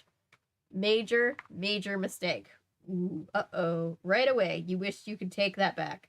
You wished you could catch the words in midair the way a frog uses its tongue to catch a fly. Oh, I'm having Haunted Island flashbacks at that allegory. Or simile. It's a simile. And Sunny was staring at you mouth open, and you knew you'd just blown it. Your best friendship in the world flushed down the toilet. Before you could say anything, Sunny was on your case. She reminded you that your mom is healthy, and she's only away temporarily, and how could you possibly compare the two? And you fell all over yourself, apologizing, making excuses, telling her you didn't mean what you said. You just wanted her to be happy and enjoy life and stop feeling sorry for herself. Stop feeling sorry for yourself. Could you possibly have picked a worse thing to say, McCrae? And Sunny went off on a tangent, and you weren't really listening because all you could think was what a bad friend you were. Ooh, he's really going through it. And you never should have agreed to drive Sunny home because you don't know how to keep your big mouth shut. And finally, Sunny's voice stopped sounding like words, and became more like a noise, like fingernails scraping a blackboard, and you needed to keep concentrating on the road, but that was hard because you felt all the pressure thinking about how you should have been studying, but instead you were solving someone else's problems, putting someone else's life first as usual, and don't your friends see that you're a person too? He really likes run-on sentences, which we also got a lot of in Model Land. It works better in Model Land because this is supposed to be somebody's personal journal, and I'm not being like, you're not expecting perfection from a 16-year-old's journal, but ooh, the run-on sentences are a lot. And then you thought, how can they, when you jump at their requests and act like you're the happiest person in the world, of course they're going to take advantage unless you put your foot down. Be quiet, you yelled. It was almost as if someone else had climbed inside you and started shouting. And once you started, you couldn't stop. You blurted out how you were feeling, how scared and tense and worried you were, and before you knew it, you were telling her about the Cro Mags, and Alex, and Jay, and Sunny was quietly listening and saying, really? And oh, Ducky, and why didn't you tell me? And by the time you turned onto her street, your eyes were so misted up you could barely see the road, and boom, you felt angry at yourself and guilty, because here was Sunny, all upset about her mom, and you couldn't just let her vent, could you? Okay, she's feeling all this self-pity, but you did the same thing, and she has an even better reason to do it than you, so you shouldn't judge her. You should let her complain. This is not about you anyway. And those last words reminded you of Mom and Dad, the way they'd say that to you sometimes when you were upset, and you never understood it because you thought everything was about you, and you think of them and of home, and it's the last place you want to go right now. So when Sunny asks you to come inside her house, you say yes. Sunny's mom is lying on a sofa in the Winslows' living room. Mr. Winslow is on the phone, and the support group friends are making dinner in the kitchen. So you and Sunny sit with her mom, and you begin telling stories about school and doing imitations of various students and teachers, and Mrs. Winslow is cracking up and saying how talented you are and comparing you to Robin Williams, exclamation point in parentheses, which eggs you on. And soon everyone else is in the living room and they're all your audience, laughing at all your jokes, and you feel great. You feel appreciated. So when Mr. Winslow asks you to stay for dinner, you say yes because you know the alternative at the McCrae house is Cheerios and milk that's probably been left out since Ted came home from school. The support groupers are great cooks. The meal is the best you've had in months. And the drive up into Vista Hills, sitting here writing with the breeze blowing through the open window, that's the perfect dessert. Whew. Ducky, my boy. That was a lot. It's just a lot. It's just all a lot. How are the kids doing? They're still sleeping?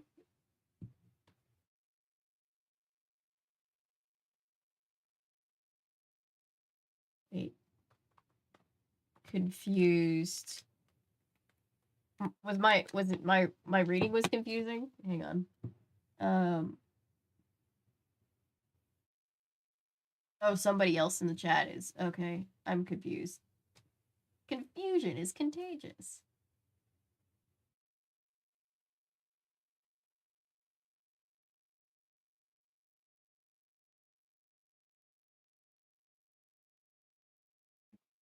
Wait, what's happening? I missed something in chat. 20 minutes, so I won't be in chat for a bit. Hope you're doing well, Rex. My brother looks extremely French, and I look extremely Irish. I don't know how to describe what French looks like. He just looks French. Every French dude I've ever met looks like my brother. I get what you're saying. Helen O'Connor aggressively. I love Irish names. They're so pretty.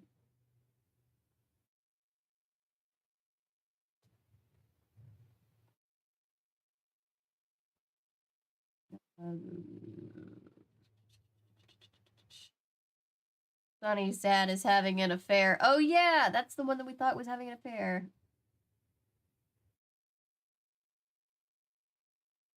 He said something. What was it? What was it? What was the? Hang on, now I gotta go back and look.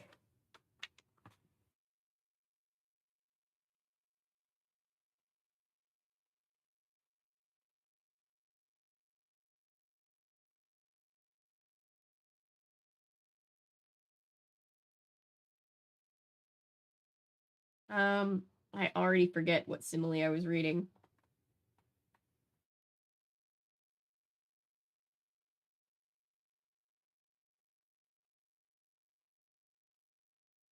Even though I have more Italian in me than Irish.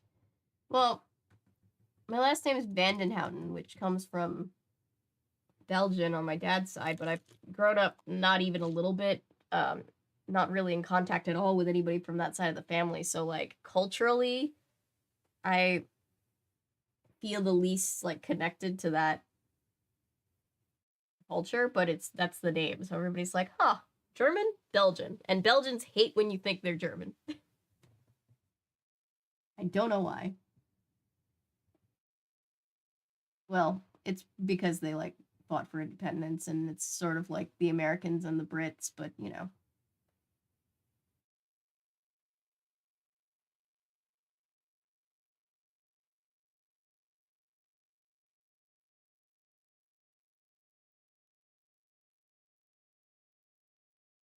Robin Williams comment sure has a lot more weight than it probably intended. Yeah, in ye olden days. Yeah, I was thinking the same thing. That one almost got me. Yeah. Comedy is a trauma response.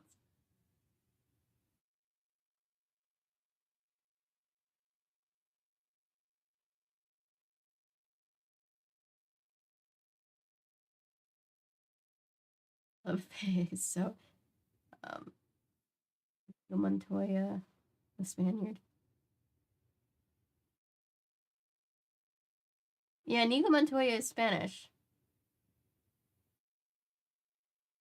Germans always end up as the antagonist. Yeah.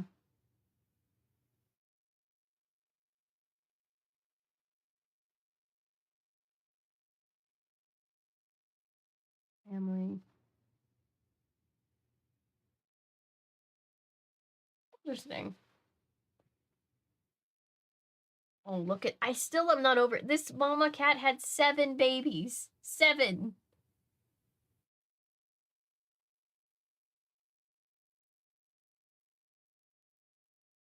Belgians get upset if you claim that fries are from France. I mean, they do. They do that.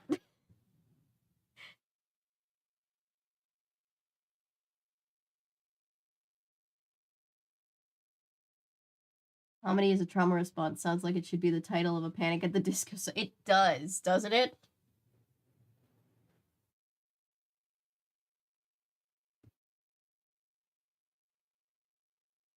Really mad if you say poutine is a Canadian dish. That's funny.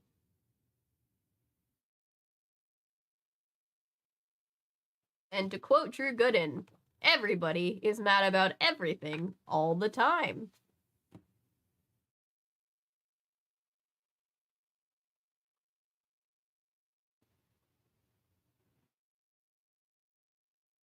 Like, you mean freedom fries? You're good, Paulo. All right, I'm reading the next. I can't even call it a chapter. There's just entries in these books.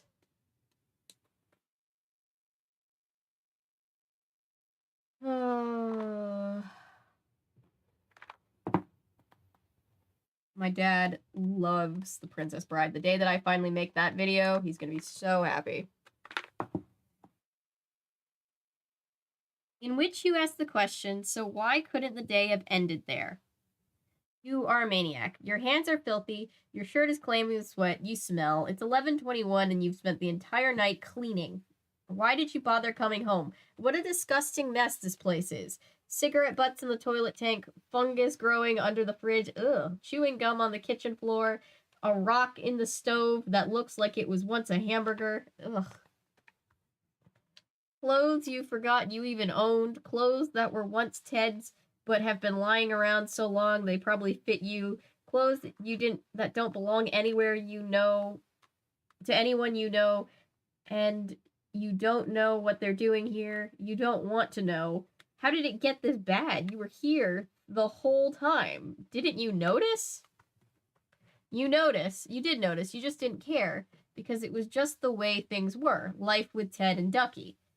It hit you, though. It hit you tonight, though. You opened the door and wham, the stench hit you. Your house smells. It's like a combination of locker room, laundry hamper, ugh, and dumpster. Ugh, from the back of a restaurant. Ugh. And up until then, you'd felt so good. Driving into the hills was relaxing, and the meal at Sonny's, you'd forgotten how much fun it could be to just sit around eating and talking. It's such a normal stuff, but it's stuff you haven't done in months since Mom and Dad left, which is so weird because you never think life is so great when they're here, and maybe it isn't, but it sure feels better than it does now. For one thing, when they're here, it feels like you live in a home. Yeah, because you actually have your parents doing the responsible parent thing. You look forward to coming back to a home. A home doesn't stink. Sunny has a home. You have a hole. She has a family. You have a what? What do you have? What are Ted and you? It's like when Mom and Dad leave, you say, okay, family's over for a while. Suspended animation. Don't do anything until they come back. And you and Ted don't talk to each other much. You don't do anything much. You just come home, sleep, go to school, like you're waiting for someone to tell you what else to do, someone to tell you how to act like you're both paralyzed. So how are you supposed to act? It's not like you can buy a book about this. There's no homemaker's guide for virtual orphans, so you cleaned. The house still looks disgusting, but it's a start. Maybe you'll talk to Ted about this tomorrow. Maybe not. You didn't need another argument. If it sounds like I'm getting stuffy, I am. My sinuses are doing a not so fun thing. Literally no one realized he's being neglected. This is so sad. This is so sad.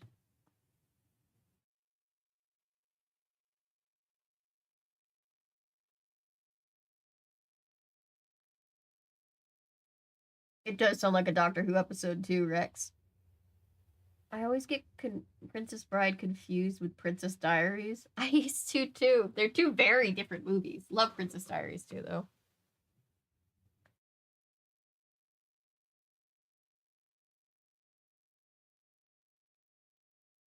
Yeah, both great movies, but very different movies. Freedom fries and America sandwich thing. Oh, God.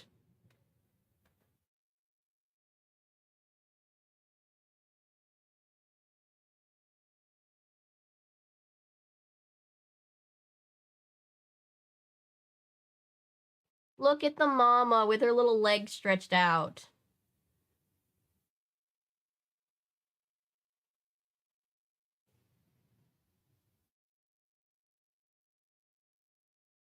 That would be cool, Rex. All right. It is 11:57. We are closing in on the end of this book.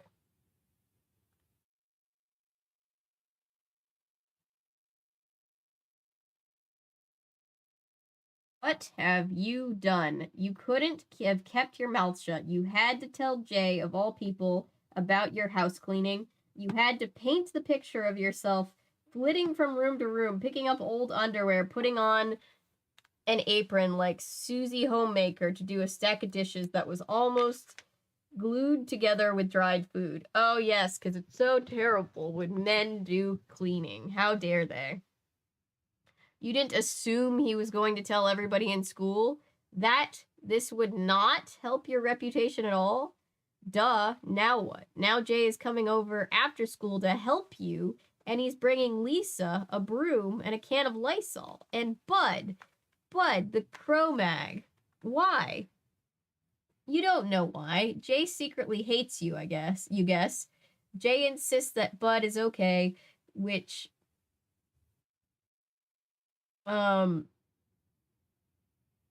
you accepted. You said fine, but why on earth make him come to your house to clean up of all ridiculous things? And Jay insisted that he was talking to Bud the other day, and just casually in conversation, your name came up, and Bud said he felt so bad about the way their pals treat you, so Jay said, okay, if you want to do something about it, let's help my buddy Duckster clean his trashed house, and Bud was psyched about it. Does this make sense? No, it doesn't.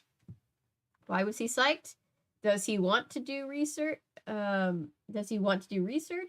Take photos, infiltrate the house of Ducky, and report to the Cro Mags so they can humiliate you even more?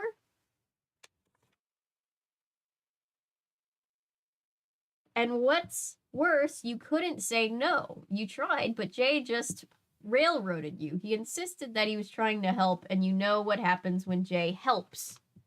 McCrae, your days are numbered. Yikes.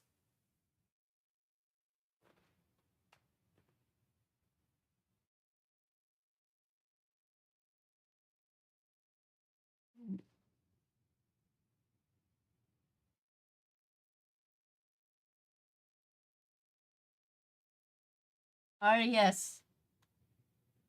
The freedom sandwich is just a hamburger.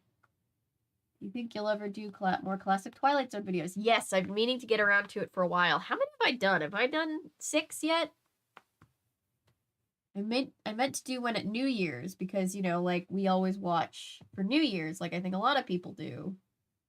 And then I didn't, and I need to.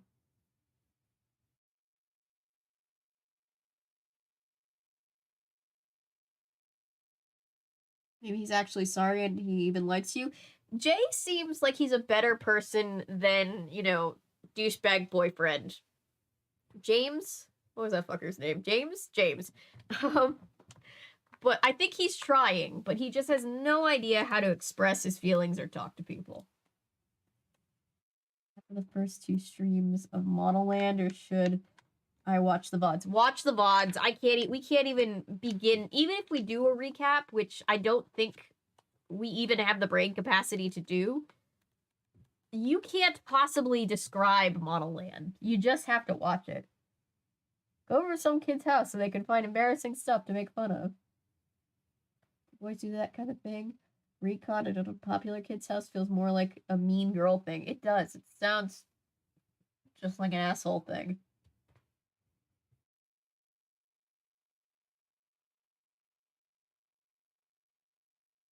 Not something I ever did.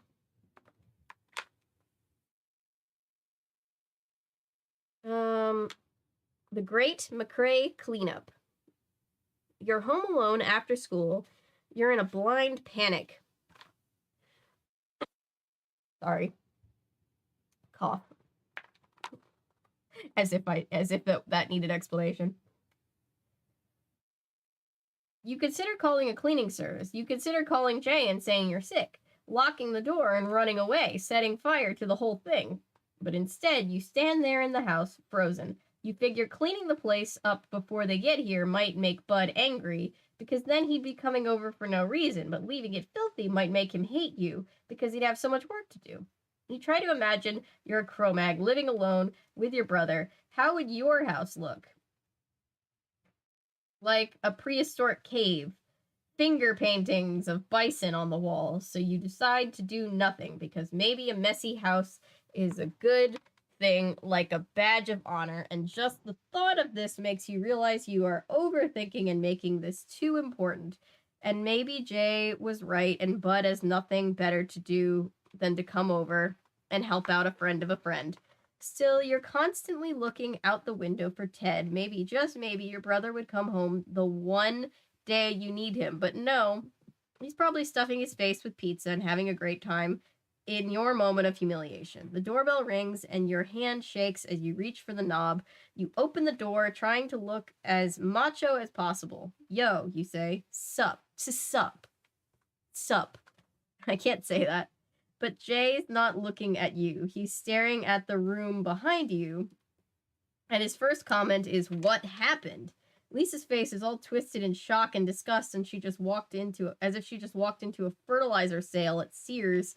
Behind her is Bud McNally, and he looks amused. He's laughing at you. I've been working real hard with the decorator, you say, just as a joke. You can't help it, and you want to kick yourself because that's just the kind of sarcastic comment Cro Mags hate. How about a few more dust balls near the sofa for atmosphere, Bud suggests, and you're amazed. A Cro Mag with a sense of humor. Jay rolls up his sleeves and asks if I have kitchen trash bags. We've started. We toss clothes into bags, we sweep, we throw out food, we fix broken hinges. Bud opens windows you hadn't even realized were closed. We work. And that's when you make your discovery. You're a raving, stereotyping, paranoid, immature fool, just as bad as the Cro Mags, because Bud is a good guy. You actually have fun. By the end of the day, everyone's laughing at your jokes and asking you to do your imitations of Ms. Patterson and Mr. Dean. And just before you go, Jay asks if you want to go to his house Saturday. Just a small hangout with the guys, he calls it, and Lisa is rolling her eyes and teasing him for not inviting girls, so Jay has to make excuses and claim that he tried, but the other guys wouldn't let him, which makes you think that there's really a Cro Mag gathering, but you don't want to ask right out, so you casually ask who'll be there, and Bud jumps in and mentions Sam and Travis and Marco, and you say you're not sure if you can come, and Jay says, I'll take care of Marco, so you think about it a while. Before today, you would have said you'd go to the party when hell freezes over, but you realize that you were wrong about Bud. Maybe you're wrong about some of the other guys. Uh-oh. Such naivete. Bless him. Wouldn't it be nice to actually have them on your side, to have so-called normal guys as friends? You picture a new life, a house that can actually be a home, even without mom and dad. Guy friends your own age. It could happen, so you say yes. Oh, great. Oh, boy. Oh, dear.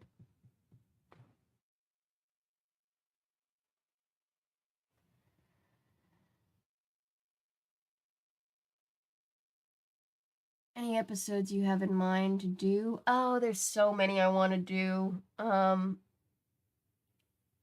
of the Beholder is great for one day. More fun episodes, I guess you could say, is To Serve Mankind is great. Mr. Denton on Doomsday is great. No such thing as normal guy friends or girlfriends. No such thing as normal people. Poor Ducky. Yep. This is very much going to end badly. Saturdays are for the boys.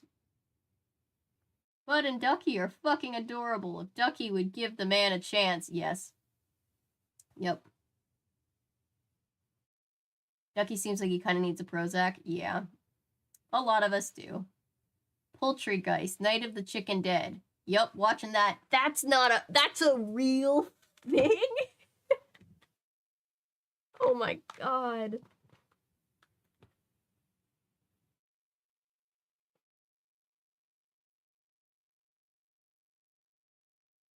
Getting there. The grisly end, almost. Wait, this is kind of cute. He's gonna get so hurt when the rug's pulled out from under him way. Does Ducky mayhaps have a crush on Bud now? I want to believe that Bud is actually a good guy and that the rug is going to be pulled out by the other guys, because I like Bud and Ducky together. I ship it. I see this as a healthy potential relationship. The morning after in homeroom, Ted is flabbergasted. You know this because he came into your room this morning and woke you up saying, "Ducky, I am flabbergasted." You told him you'd be full of flabbergasts too if your little brother had totally cleaned the house out of the goodness of his heart, without asking for so much as a dime. Then he asked where his college jersey was and why some of your socks ended up in his drawer, and whether or not you threw away his intro biology notes that were probably lying on the living room floor, etc., etc., and soon you felt like you'd done something terribly wrong, but you didn't. You were actually able to open the fridge without worrying that something living would crawl out, and you could walk through the house to the front door without tripping over anything. That's progress. But that was nothing compared to what happened at school when you saw Bud and Marco and Travis and a couple of other guys standing at the door in their familiar places. Bud said hi. Just hi. No other sing-songy voices or snickers or comments about your clothes or imitations of the way you walk. Nothing. So you said hi back. And you strolled into school feeling about 7 feet tall. You could get used to this. He didn't even get up to 10 feet. Isn't it 10 feet tall usually the expression?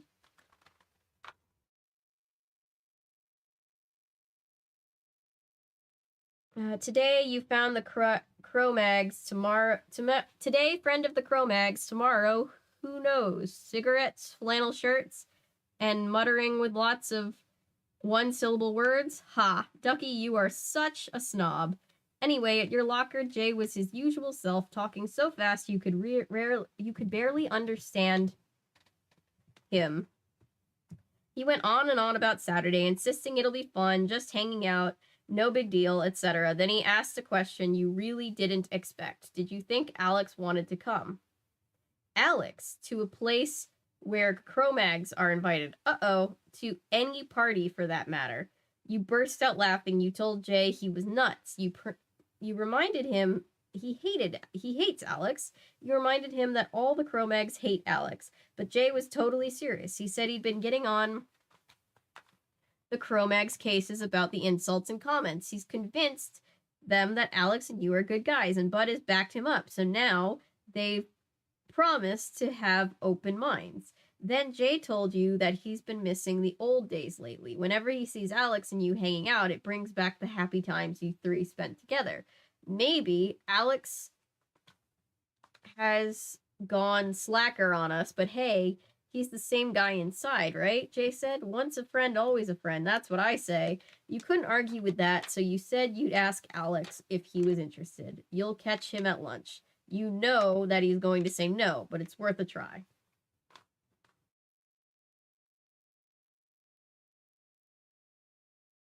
Bud and Ducky as hopeful, but I think his crush on Bud is going to fuck him over when it comes to his perception of the other dickbags. Yes. Yeah, I agree, Ellery. Ducky, we've been robbed. They left the house clean. They stole all the garbage. It's like he's got a little crush on all of his male friends. Oh.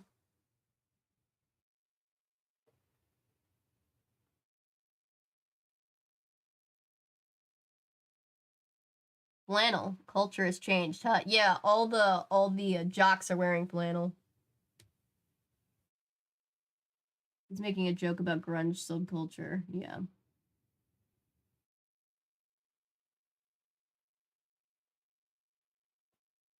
All right, I'm gonna take a second and eat one of my gummies because I'm hungry. But I'm not gonna eat until I get off stream. But also, this is not food, but it's here and it's edible. I've only got a few more pages to go.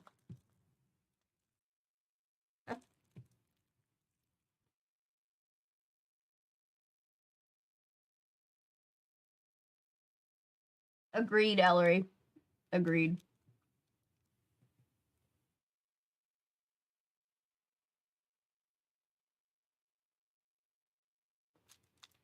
Ducky just means one healthy relationship in his life. Just a friendship. Like a family member that doesn't just completely ditch him.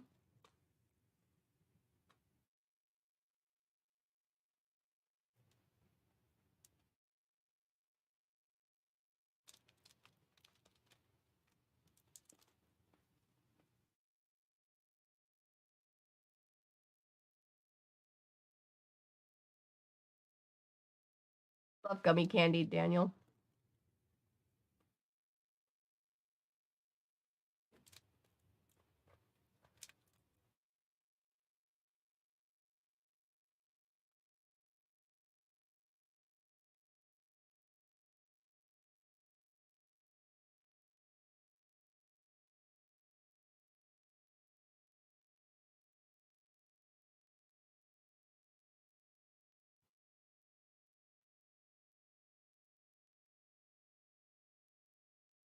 She's making sure all the babies are bathed.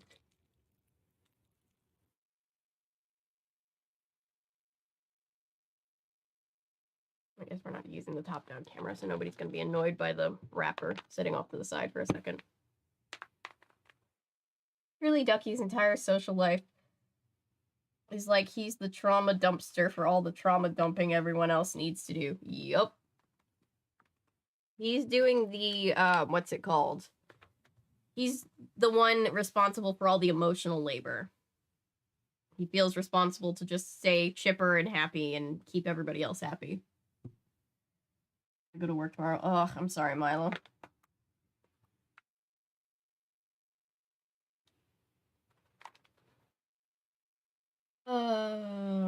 Sometimes, rarely, but sometimes, you're not as smart as you think. You did tell Alex about Jay's gathering. He didn't believe you. Well, he didn't believe Jay. He thought the invitation was a trick. But you told him you were convinced that Jay was just being friendly, just trying to bring back the old times, and why not give it a try? Uh-oh. Alex might be smarter than you.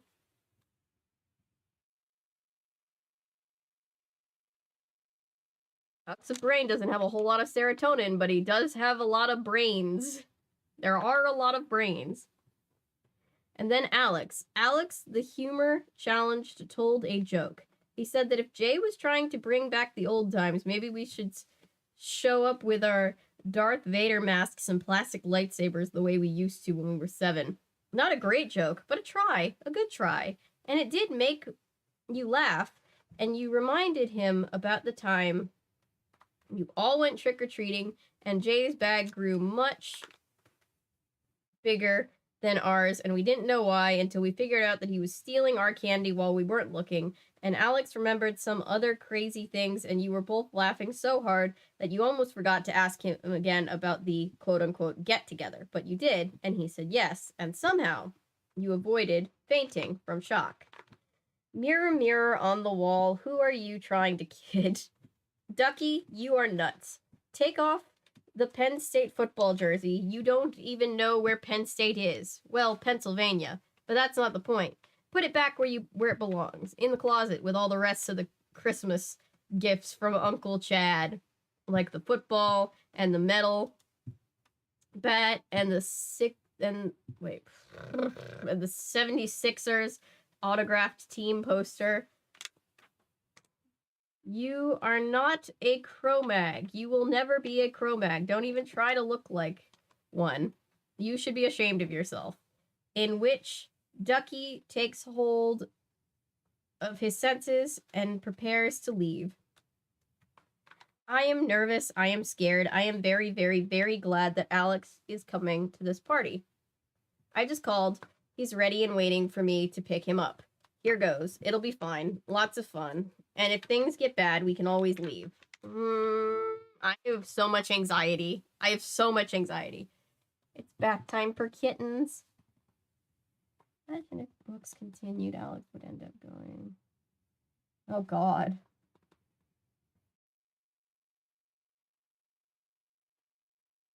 Need someone to do some of the emotional labor for the change. Yeah. Alex holds all the brain cells in the entire school. Yeah, he traded in all his serotonin for it.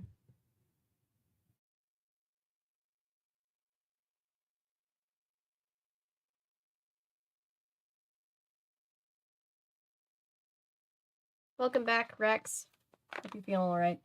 I hope that somehow no one wants to buy any candy tomorrow and we can close early. Or maybe I hope that it's so busy I don't have any time to have to do the jobs that I have that I hate, like filling the bins. Can't imagine anyone having serotonin when they are the only one in an entire book with 2 brain cells rubbed together, right? It's the harsh trade-off of a universe. Late. Maybe too late. I don't know what to do. I'm home. Alone. No, not alone. Alex is here too, but I might as well be alone because what? What? My mind is jumping around and I'm forgetting things and I feel like I'm in shock or something and it's so late. I should be fast asleep. But I can't sleep because I have to do something, and besides, if I do sleep, what'll happen to Alex? And I wish Mom and Dad were here, or at least Ted. Ted might know what to do, but it's so late now and I'm worried about him too. What if he's lying in the street somewhere and he has no ID? And stop. Get it together.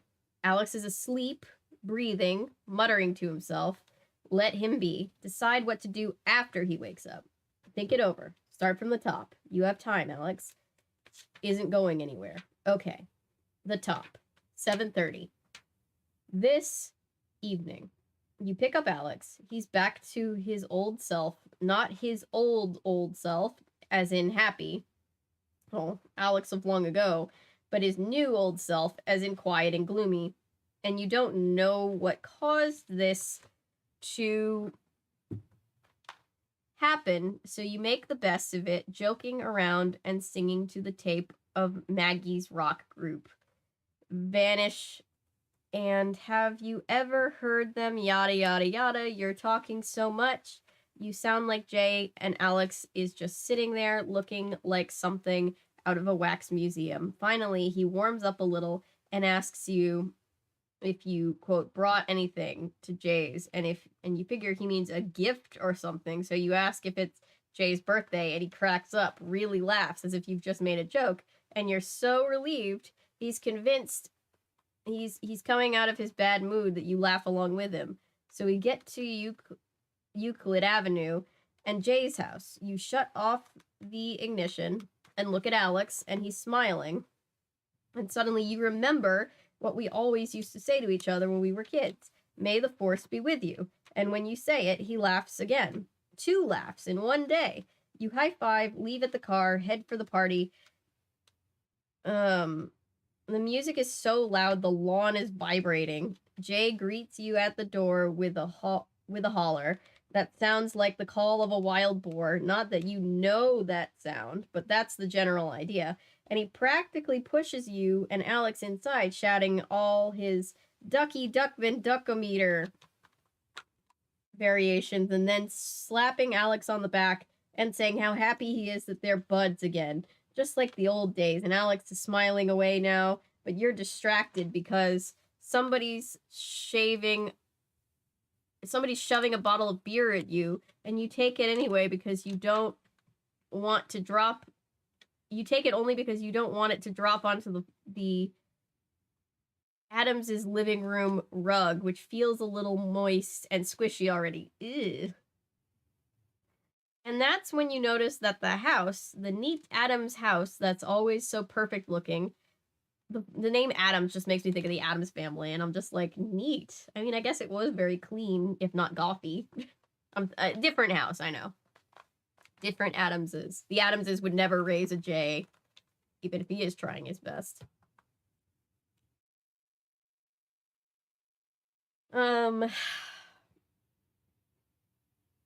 It's always perfect looking, so full of expensive stuff that Mr. and Mrs. Adams loved to show off to mom and dad way back when you used to visit. So nice that you always felt awkward just walking in there, like you might bump into the cabinet full of delicate crystal or get mud prints on the Persian rugs. The house is swarming. Guys all over the place, shouting and laughing and smirking and drinking beer and eating chips. Yes, it's a chip cup. It's a new invention of the 90s. Chips and candy and pretzels, and two guys are leaning against the china cabinet and it's shaking, and you know the Adamses would be having a coronary if they could somehow see what was going on. And then, just like that, Alex is gone. He's not by the door where you last saw him, but he's not easy to actually see anybody specifically because it's pretty dark and smoky in the living room, and everyone's moving around, jumping to the music, not exactly dancing because no girls are there, and God forbid you dance with the boys. You can't dance with the boys. And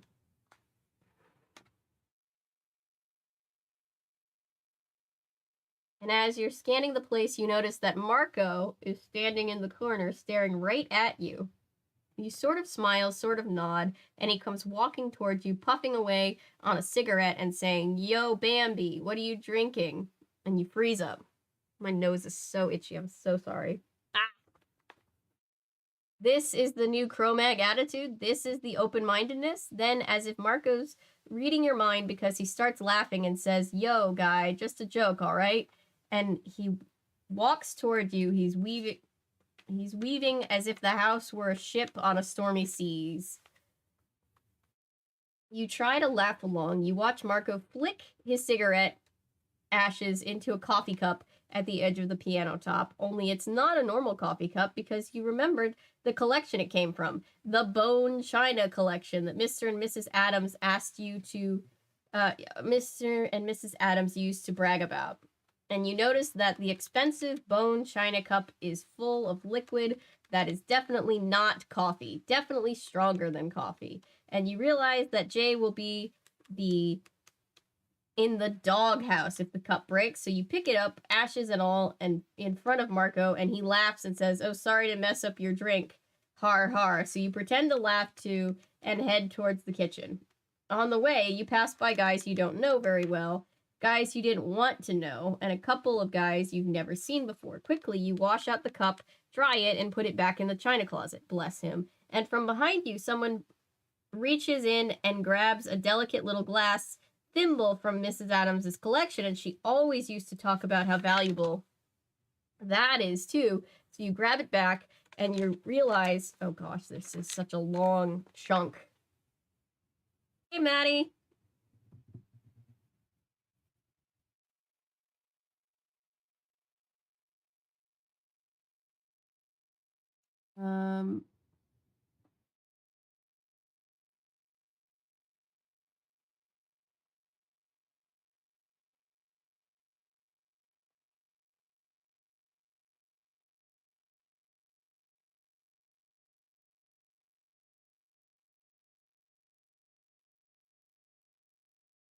You're right. The Adamses would never disown anyone.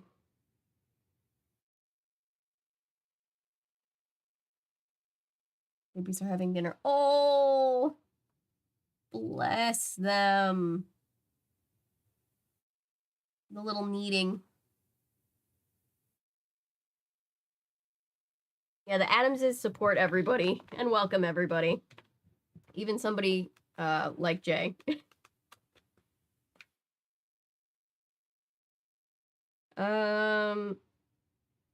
So you grab it back and you realize you've just taken something from Mad Moose Macover.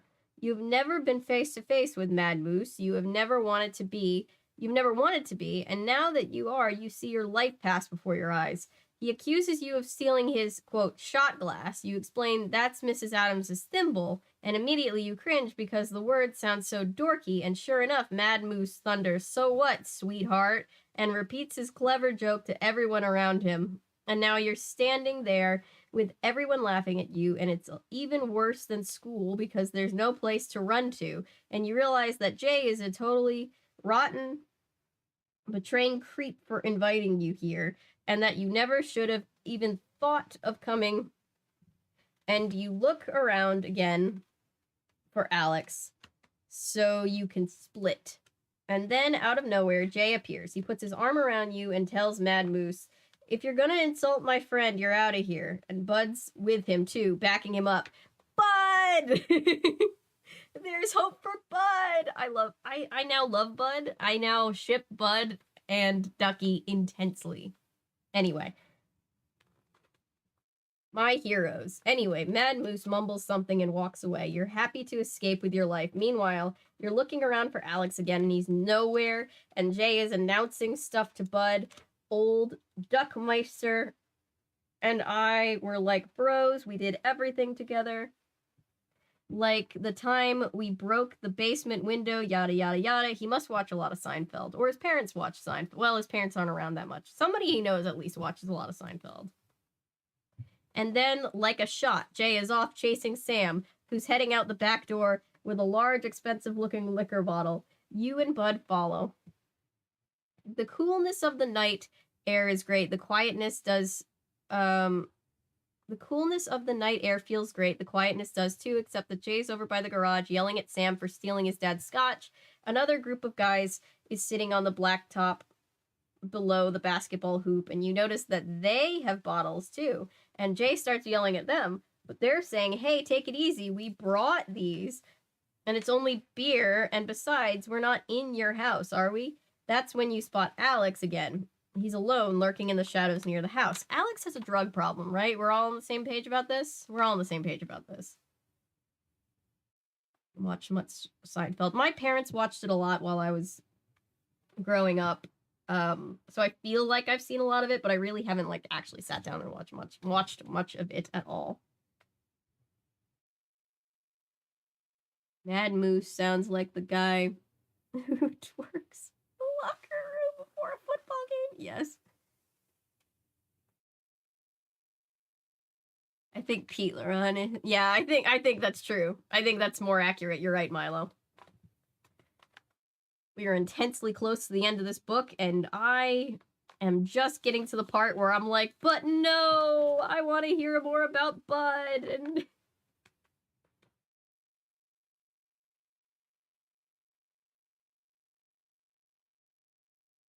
you call his name, but he just walks inside without answering you. You run after him, you search the house, he's nowhere, vanished. You duck, like the band name? Sorry.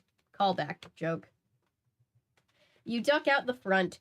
You see someone far down the street walking away. You can't tell for sure that it's Alex, but you guess it is. You figure he's doing the smart thing, leaving, which you should do too. But you can't because your car is wedged in by double parked Jeep Cherokees.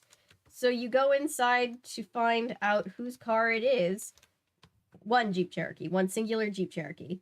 But you're too chicken to ask around, so you end up watching a horror movie on the VCR in the den, which only makes you tired and bored and wastes like an hour and a half. No, he and Bud were outside alone. They could have had a moment. Anyway. In retrospect, this was your big mistake. After the movie, you walk out of the den, and the first thing you see is that the living room is no longer a living room, it's a mosh pit. Guys are ramming into each other, hollering. Someone has moved the furniture off to the side, but not the stuff on it, so you run around the room, chasing the piano, closing the piano top, putting Mrs. Adams' Steuben glass figurines in a safer place, because someone's going to have to answer for this. I don't understand moshing. Can anyone explain moshing to me? Ducky x Bud, dud. I am a dud shipper for life now. Avery, did you want to try getting the Alice Abandonware to run tomorrow for stream? And if it doesn't, do you want to read Animorphs? My computer is really struggling to run anything that's that needs like an older thing to run on it, so it might be a better idea if we just plan for Animorphs, if that's something that you're okay with. But yeah. Ducky, you could have had a boyfriend, but no, you chose a horror movie, right? Ducky, my guy. He's met like he's met what could potentially be a himbo husband. He can't waste this opportunity. Okay with Animorphs. Okay, that sounds cool. I'll try my best to oh sorry, I missed something. Twitch. I'll try my best. Hopefully, I'm hoping that I'll be able to get it up and running to play Haunted Island by next week.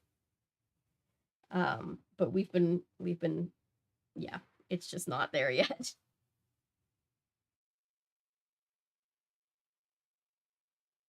Animorphs, I've heard so much about it.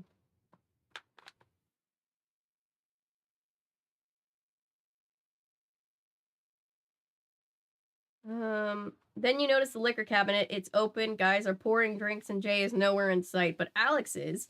He's slumped in an armchair, a bottle in his hand, and staring at everyone with this weird smile. You run over to him. You kneel down and talk. You ask if he's okay. He says, fine, don't worry. Everything's great. But he's slurring his words, and his eyes are red, and he seems to be in a whole other world. And then someone jacks up the music. You're right near the speakers, and you feel like someone is punching you in the ear. Oof. You jump away. You run to turn it down, and there's Jay standing by the stereo, a beer in hand, singing along. You turn the volume down, and everyone starts screaming at you. You try to explain to Jay that Alex is in bad shape, and you need to talk to him, but Jay doesn't even listen. He just says, listen up, Duck Man, and jacks the volume back up, louder. Calmly, you turn it back down to medium loud. You are standing toe to toe with Jay now, in each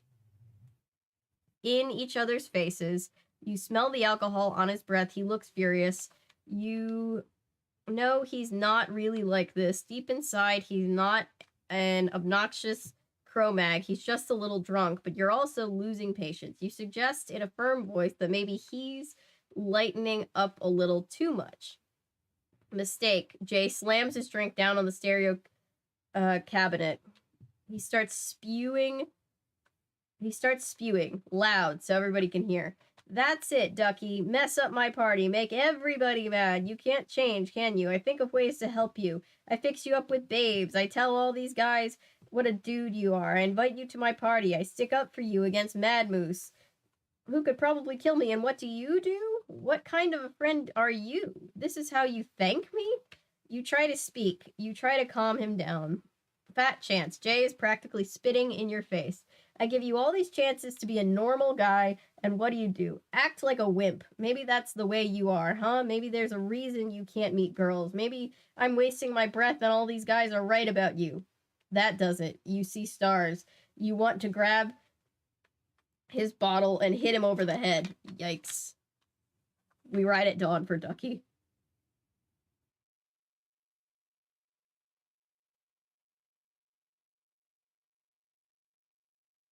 Jason, look at me. This isn't you. I'm socially awkward and even I know not to do that. Oof. I'm also very socially awkward. You raise your fist. Come on, Jay says. Fight, yells the pack behind you. You almost do it. You almost jump on him, but you don't. You can't. Your eyes are filling with tears, so you do the only thing you can do. You leave. You don't care if the Jeep is still blocking your car. You'll drive onto the sidewalk if you have to. Jay doesn't try to hold you back. As you walk through the living room, the volume shoots back up to ear splitting. You expect to see Alex still in the same chair, but he's not. Part of you wants to go without him, but that wouldn't be right. So you go outside and walk around the house looking, then through the back door again for a quick check inside, but you didn't see him at all, and you hate being here, and you're losing patience with the amazing disappearing friend. You decide to check upstairs, and if he's not there, tough, you are gone.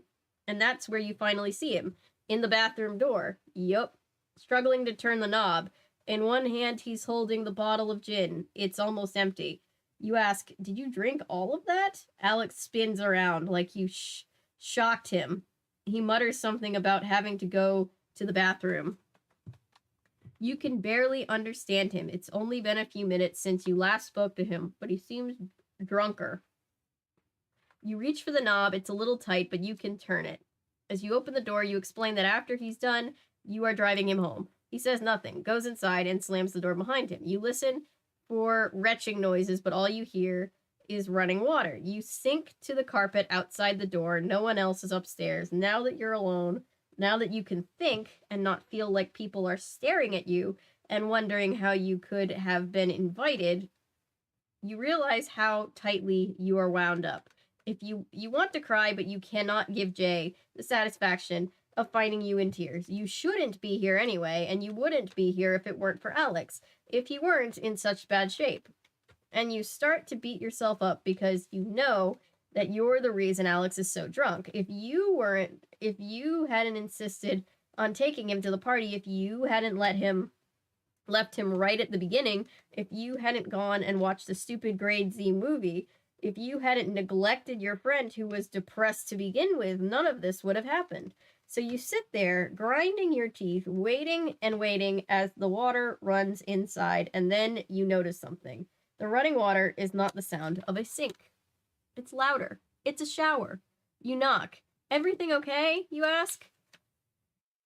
He says, yeah, fine. So you sit back and wait. The shower lasts a long time, too long. And in Alex's state, you realize he's liable to fall asleep standing up. And if he falls on the tiles, he could break a bone, hit his head. You knock again. No answer. You call his name. You yell his name. Nothing. You turn the doorknob. It's locked. Now you're panicking. You bang on the door with your fist. You push with your shoulder, but the door won't budge. You need help. You need a key. The last person in the world you want to talk to is Jay, but you have to. You have no choice. You race downstairs. Jay is in the kitchen, raiding his own refrigerator. You grab him by the arm and tell him what happened. For a moment, a strange expression plays on his face, like he doesn't know what to do. Yell at you, apologize. What? But he catches on. He runs upstairs and you follow close behind, asking where he keeps the key. I don't like where this is going. I don't like where this is going. I don't like where this is going. I don't like where this is going. You, Jin. I don't mind Jin. Fight, fight, fight, fight. Back on my murder is sometimes okay agenda with Jay again. This Doctor Who series where the Doctor is between. Oh, I like that, Rex. Ducky, grab Bud and take Alex to the hospital, and then have a deeply emotional moment where you stare longingly into each other's eyes in the hospital waiting room. Yeah. DuckTales, woo! Lock down that himbo before he was lost forever. You don't know what a needle in a haystack you found. Mossing is just like a way to express the intense energy produced by listening to hard music. You just smell. Yeah. I've seen moshing. I've been accidentally, against my will, yeeted into the mosh pit. And I get, like, the, circle pit, where everybody just runs in a circle. That I can get behind. It's the one where, like, they're all, like, pushing into each other. I'm like, why is this fun? And Wall of Death? Horrifying. If you've ever seen Wall of Death happen, you know you don't want to be anywhere in the middle of it. The music just goes so fucking hard. Moshing is just a way to get your frustration out. That's fair.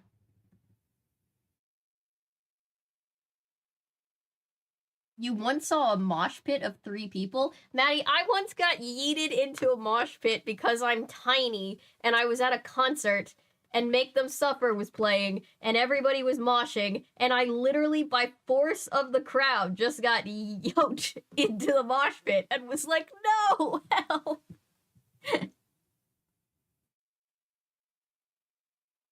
We might need more kitties. There's 8 kitties on screen. Rip you. Yeah. Being a small person, crowds are not really my favorite.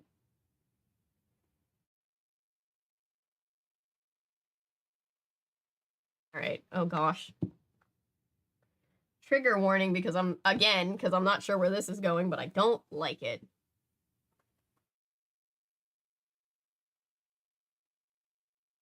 What key? He asks. Whoever knows where the bathroom key is. You get to the bathroom. It's 12:42 a.m. Do you know where your bathroom key is? Sorry, I make jokes when I'm uncomfortable. You get the bathroom, and now you see a stain seeping under the door and onto the hallway carpet, growing in a dark semicircle. Jay yells, "Open the door, you're flooding the bathroom," and bangs hard. But still, all you can hear is the running water splashing onto the floor tiles inside.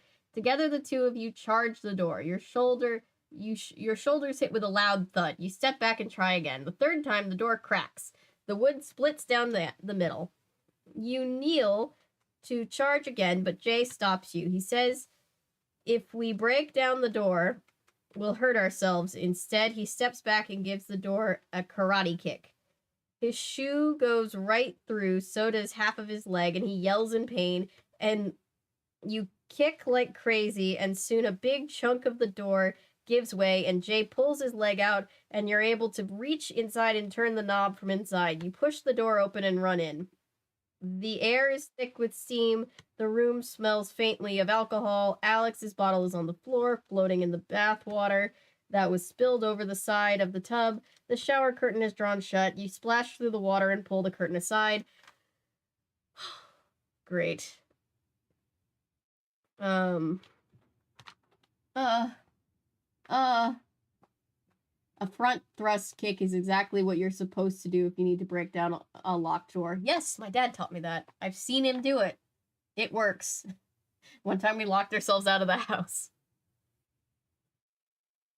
Slam into stuff. I mean, it's valid.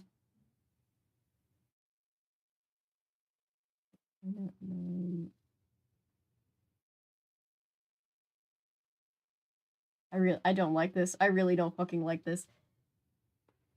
Let's take a breath. It is okay to take a breath. It is okay to step away. I'm going to continue, but I just want to give everybody a minute. I'm going to eat a Sour Patch Kid so that everybody can have a minute. They're not Sour Patch Kids. They're not kid-shaped. Making candy that was kid-shaped was a really weird move, wasn't it? Kitty break. Yep, look at the kitties. Look at Mama Cat with her 7 babies.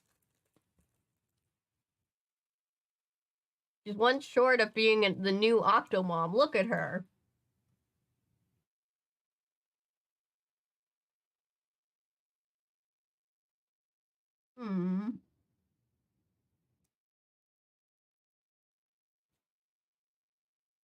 Baby kitty, soft kitty, warm kitty, little balls of fur.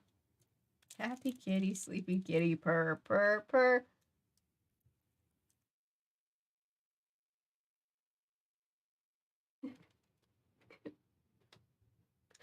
Break me off a piece of that bathroom door. Sorry. Do you remember on The Office where he's like, break me off a piece of that fancy piece?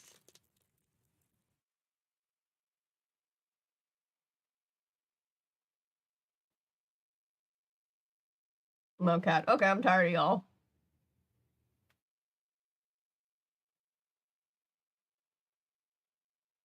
Almost like, give me a minute. Yeah, she went from having no kids to having 7 kids overnight. She needs a minute.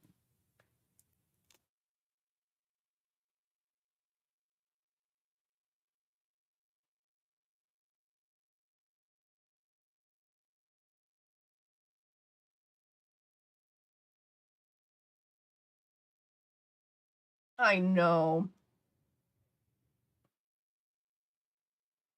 They all sleep in a big pile.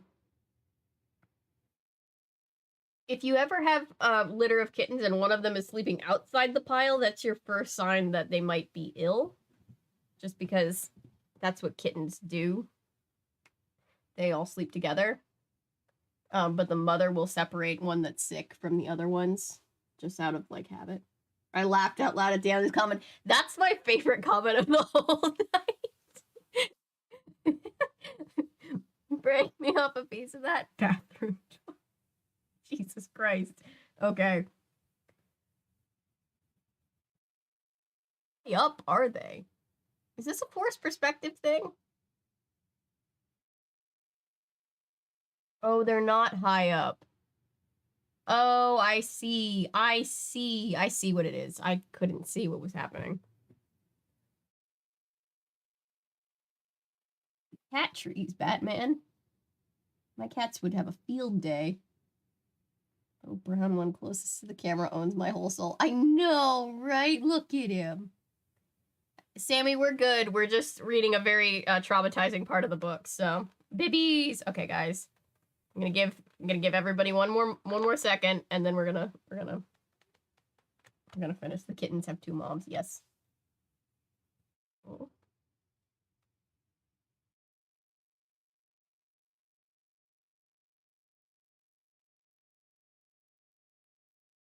No, you fool! Don't wake up the sleeping kittens. Just let them sleep.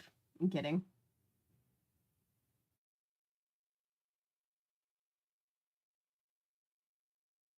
Kittens so bad. I want to foster more kittens.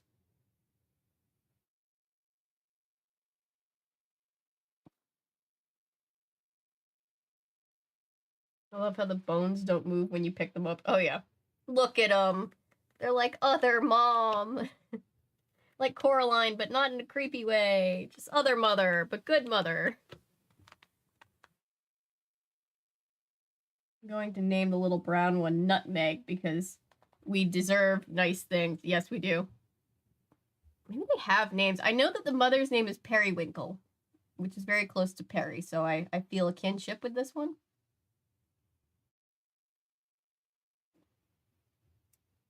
Reminder that these people have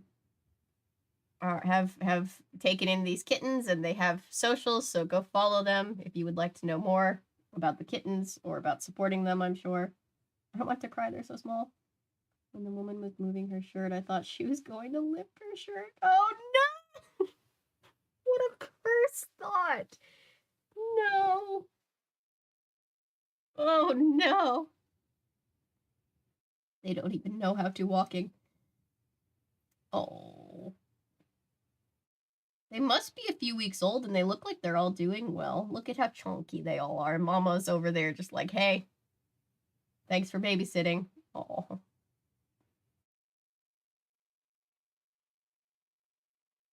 Oh yeah, Ducky is definitely queer in some way. One of them must be named Bud.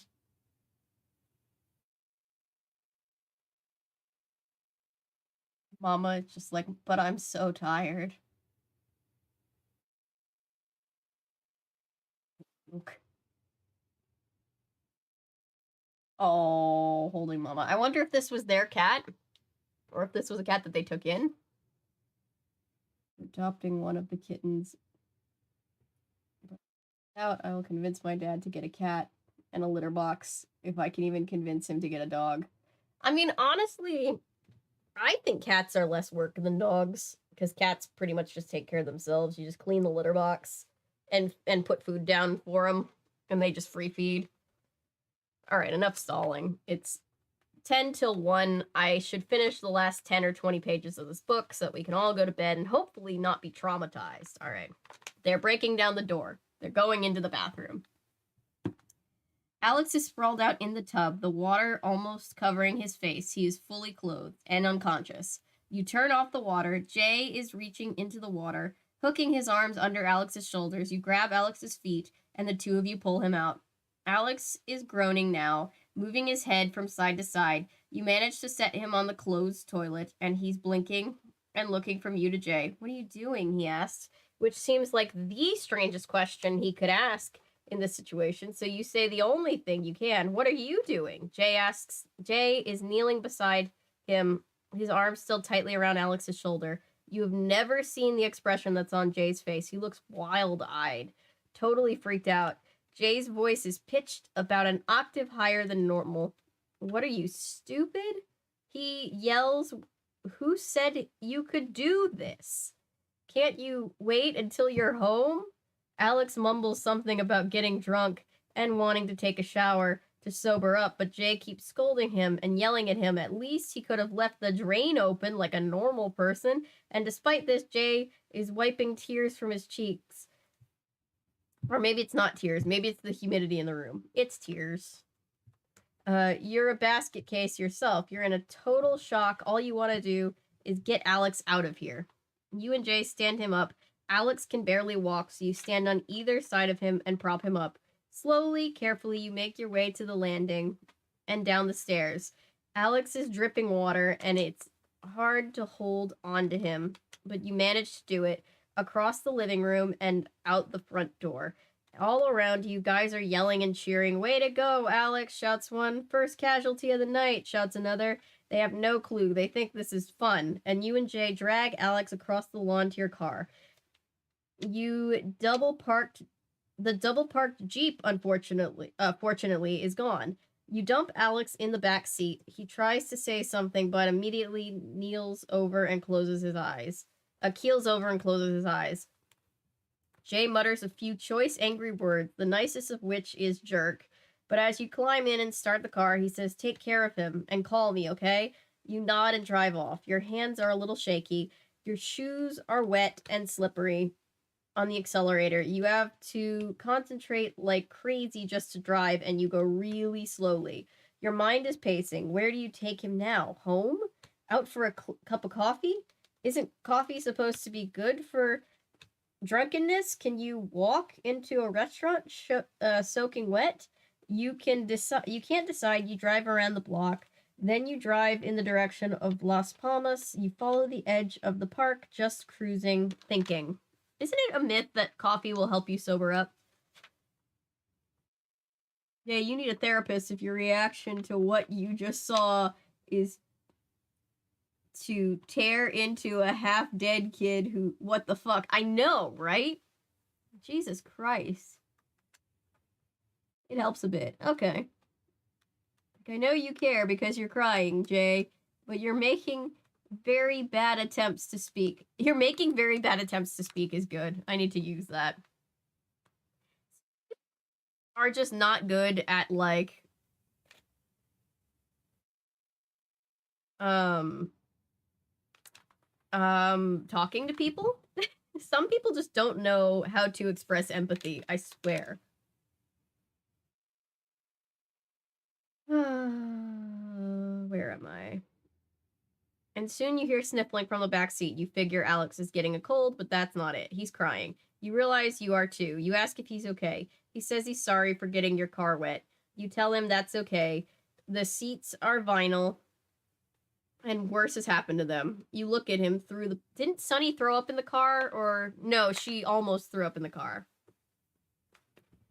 You look at him through the rearview mirror, but he's looking away. He's sobbing now, apologizing for being drunk and for using the shower. He keeps insisting that he only wanted to sober up, that's all, saying it over and over, and you wouldn't believe, as if you wouldn't believe him.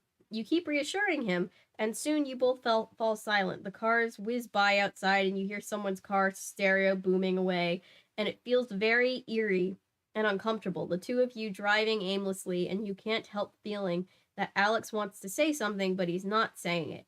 You ask him if he wants to go home, but he says no. You decide to take him to your house. By the time you arrive, Alex's face is bone white. That's when he gets sick, in the flower bed by the side of the house. As you lead him into the house, he's moaning, stumbling, making these dry, clicking noises with his throat. You set him down in the living room sofa and place an empty basket nearby just in case. Then you fetch some clothing from upstairs. As he changes, he apologizes again and again. I shouldn't have done it. I didn't know what I was doing. I was drunk. I didn't mean it. And You calm him down, shushing him, saying, "Don't worry, no one at the party even noticed. It's only water. Just try to sleep," etc. The clock chimes, and you realize Mrs. Snyder must be freaking out. You mention this to Alex, and he says he doesn't want to go home. So you offer him a place to stay for the night if he contacts his mom and lets her know. You bring in your cordless phone. Ooh, cordless phone. Fancy people. He calls her and she agrees, but you notice that while he's talking to her, his voice is quivering, and after he hangs up, he starts sobbing, wailing like a little baby. "Don't ever tell anyone what happened tonight," he says. "Promise me, Ducky. It has to be a secret. It doesn't go past you and me. And tell that to Jay, too." Sure, I say. Scout's honor? Scout's honor. And then he looks at you with these wet, wet eyes and tells you that you're the only person he can talk to about this stuff. You're the only person he can trust, and you and Dr. Welsh, you two are like extensions of himself, he says. You didn't realize you meant that much. So now all of the things you've done, sitting with him at lunch when no one else would, stopping to talk to him at the bridge in Los Palmas, sticking with him through this whole horrible episode, all of it seems worth it in some strange way. He's lying on the sofa now, his voice slurring and fading, and he's complaining about a headache. So you go to get some aspirin, and by the time you're back, he's fast asleep. You sit watching, listening to him breathe, trying to figure out what on earth just happened. You've had some weird nights in your life during driving the girls home when the upperclassmen trashed Mrs. Kruger's house and framed the 8th graders, tracking down Sunny at Venice Beach the night she ran away from home. This is weirder somehow. Fighting, helping Maggie sneak out to her thing, and then also to her concert, and then also being about to fight James, the horrible boyfriend for Amalia. Ducky really is there for everybody. You don't know why, it just is. So you sit and write, and here you are, still at it. Scared and exhausted, worried. Why did he do that? Why did he get so drunk? Alex doesn't drink, and why would he take a shower with his clothes on, with the drain closed? What, he was in a hurry? He was too drunk to know what he was doing. He flipped the drain switch by accident. Weird. Too weird. Have to stop thinking about this. Have to stop writing. Fatigued. Need sleep. Good night. Well, he wrote good N, but I assume he meant good night. I assume that's... I took the liberty of filling in the rest for him. Oh, I feel empathy a lot less intense than most people do, what I think is why I find Jay frustrating. It's a little too similar to the worst versions of younger me. See, I'm one of those people where I always say, like, I have the problem where I feel so much. Like, I'm one of those people, like, I'll just start crying if I see somebody else crying, and that makes me not very helpful in that situation. Avery is unable to... Wait, what's happening? I just look back at chat and I just see if Avery's unable to, we're gonna have to do it on our own. I'm like, what happened? Why are these books so dark? Because they're teaching teenagers to help to figure out life. And life is hard. Bots found the kitty. Oh no, more bots. Thank you, mods. You truly are wonderful. I probably should have point some new mods.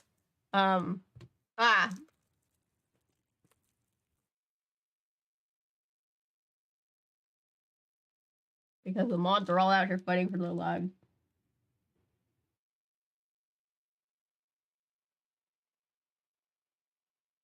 Yes, Alex tried to self-delete. 100%.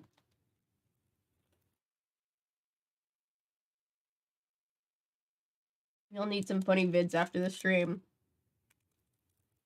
Go make some real food that isn't candy after the stream.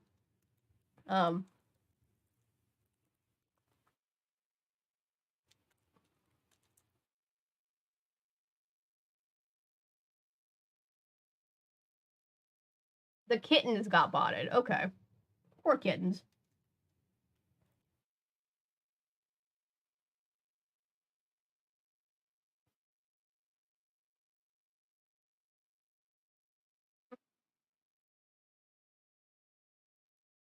I think Jay's doing that thing where tough love people are people who are not as good talking about their feelings. They try to express concern, but it comes out like anger. And those of us that are more sensitive, it doesn't help a lot, you know?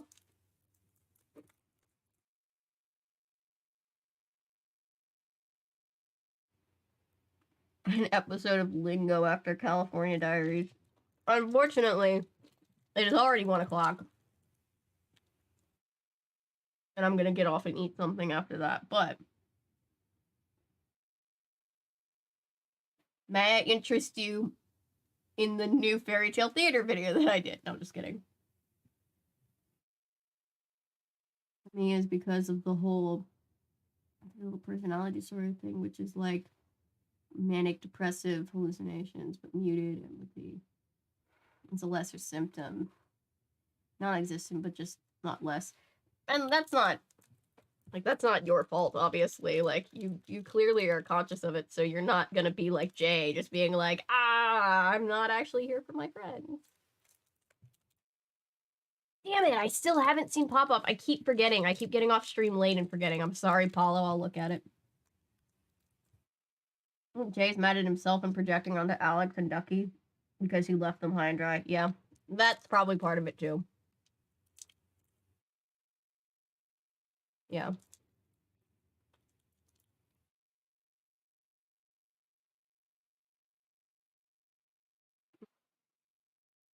I'm stress eating. This is stress eating.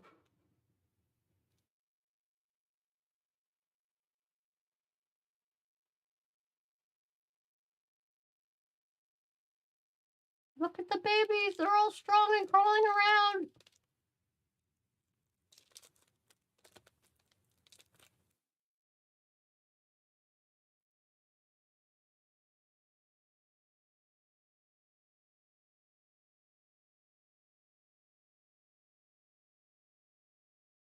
Small babies. Hmm.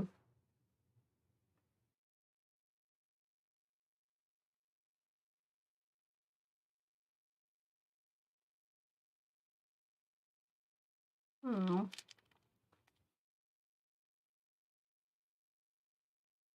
Oh, they're almost 3 weeks old. Hmm.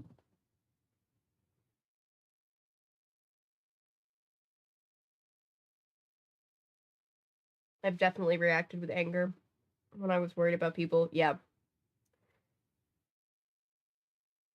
I'm getting myself a wiener schnitzel shrimp. Oh boy, after the stream. Yeah, we all need something comforting. But also me at like 14 was my not aware.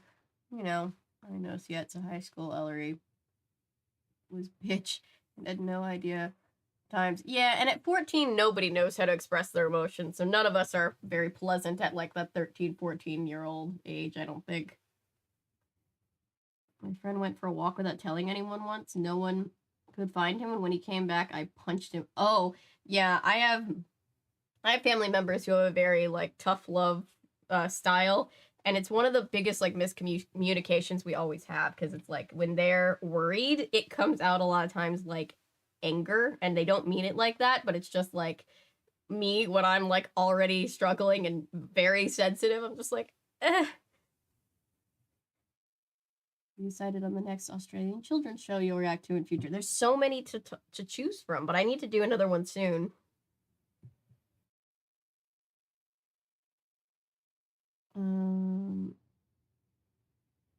Chicken of the dead to comfort me after this. That sounds comforting. I hope everybody is. We're almost done. We've got like, again, no numbered pages, but I think we've got like 15 pages max left. I was so mad. You were us all the way. Leap and then instant rage. Yeah. Yeah. I think understanding how like our emotions manifest is really good for ourselves and other people, because we can, there's less miscommunication, you know?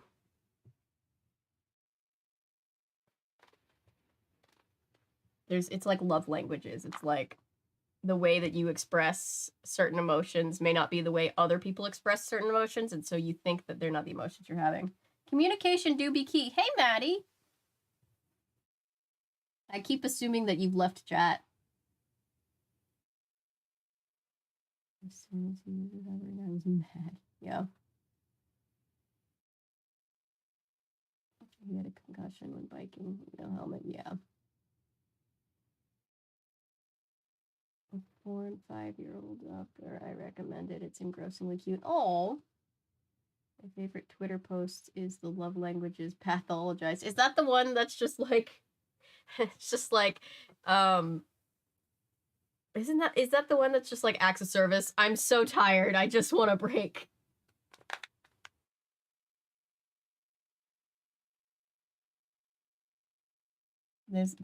That's also called being Portuguese or Irish for that matter. You show your care with anger. Yeah.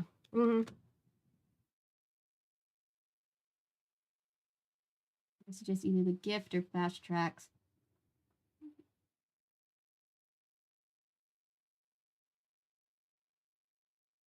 Interesting.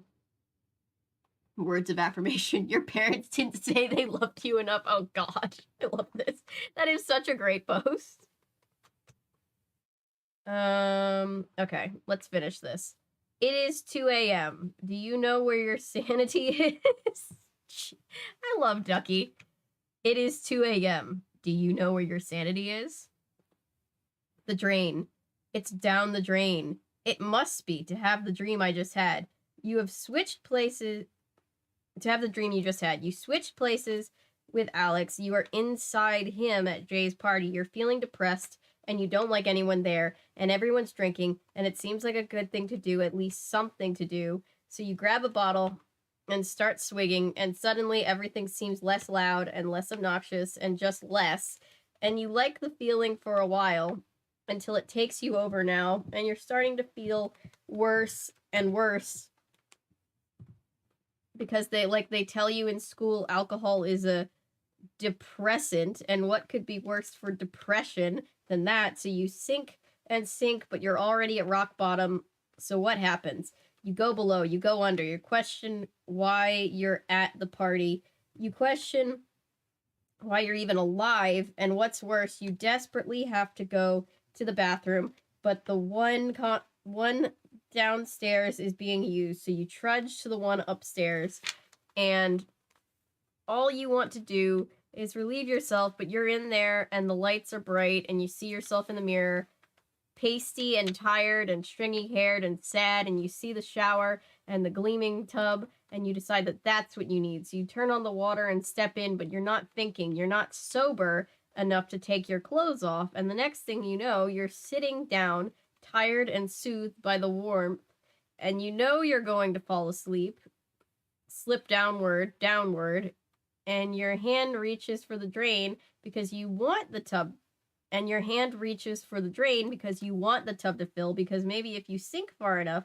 if you sleep deep enough, you won't have to come back. It's a dream. It's a nightmare. It's crazy to even think that Alex did that. You are wired, McCrae. You are crazed and disturbed, and you watch too many horror films. First of all, even Alex had considered what you were dreaming about. He would have just run the bathwater. What's the point of putting the shower on? Besides, he couldn't even turn the doorknob when you first found him. How could he have closed the drain on purpose? Forget it. Put it out of your mind. Alex did, Ducky. It is absolutely what Alex did. Yes, it is. Yes, it is.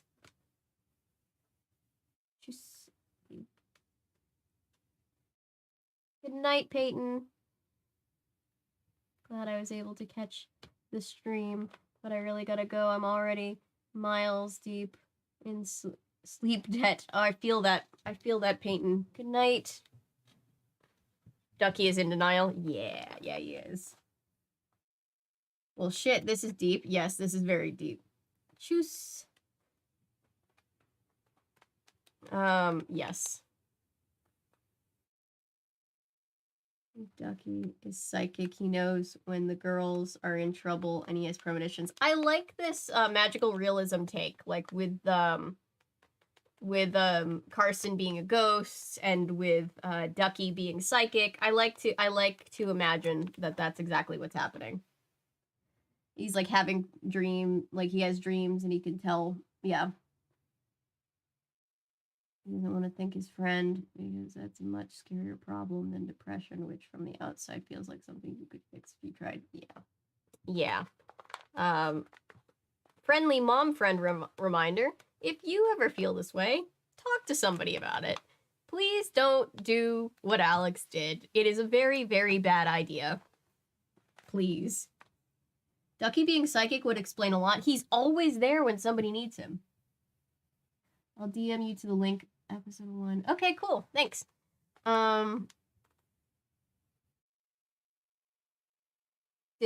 Still, it doesn't hang. Still, it doesn't hang together. Why did Alex say, "What are you doing?" when he woke up in the bathroom?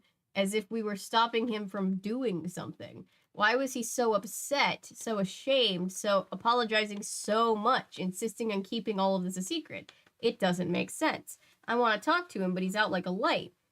Okay, he couldn't have been that desperate. If he was, he would have told me.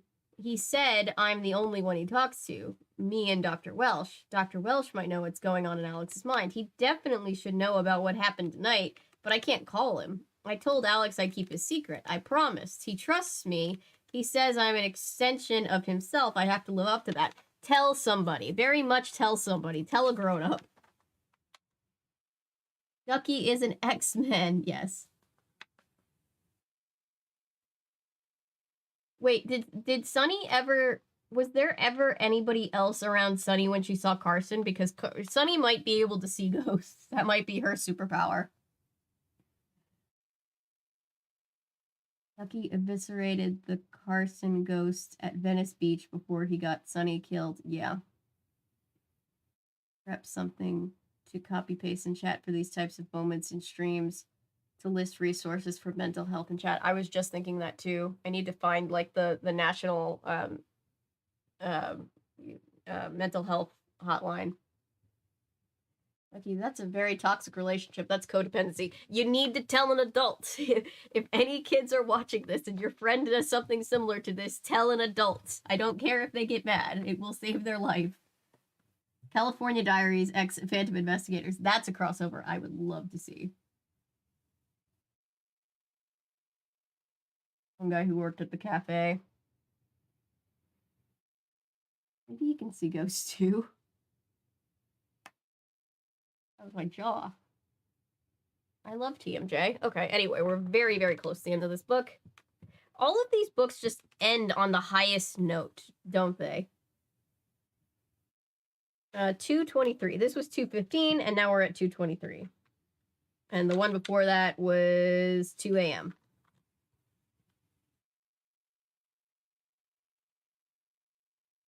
Phone shush. We're finishing a very, very heavy book. Except Dawn's. Yeah, they don't need Dawn.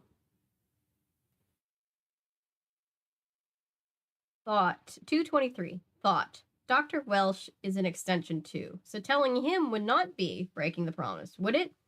Think, McCrae.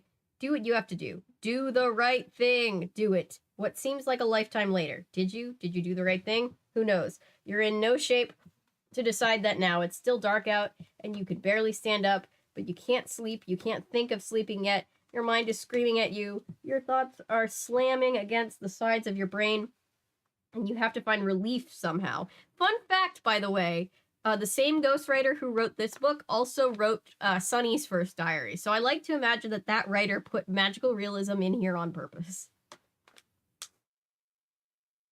Now, here. Right. See what happened step by step? You called Dr. Welsh on the kitchen phone. He answered. His answering machine picked up. What did you expect? It was after 2 in the morning. Yeah, but don't psychiatrists, don't they usually have like an overnight answering service, so if somebody calls them in crisis, there's somebody there? It was after 2 in the morning, and you left a whispered message that probably didn't make much sense, but you left your number and tried to make it clear that Alex needed help. Then you went back to the living room, figuring Dr. Welsh would call in the morning. I need a sip of drink.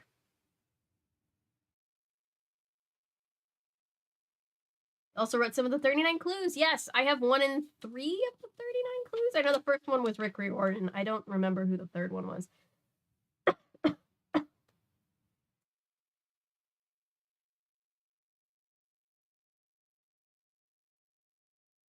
Please do not call 1-900 numbers. We can't open that way. Oh gosh.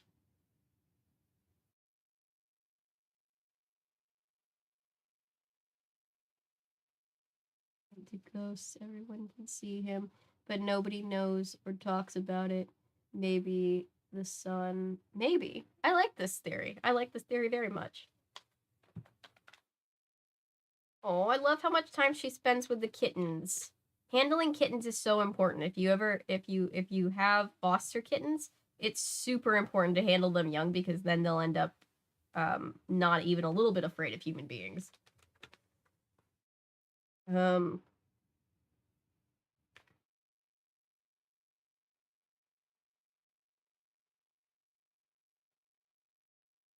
Then you went back into the living room, figuring Dr. Welsh would call in the morning, hoping the fact that you called would calm you down, make you sleep better.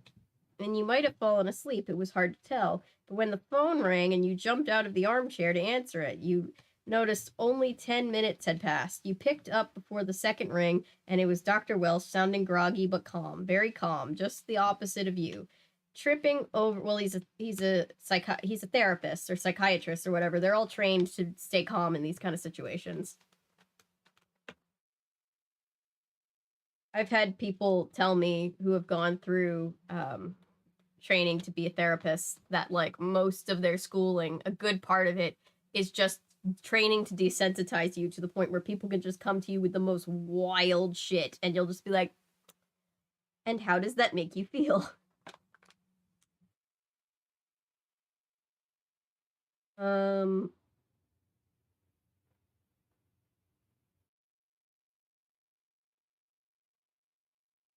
Tripping over your words, trying to tell the whole story but making no sense, and Dr. Welsh just took over the conversation in a soft but businesslike way, asking specific questions. Where is Alex now? Is he physically hurt? Does he need a doctor? The sound of his voice was soothing, reassuring. You wanted to visit him yourself, to lie on his couch and have a good cry and do whatever you do in a therapist's office. Your voice was choking up as you answered his questions, but you stuck with it. And you soon were telling him about the whole night, starting from the beginning, from the quiet ride in the car to the arrival at the party, to your separation from Alex, to the bottle and the bathroom. And Dr. Welsh was saying, and that must have been hard for you, and not much else, just letting you ramble on until you came to the end and you were in tears, speaking and sobbing at the same time, asking for advice, which Dr. Welsh gave, telling you not to worry, that Alex was going to be all right, and you were a good friend for calling, and you were doing the right thing to let him sleep comfortably, but you had to make sure that Alex came to see him first thing tomorrow. You felt much better after you hung up, but the feeling didn't last long, because you turned to see Alex standing behind you, leaning against the kitchen doorway. You practically jumped out of your seat in surprise. Alex had this tight, blank expression on his face. For a moment, you thought he was going to throw up again, but he didn't. He spoke. His voice was choked and raspy and very, very angrily. Very, very angry. He called you a traitor. He said he thought he could trust you, but he was wrong. In our casting of the California Diaries series, I'm picturing what's his name? Everybody's obsessed with this guy. I'm picturing, the guy who plays Eddie Munson, on Stranger Things. I'm picturing him playing Alex. Is that the vibe that anybody else is getting? You tried to explain. You told him you were worried. You said you dreamed that he tried to kill him. I was gonna censor it, but he tried to kill himself. That's what happened. So you called Welsh because of a dream. So you called Welsh because of a dream? Alex spat out. Well, you did try to kill. Did you try to kill yourself? You asked, but Alex didn't answer. You knew he heard you, but he ignored the question. You promised, he said. Is that what a promise means to you, kittens? This is so code level kitten, I can't even tell you how code level kitten this is. You reminded him about what he'd said about you and Dr. Welsh being extensions, but as the words came out of your mouth, they sounded so hollow, like an excuse. Like a kid saying, na na na na na na, or something like that. Alex just let those words hang in the air, his face twisted with disgust. That's it, Ducky, he said. The friendship is over, and he stomped away toward the front door. You ran after him, asked where he was going, told him to stay, reminded him it was late, and maniacs were out on the street at this hour, and he couldn't possibly walk all the way home, but he was acting like you weren't there, just walking away and not looking over his shoulder right through your front door. So what can you do when your former friend walks out into the streets of Palo City at 3 a.m. and you have no idea where what he's going to do, because everything he has done so far that day has been totally unpredictable, and you know that if something happened to him, you could never forgive yourself. You follow him. You get into your car and tail him through the neighborhood. You roll down your window and you call to him, offering him a ride. And even though he says nasty things to you and tells you to go away, even though he ducks into alleyways and behind strangers' houses and through empty lots, you stay with him and you don't let him out of your sight. And soon he gives up and walks down the middle of the street, pretending you're not there. And you feel relieved when he ends up at his house and all the lights are out, which means his mom has gone back to sleep and won't make a big scene. And you don't leave even then, because in Alex's state of mind, he can do anything. He can wait for you to go and then sneak out again. You don't even want to imagine what else he could do, so you park halfway down the block, just beyond the site of the house, and you walk back along the sidewalk, hiding behind the tall juniper trees next door. You squat there looking at Alex's house. You see the light go on in the downstairs bathroom. You hear the shower and your heart starts to race. You scan the house for a way to sneak in just in case, but there's an instant armed response sign in the front window, which will set off an alarm in some police station. Which, when you think about it, might be a useful thing. The instant and response parts, just in case. The shower runs on, and it's driving you crazy, and you start looking for a rock to throw at the window. Then the water noise stops. You freeze. A few minutes later, the bathroom light goes out. Then another light flicks on.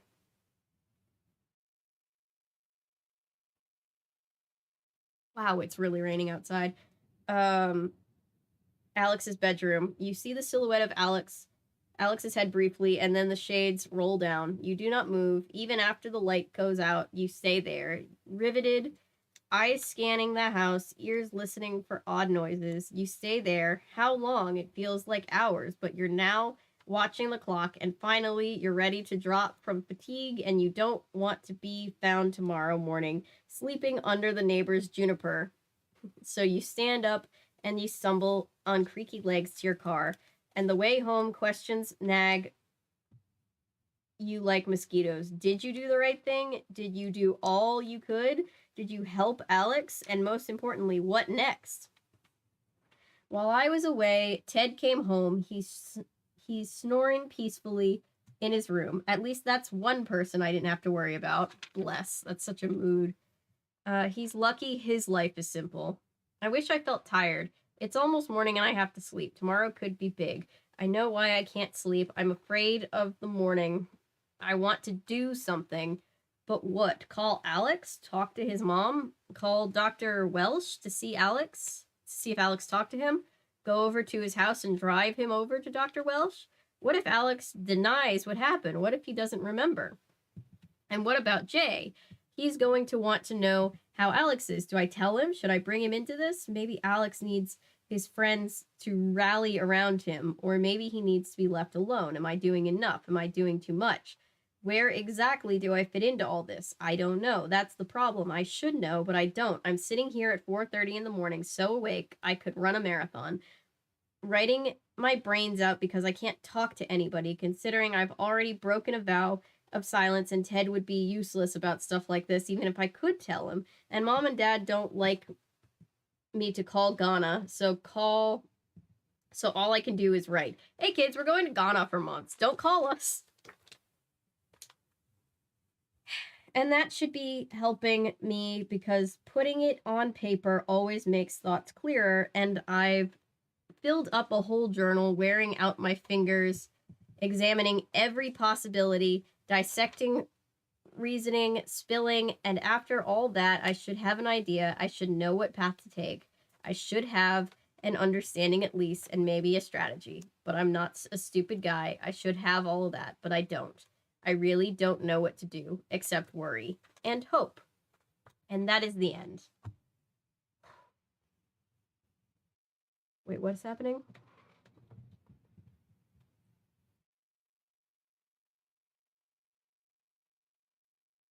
Sorry, did I miss something?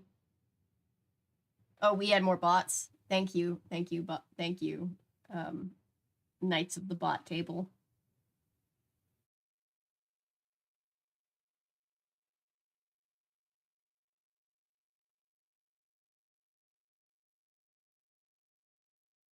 Third book. Oh, third book was. Okay, cool.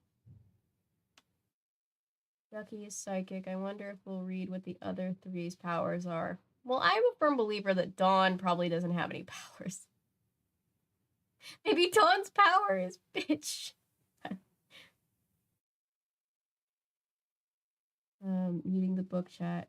Tell me when the therapist call is over, please. Sorry, Ellery. I didn't see any of your messages.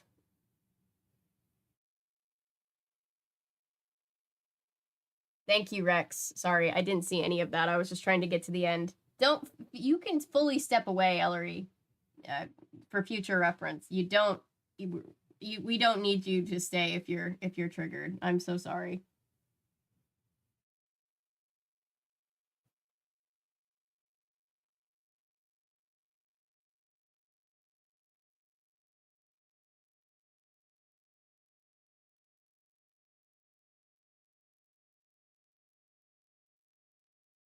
Thank you, guys, for getting bots. I appreciate it. Or just ban the bots altogether. Wait.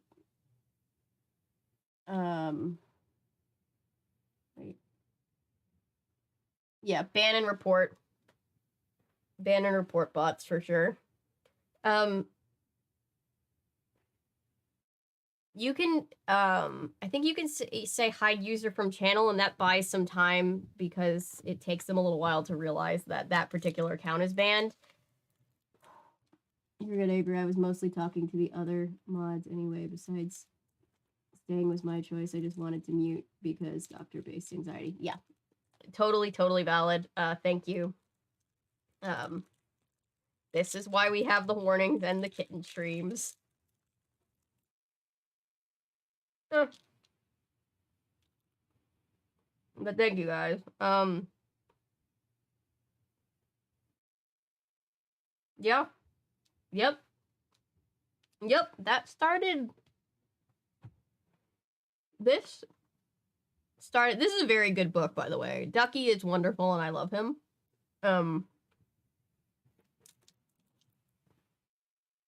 That started off very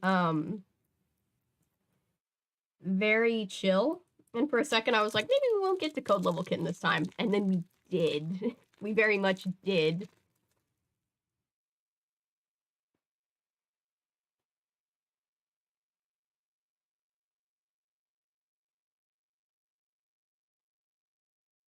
These books are tonally like the movie Fargo. Yeah.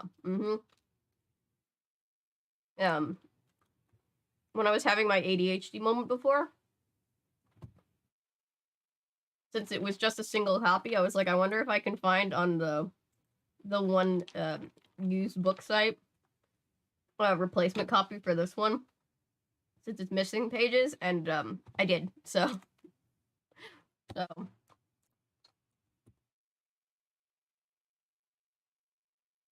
will be able to keep this one in the collection.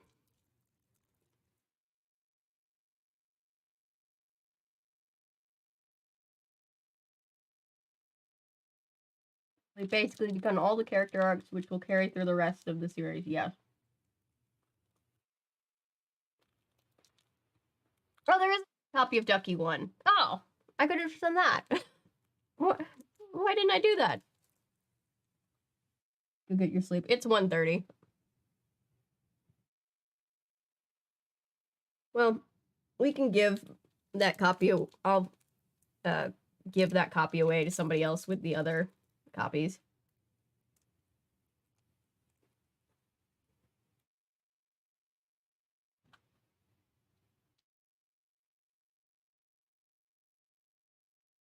Oh yes, tune in tomorrow as we tear into the all-new series, Animorphs, which I know nothing about, but from what I hear is also going to be traumatic, but in a different way.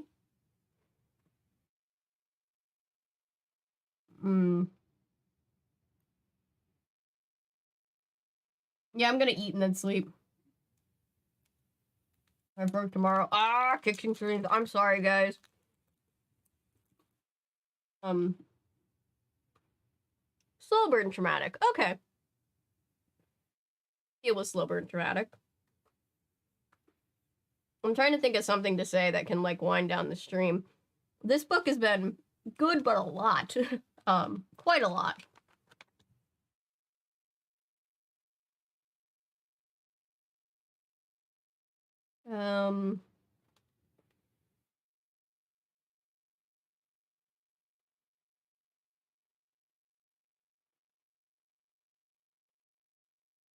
Let's cast a pretend CD series. I definitely think, you know, Eddie Munson would be great as Alex.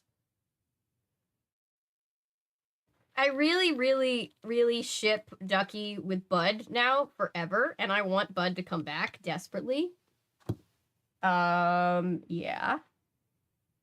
Yes, I am going to watch the pop-off vid. I keep meaning to and then getting distracted. The book was D&D session. Me and my DM would stay up till 2 a.m. decompressing post-session over Discord. Yeah, I feel like we all need to fluff the auras. Who are the other 4 main characters? Let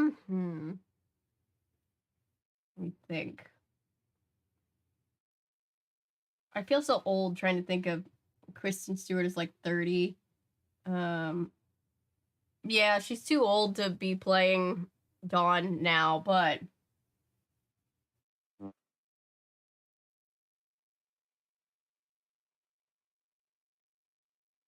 take a breather and watch funny cat videos. Yes, everybody look at the cute kittens. Look at them all. They're all eating. Go get a drink. Go get whatever. Zendaya as Amalia Vargas. Honestly, I can see it. I can very, very much see it.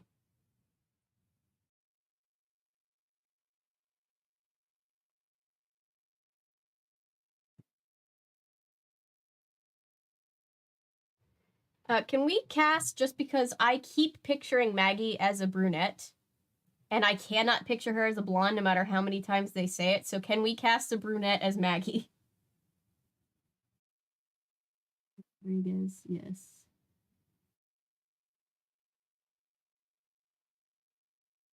Butler Young.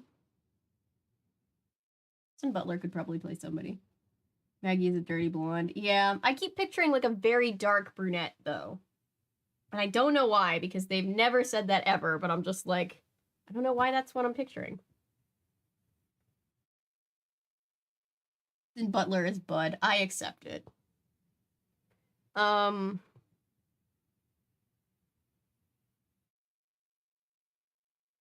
What about Olivia Rodrigo as Maggie? That works. She could sing. Oh, did I even log that we started this book? I didn't. Now I'm gonna log that we started and finished the book. Add a book.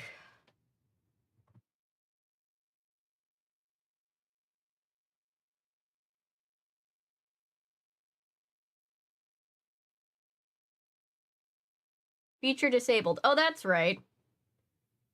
Took some maintenance. Sorry for inconvenience. That's right. I can't log that we read that book. Remind me to do that next time, guys. Goodreads is still down.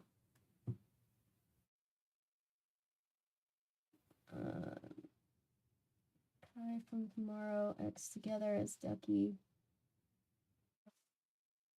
Even though he's not canonically Korean. I mean, I don't see why he couldn't be, though.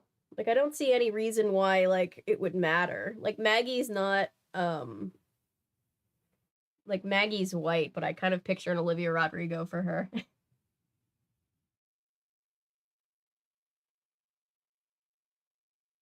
Rush is the ideal Ducky. Yes, yes, yes, yes. Grab some water and a snack if you need. Stream winds down, and yes, Zendaya can sing. Oh, I was saying Olivia Rodrigo is Maggie, because Maggie's the one that sings. But yeah, either or. Myself shipping HK, Ducky, and Austin Butler, but I could see it too. I don't know any young actors who could play teens. LOL, I'm very out of touch. Yeah, same. Probably be a better first for Amalia. Yeah. Yeah, she was in. Oh yeah, hang on. Not me googling because I totally know off the top of my head who all of these people are. I think I know who Sophia Wiley is. Yes, yes, I do. She would actually be a wonderful Amalia. I can totally see it.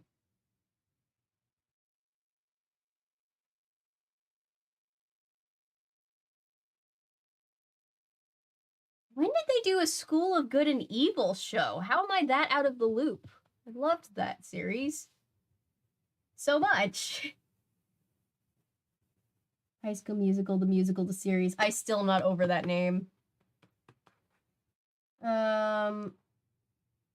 People in their early 20s will play teens. Yeah, pretty much.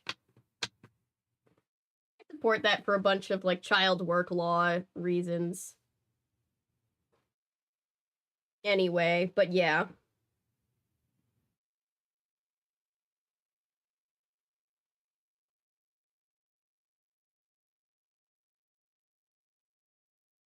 Hilary Duff is Dawn's stepmom. Yes. Yes, I see it.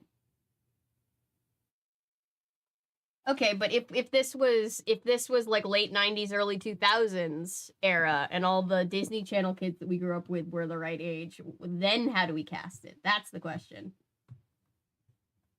In the 80s, teens look 40. Yeah.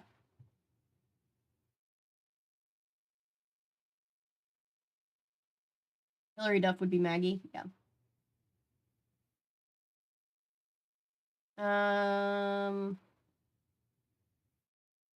Christy Carlson Romano would probably be, and I love her. I love her very much, but she gives me Dawn vibes, like as far as like who she would play in this fictional TV show that we're casting. Where's Jeff and all this? Dawn's brother has just been mentioned like at all. Yeah, I forgot he existed. I forgot about Jeff. Good night, good day to all. Yeah, I need to log off too. Get some food, get some sleep. Christy Carlson Romano would be Sunny. That's right. That's much better. I'm going to keep thinking about this now as I go and make a tortilla pizza.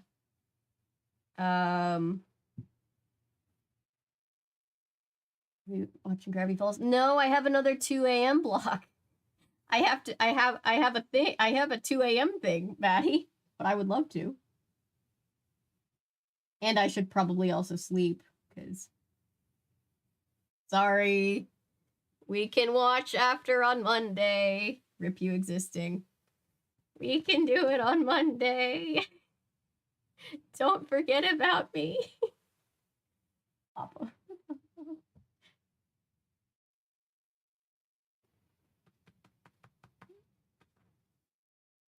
I like this. I like this casting a lot. All right, I'll get off and let everyone get out of here and go to bed. Everyone get out of here and let the poor woman rest. You guys are good.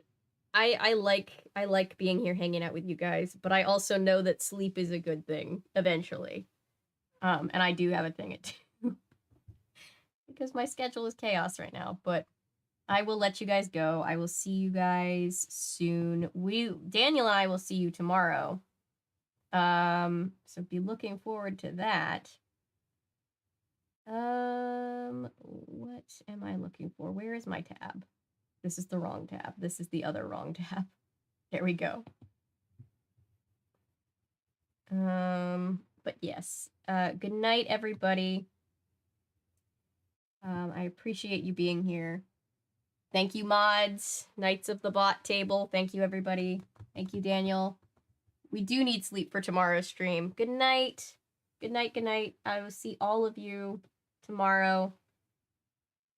Have a good day. Mildly late after my shift. That's fine. We always appreciate you showing up whenever you can. So we are going. I'm gonna let you guys go. But good night. Sweet dreams, or have a good day if that's your time zone. And yeah.